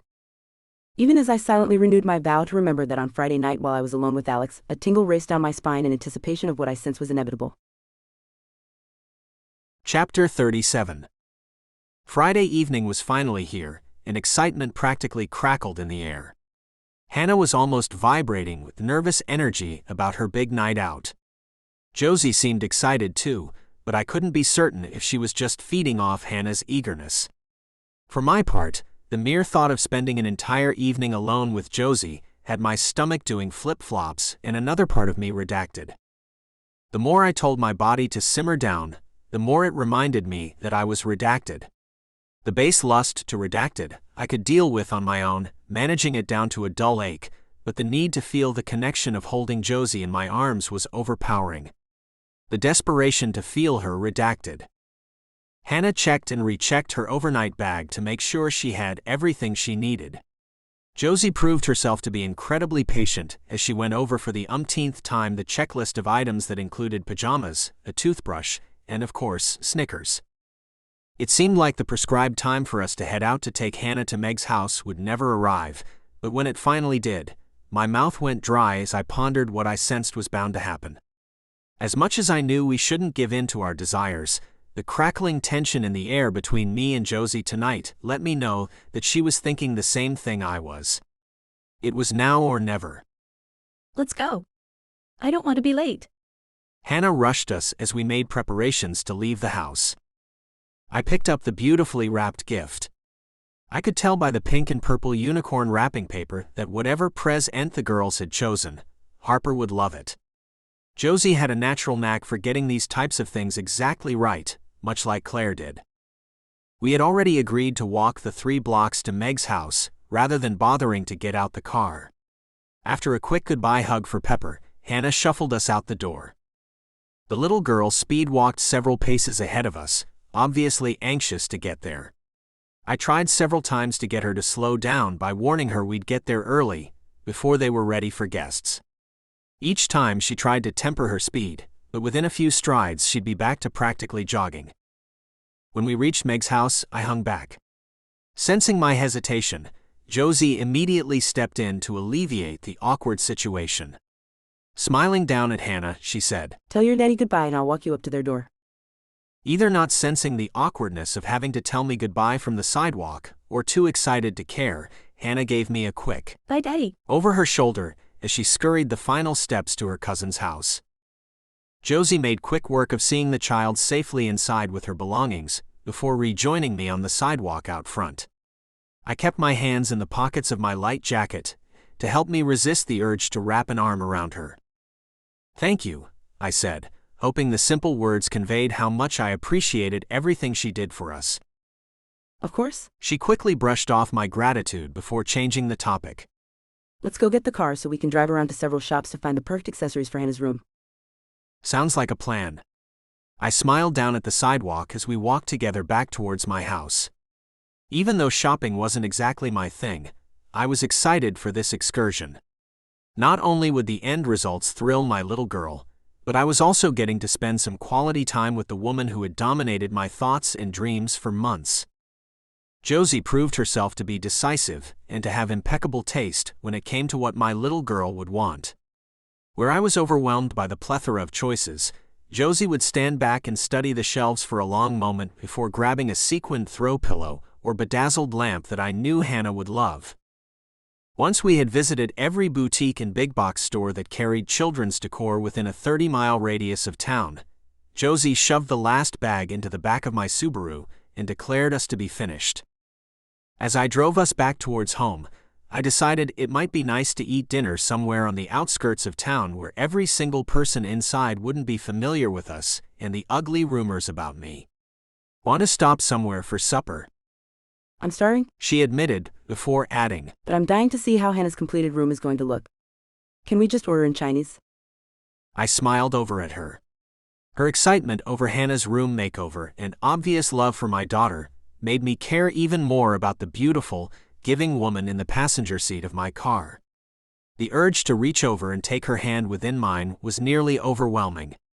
Instead, I squeezed the steering wheel and forced my focus back to the 2-lane highway.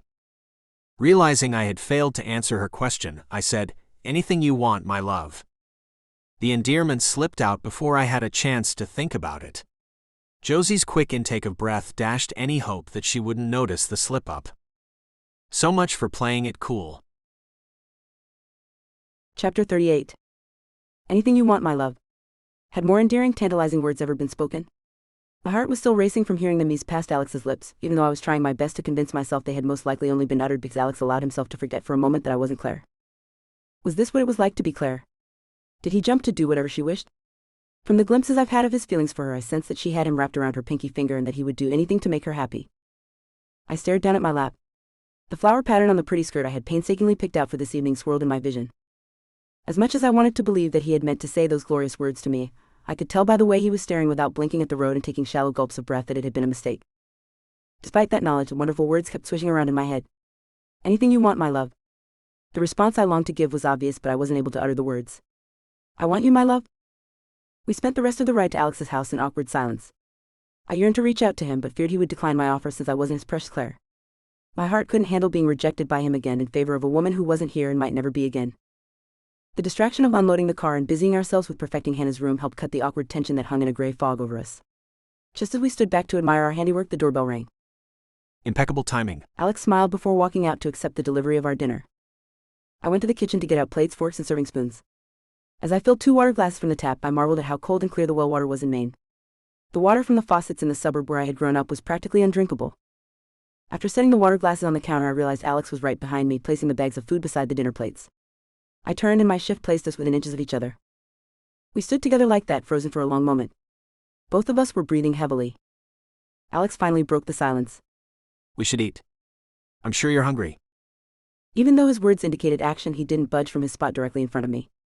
I could have eased out around him, but I didn't want to. I could feel the warm, sweet-smelling puffs of his breath on my face. His eyelids were lowered as he gazed at me in a look that could only be described as lust-filled. I tried to remind myself that he had shunned me before, but my traitorous body wouldn't listen. It wanted him too much. My voice came out barely above a whisper. I'm not hungry for food. It was all the invitation he needed. Alex stepped forward, crushing his mouth into mine. My lower back smashed against the edge of the counter. I used the leverage to push my front into Alex. His hard body didn't give way at all as we pressed into each other. Our mouths devoured each other as we released all of the pent-up frustrations and aching desires of the past few weeks into our kiss. I heard my moan echo into his mouth as his hand raked through my hair. His tongue delved into my mouth. Mine met him stroke for stroke. My back arched as his thorough, mind-numbing kisses left me aching for more. His strong arms traveled down my back before lifting me to sit on the counter. Almost of their own accord, my redacted creating delectable pressure. Needing to get my hands on his skin, I reached down to lift his shirt. He pulled back just long enough for me to whip it over his head. Not hesitating a bit, I smoothed my palms over his smooth, hot skin. He sucked in a ragged breath before lunging forward to reclaim my mouth with his. My fingers shook as I tried to unbutton my blouse. I redacted, but my hands couldn't seem to work properly. Clearly impatient, Alex took a hold of both sides of the thin cotton fabric and ripped it apart. Buttons flew off and clattered across the kitchen's wood floor as he let go of the shirt and it fell from my shoulders. The noise stunned us both into freezing for a moment. My chest heaved up and down as I panted, savoring the realization that he wanted me so desperately he'd ripped my shirt open. He held himself back now. His face was etched with concern, likely worried that he had frightened me with his urgent need. Rather than being at all fearful, I was more excited than I'd ever been in my entire life. My whole body was redacted. Making eye contact with him, I redacted, but my fumbling fingers couldn't make fast work of it. Once Alex realized what I was trying to do, he sprang back into action. Unable to wait any longer, he redacted. I arched into him as my head tipped back. My mouth fell open into a stunned O of delirium as he redacted. His loving ministrations were glorious, but my redacted. When I redacted, he moved back to give me access. I immediately missed the searing heat of him pushing into me. Somehow my fingers managed to make short work of redacted. Once his redacted, my eyes were drawn to redacted. I sensed Alex's lips turn up as I gazed at him with what had to be a look of awe, but I couldn't tear my eyes away from redacted. My fingers redacted, so I tentatively reached out. When I redacted, we both let out delighted sighs. Alex pressed his forehead to mine. His voice sounded croaky when he said, That feels so good. When I redacted, Alex pressed his lips into mine as he redacted. I cried out in delighted surprise. Geez, Josie, I'm going to be redacted. He breathed into my mouth as I redacted. I couldn't even imagine how much better it could get if this was only the beginning. My body felt like it might implode at any moment. Kissing me to ease the blow, he circled my wrist to stop my redacted. Just as I was beginning to fear that he was going to insist we not do this, he leaned in to whisper near my ear. Let's move to the living room where it's more comfortable. The tiny hair stood up on the back of my neck from his deep rumbling voice and his implied permission to finally do this.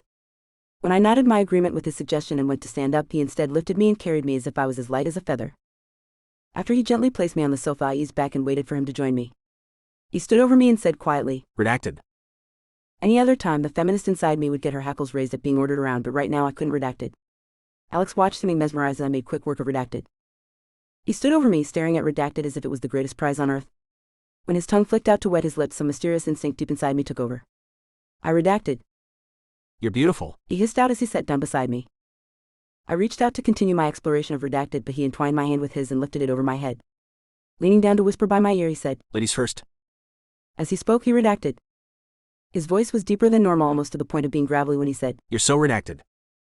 He pulled back to look into my face then. His magnificent redacted stopped, so I blinked up at him. My instinct was to beg him to continue, but some sliver of my brain grasped onto enough sanity to stop me from going that far. The questioning look he was giving me was undeniable. Hoping that an answer would appease him enough that he would continue what he'd been doing, I said, It's my first time. At his frown, I quickly added, No big deal. No big deal? He sat up and put his head in his hands. I reached out to touch his shoulders, but he moved away. Finally turning to look at me, he said, Josie, you're too special for me. I shook my head before saying no. He pressed his index finger to my lips to silence me before I could say any more. You've been saving yourself all of these years. I appreciate that you were willing to redact it, but it's too much. I can't accept it. I'm a married man and I'm not worthy of such a special gift. I blinked back the tears and desperately searched for a way to make him see that he was the only one for me.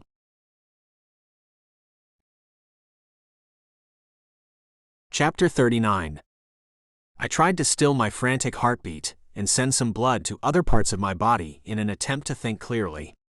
Every fiber of my being was screaming at me to lunge at the gorgeous, redacted woman sitting beside me, but I couldn't take advantage of her. It had been bad enough when I thought we were redacted to stave off each other's loneliness, but Josie was a redacted. That changed everything. I'd already taken Claire's redacted, and it had been an awkward, fumbling, earth-shattering, and mind-blowing event. Claiming another woman's innocence wouldn't be right. I cared about Josie a great deal, and my entire body vibrated with desire for her, but I wasn't available in the way that she would need after giving her body to a man. Scratch that. I could be there for her in every way she needed, as long as Claire didn't return. That was the big flaming arrow that had been hanging over my head for nearly a year. It kept me from ever having a chance at true happiness without my wife, and I couldn't steal that hope away from Josie. She deserved to have someone who was 100% hers, and I never would be. Seeming undeterred by my mental shutdown, Josie reached out to rub my shoulder. The fact that this lovely, pure-hearted woman was trying to comfort me during this horrific moment in our lives proved even further why I didn't deserve her. It's okay, She murmured, tenderly pressing her lips to my shoulder. I shook my head, so she repeated her words. Tipping up to kiss my temple, she added, She's been gone almost a year. She wouldn't expect you to live the rest of your life alone. Would she? Although I wanted to believe Claire would wish for me to find happiness, I wasn't completely sure of that answer.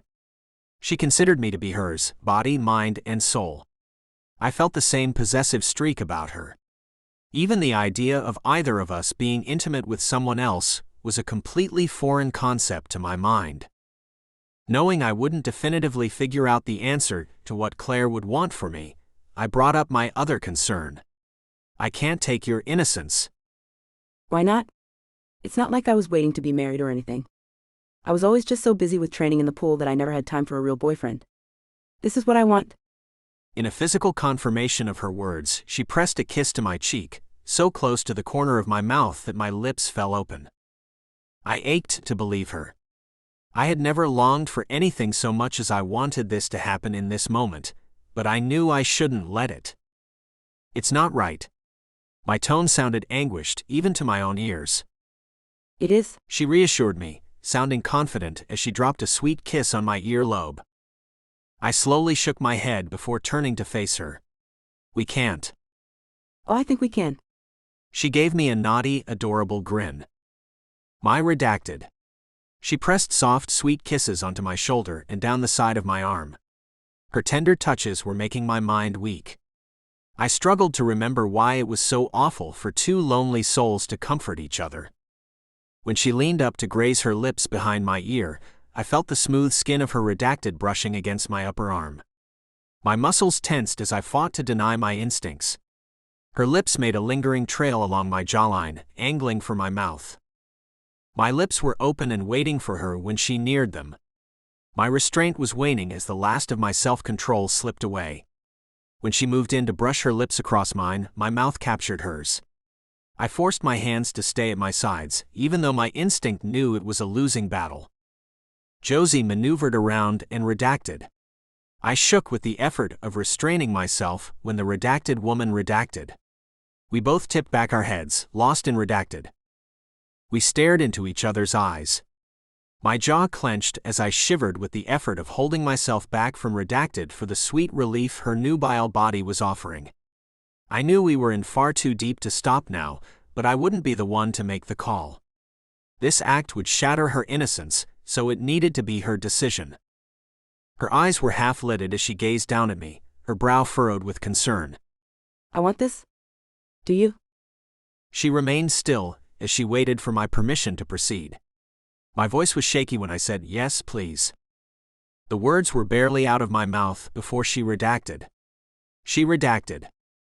Redacted. Finally, trusting myself not to lose control, I put my hands on her. My redacted. She kept me redacted with the magical, instinctual rhythm of her body. Her redacted. My core redacted for the first time ever with someone other than Claire. Chapter 40. Alex moved us around so we were resting back on the couch. I flopped my head down on his chest, feeling more satiated and relaxed than I ever could have imagined. Well, if I'd have known it would be that great, I'd have had redacted a long time ago. Alex's low rumble of a chuckle made his chest heave, but I didn't want to move my head. When it was quiet again, I listened to the blood pounding through his still racing heart. I used my palm to lightly tap the quick thump-thump pace on his side. His frantic heartbeat had to be a good sign, right? I tried to tamp down the sudden insecurity that flooded my system but couldn't seem to control it. Deciding to try to get him to weigh in with his opinion, I shared more of mine. Seriously, if my first time would hurt, and there were some small twinges of pain, but they were blurred out by the redacted.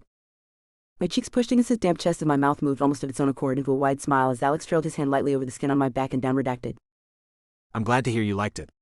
He tipped his head to press a kiss down on my hair. Deciding it was now or never, I asked, "Did you?" Angling his head around and lifting my chin with a finger, Alex forced me to look into his eyes. They were filled with sincerity and affection when he said, "Of course. How could you think otherwise? You're amazing, Joe." I basked in his wonderful answer and the new nickname he'd chosen for me. When he began pressing sweet light as a whisper kisses across my face, I closed my eyes and allowed myself to sink into the perfect moment. Although I was tempted to begin round 2, I assumed that Alex would need some recuperation time. Besides, I didn't want to be so sore I couldn't walk tomorrow. Instead of firing things up again, I said, "I worked up a raging appetite. Race you to the kitchen?" We ran giggling into the kitchen and fed each other cold Chinese food, standing at the counter and grinning at each other like fools. It was easily the best meal of my entire life. After we ate, we settled back in the living room. I pulled the quilt from the top of the sofa to cover us, snuggled into his chest, and rested my eyes until his breathing evened out. Even though I had believed myself to be too worked up to sleep, I must have managed to fall into a slumber because the next thing I knew, my eyelids fluttered open to find the first trace of daylight slashing across the wood floors. Pepper's big brown eyes blinked at me mere inches from my face. I must have jumped at the big dog's close proximity because Alex stirred in my arms. He smiled and stretched before saying to his dog, "Need to go outside, girl." The dog's toenails clacked on the floor as she danced and answered his question. Alex got up to let her out to do her business in the fenced-in backyard. I shamelessly watched his toned-back side walk away. My side, where he had just been beside me, shivered like it had been ripped away from a heater in a blizzard, or as the locals would say, a wicked nor'easter. I tucked the quilt tightly around myself. When he ambled back to the couch, my eyes traveled redacted. Mesmerized, I watched it redacted as he returned to me. "See anything you like?" I nodded and finally managed to tear my eyes away from redacted. His eyes were sparkling with amusement when he teased, "I'm showing you mine, but yours is all covered up." Biting my lip, I lowered the quilt slightly to redacted. He sat down beside me and redacted. When he stopped and looked up at me, he had an ornery gleam in his eyes. His hand redacted. He whispered near my ear, "I'll kiss anything you want to show me." I gasped in a deep breath at the thought. Unable to resist that temptation, I slowly pulled the blanket off me and let it drop to the floor. Alex eyed redacted appreciatively as he scooted midway down the sofa. He used gentle pressure on my redacted. I gave no resistance of redacted despite the surge of self-consciousness that sliced through me. All anxiety fell away as Alex redacted. Wave after wave of redacted lost in the throes of passion. Alex and I walked hand in hand towards Meg's house to pick up Hannah. The concern that someone would see us being affectionate had lifted. I wanted to shout from the rooftops that we were a couple, but some still rational sliver of my mind knew that wouldn't be prudent.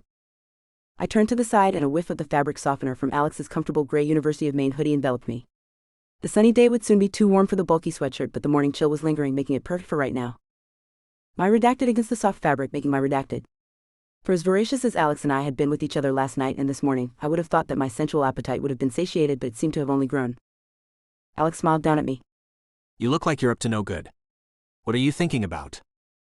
Going the bold and honest route, I said, "I was thinking about the ripped shirt tucked away in my purse and how you came up behind me this morning while I was picking up the buttons we scattered on the floor." "Yes, that was quite a moment."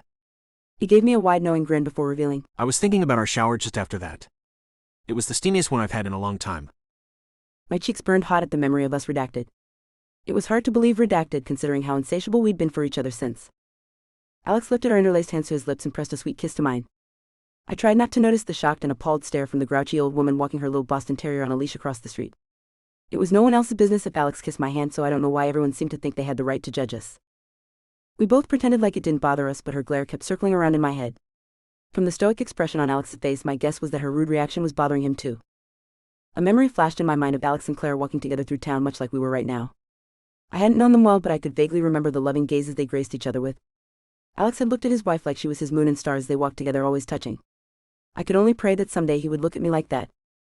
Perhaps it was jarring for people who had these same types of memories of the duo to now see him with someone else. They would get used to the shift eventually, right?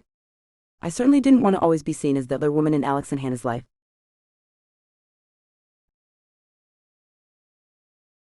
Chapter 41. My daughter is more astute than I ever would have imagined. I had planned to keep my new relationship status with Joe on the down low for a while and introduce it gradually to Hannah. Within minutes of us picking her up at Meg's, Hannah already had us pegged. The little girl had chattered almost nonstop about the exciting activities from her sleepover as we walked through town back towards our house. When she suddenly stopped and frowned up at Josie, I locked eyes with the woman. Joe looked as nervous as I felt. Hannah pooched out her lips as she studied Josie. You're wearing Daddy's sweatshirt. Are you two a couple now? Josie blinked several times. I could tell she was processing and trying to figure out how best to respond. Swooping in to save her, I asked my daughter, would it be okay with you if we were? Okay. Hannah bugged her eyes out at me as if I was the densest man alive. It would be great. Josie and I shared a lingering smile as the three of us walked in silence for a moment. The wheels were obviously still turning in Hannah's mind because she suddenly turned to Josie and asked, Does this mean you'll be around even after summer ends? The child didn't even try to cover the excitement in her tone over the prospect of more time with Josie. I hadn't even considered how anxious she must have been over the looming end of summer. The last thing she needed was to lose another vital female figure from her life. Josie nodded to confirm before saying, I sure hope so. Me too. I weighed in so neither girl would have any doubts about my feelings on the matter. Yay. Hannah ran ahead of us and leaped in the air doing a thrilled fist bump. She barely took time to stick the landing before turning and sprinting back in our direction. Hannah stood directly in front of Josie, gazing up at her with a somber expression on her face. It was obvious that whatever the little girl had to say was incredibly important to her. I shifted her overnight bag onto my other shoulder as we stood there, wondering what was on Hannah's mind. Can I start calling you Aunt Jo? The little girl blinked up at the woman as if her answer was the most important thing in the world to her. I saw the happy tears pool in Jo's lower lids as she smiled down at my sweet child. Nodding, she said, I think that sounds like a wonderful idea. My chest swelled with pride over my intuitive little girl's kind-hearted nature. I had been worried about inadvertently nudging Claire's presence out of her life. I certainly didn't want our daughter to forget her amazing mom, but Hannah needed a maternal figure. Jo seemed like the perfect choice to fill the gap for both of us that Claire's absence created. If she had started calling Jo Mama or any other version of mother, I would have winced each time, thinking of how crushed Claire would be if she knew. My little girl had devised the perfect solution to make Jo feel cherished and special, without taking anything away from Claire. Hannah kissed her ever-present stuffed giraffe on the head before saying directly to it, You're going to ride in my backpack now, Snickers, because I want to hold hands with Daddy and Aunt Jo while we walk home together. She handed me the toy, so I made a big production of making sure he was safely tucked away in the bag. Once I finished, Hannah reached up to place her hands within mine and Jo's. As we rounded the final corner towards our house, Jo and I locked eyes over Hannah's head and shared a warm smile. I couldn't wait to see the excited look in the little girl's eyes when she discovered her newly finished room. Despite how much tragedy my innocent child had suffered over the past year, Jo and I were working together to make her life as happy and complete as possible. This might not be the perfect happily ever after ending that I had always pictured, but it was pretty darn good.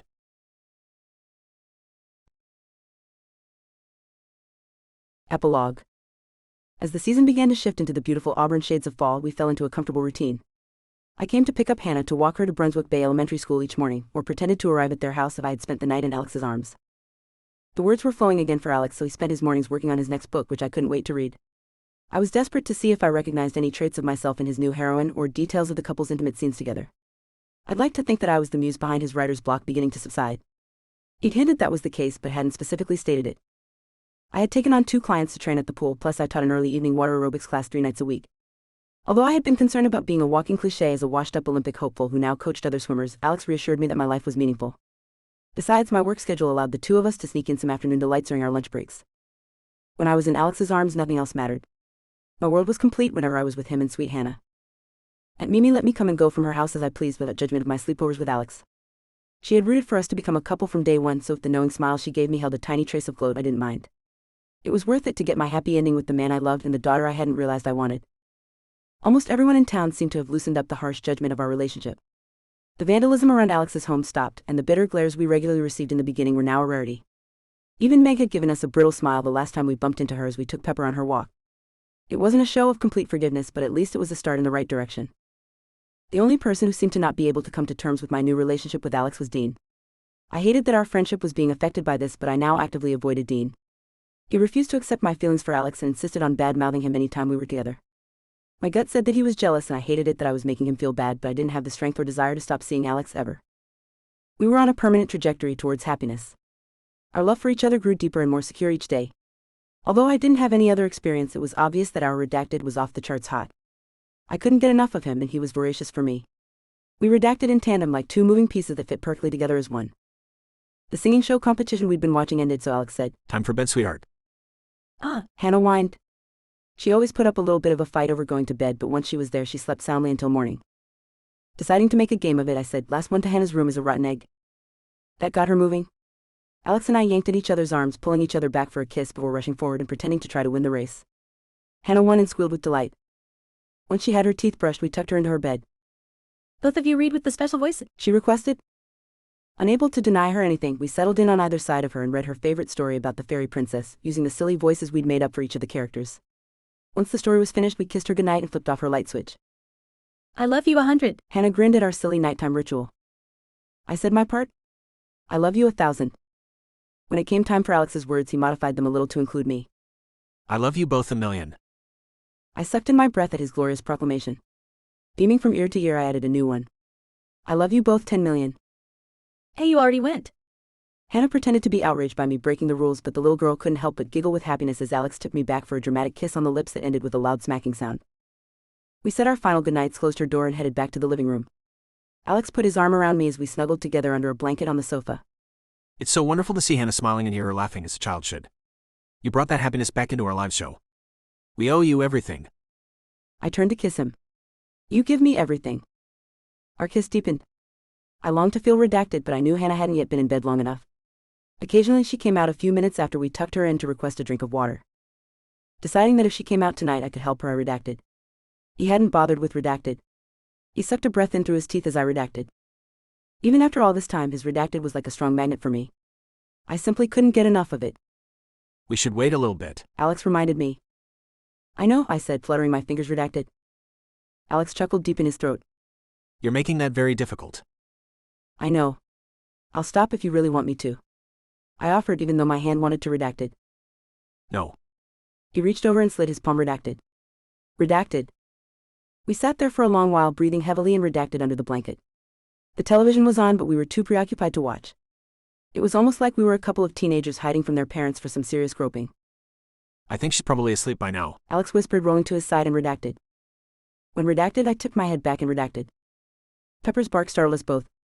The dog was always on high alert for a squirrel that dared trespass in her yard or a random delivery truck driver, but I had never before heard her bark at night. Alex and I froze there, listening for any strange sounds with our hands still redacted. Suddenly Pepper went berserk, barking and jumping. A noise sounded at the front door, so Alex jumped up off the couch.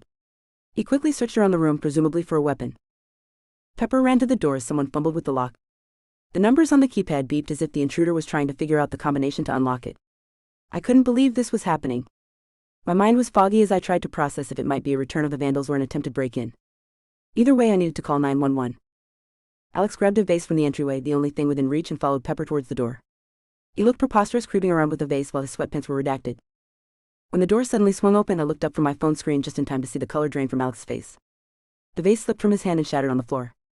His voice came out as a strained, bewildered whisper as he stared with wide eyes at the woman in the entryway and said, Claire. Claire is back in the picture. How will Brunswick Bay Harbor's most scandalous and scintillating love triangle resolve? Find out in Shining Pearls.